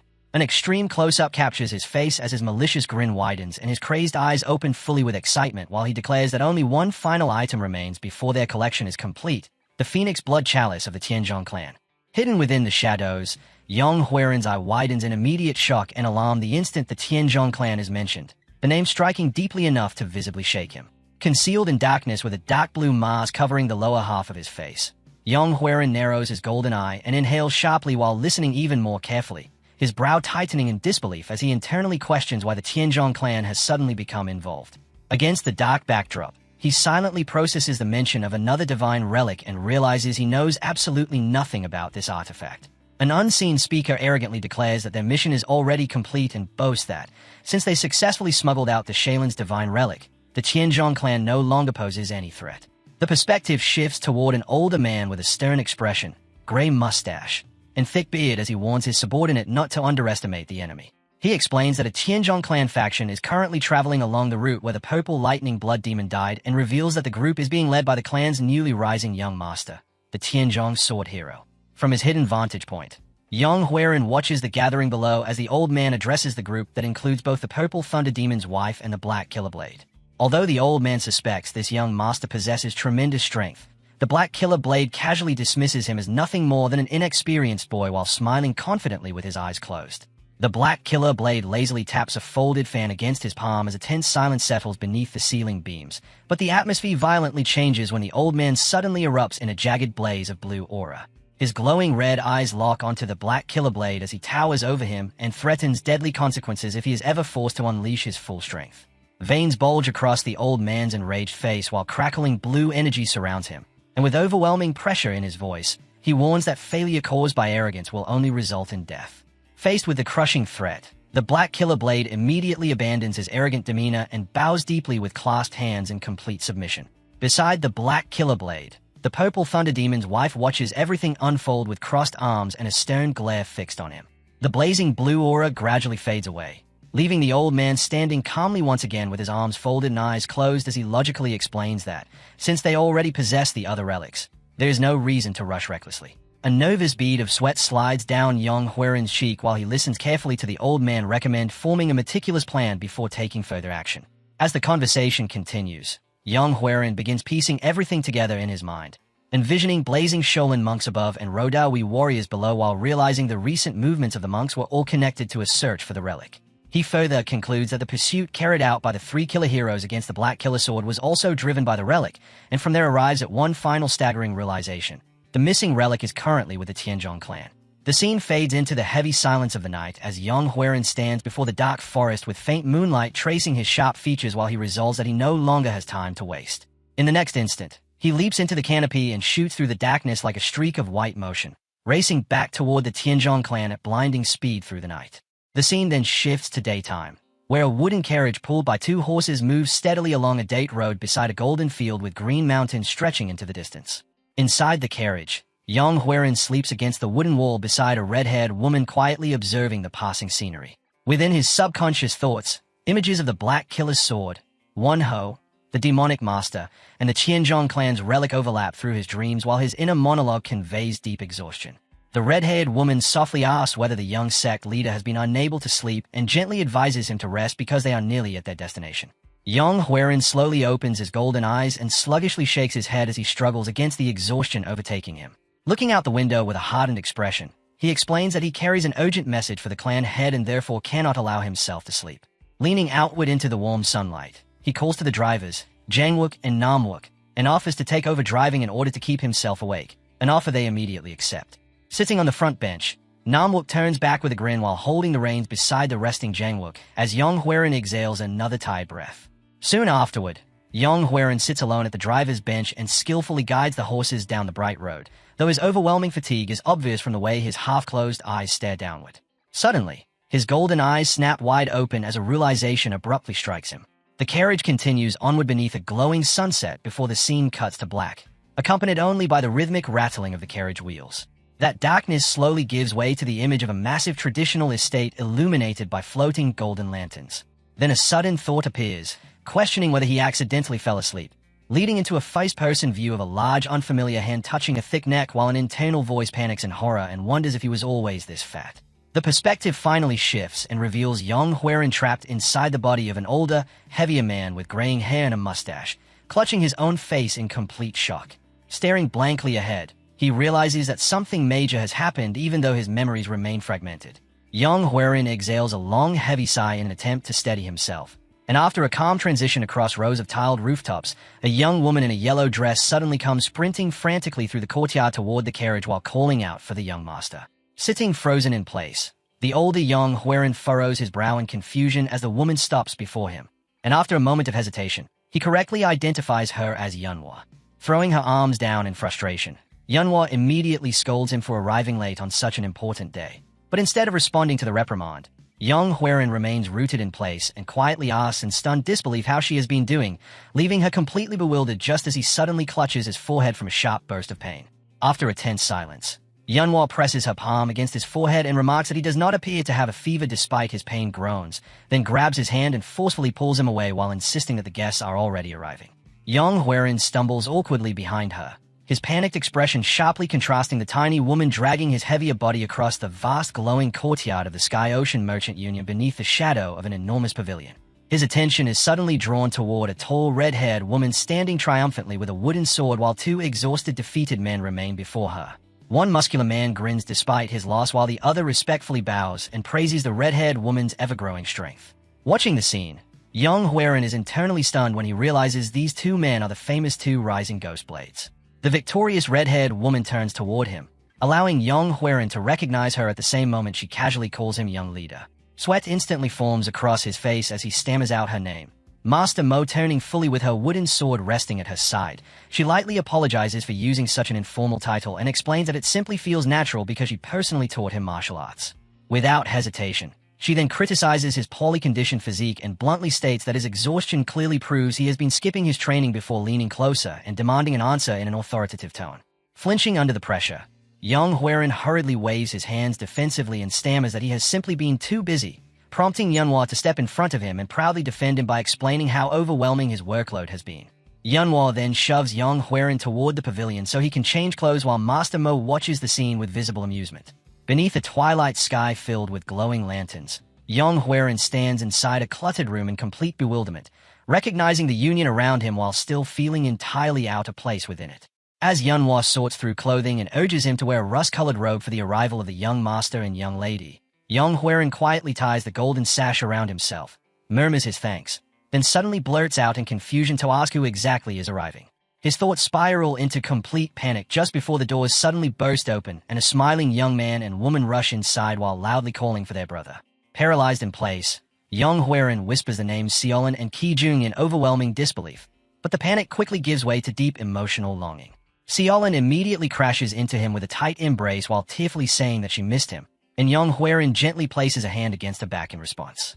Qijun laughs at the sight and teasingly mocks Xiaolin before clearing his throat and offering Yang Huiran a warm greeting while Xiaolin buries her face against Yang Huiran's chest. Nearby, Yunhua proudly points out that the siblings are the feared Tianzhong deadly duo, a title Yang Huiran softly repeats to himself while gently patting the hair of his innocent-looking younger sister. Xiaolin then cheerfully announces that their parents will also be arriving soon for the Moon Playing Festival, prompting Qijun to lightly chop her on the head and scold her for failing to use proper formal titles. Rubbing the top of her head, Xiaolin glares back and loudly argues that family members do not need to bother with formal titles, only for a dark-haired woman dressed in white and purple to suddenly burst into the room, grab both siblings, and drag them outside to continue playing.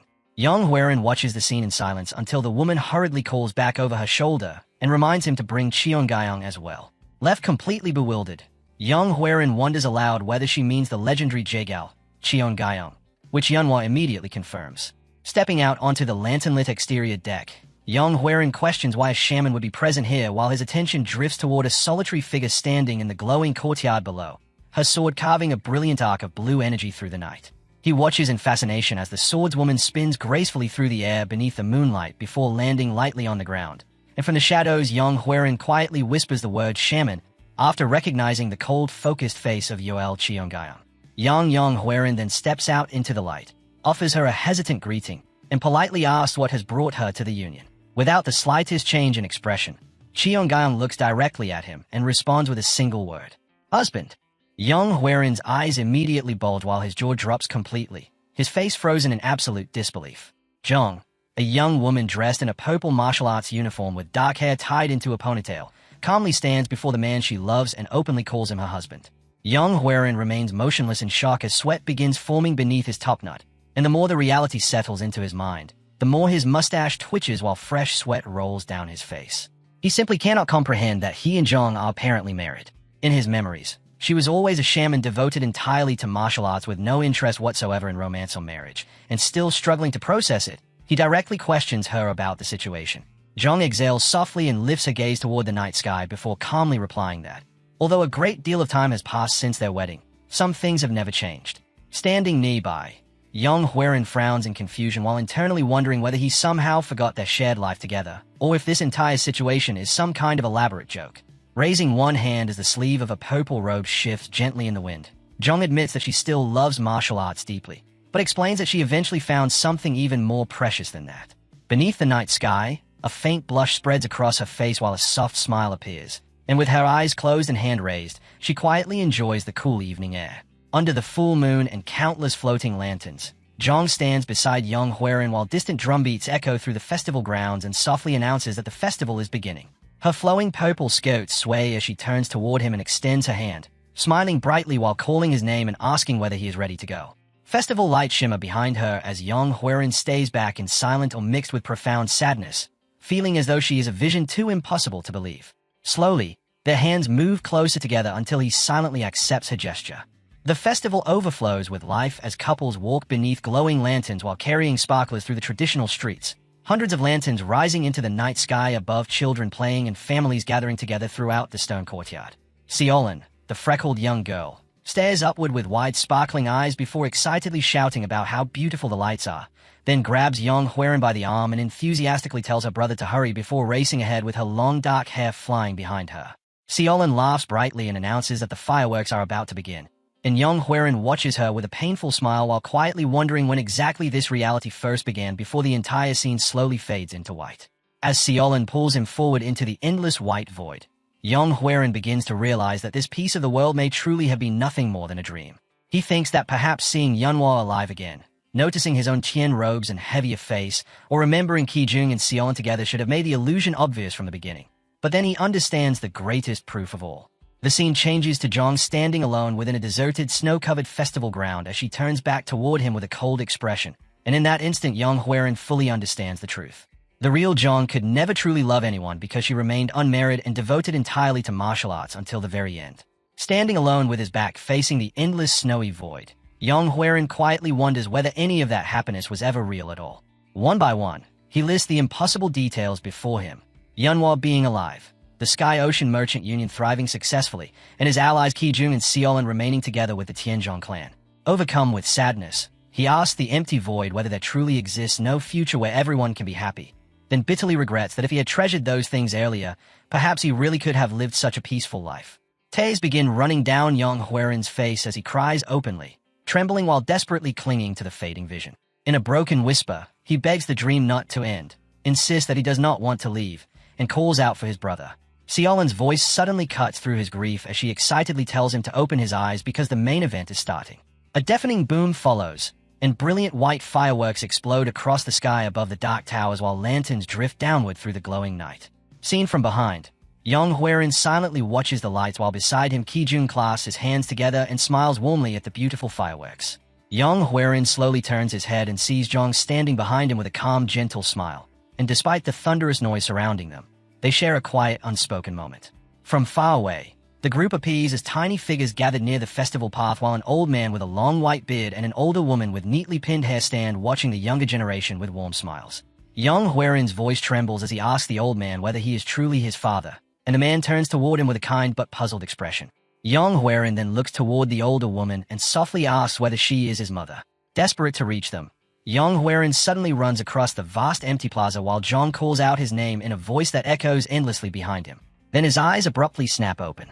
A sharp golden eye stares forward completely awake as young Huiran jolts upright with a gasp, no longer standing within a festival but sitting inside a horse carriage traveling quietly through mountain roads during the daytime. His long dark hair hangs around his face while Wunyang, with her flowing red hair, drives the horses from the front. Turning back toward him, Woon Young calls him young leader and asks whether he is finally awake, but young Huaren can only hold his head in one hand while tears continue falling down his face beneath the crushing weight left behind by both the dream and his real life. Seeing his condition, Woon Young looks at him with concern and softly asks whether he had a nightmare. Young Huaren slowly shakes his head, his hair falling forward to hide his eyes as he lowers his gaze toward the floor and quietly whispers that it was simply a very happy dream. Woon Young looks at him in confusion, unable to understand why a happy dream would leave him in such visible pain and bring tears to his eyes, but young Huaren says nothing more and only continues staring blankly downward while the carriage steadily advances toward the enormous fortress rising through the mountains ahead, the home of his clan.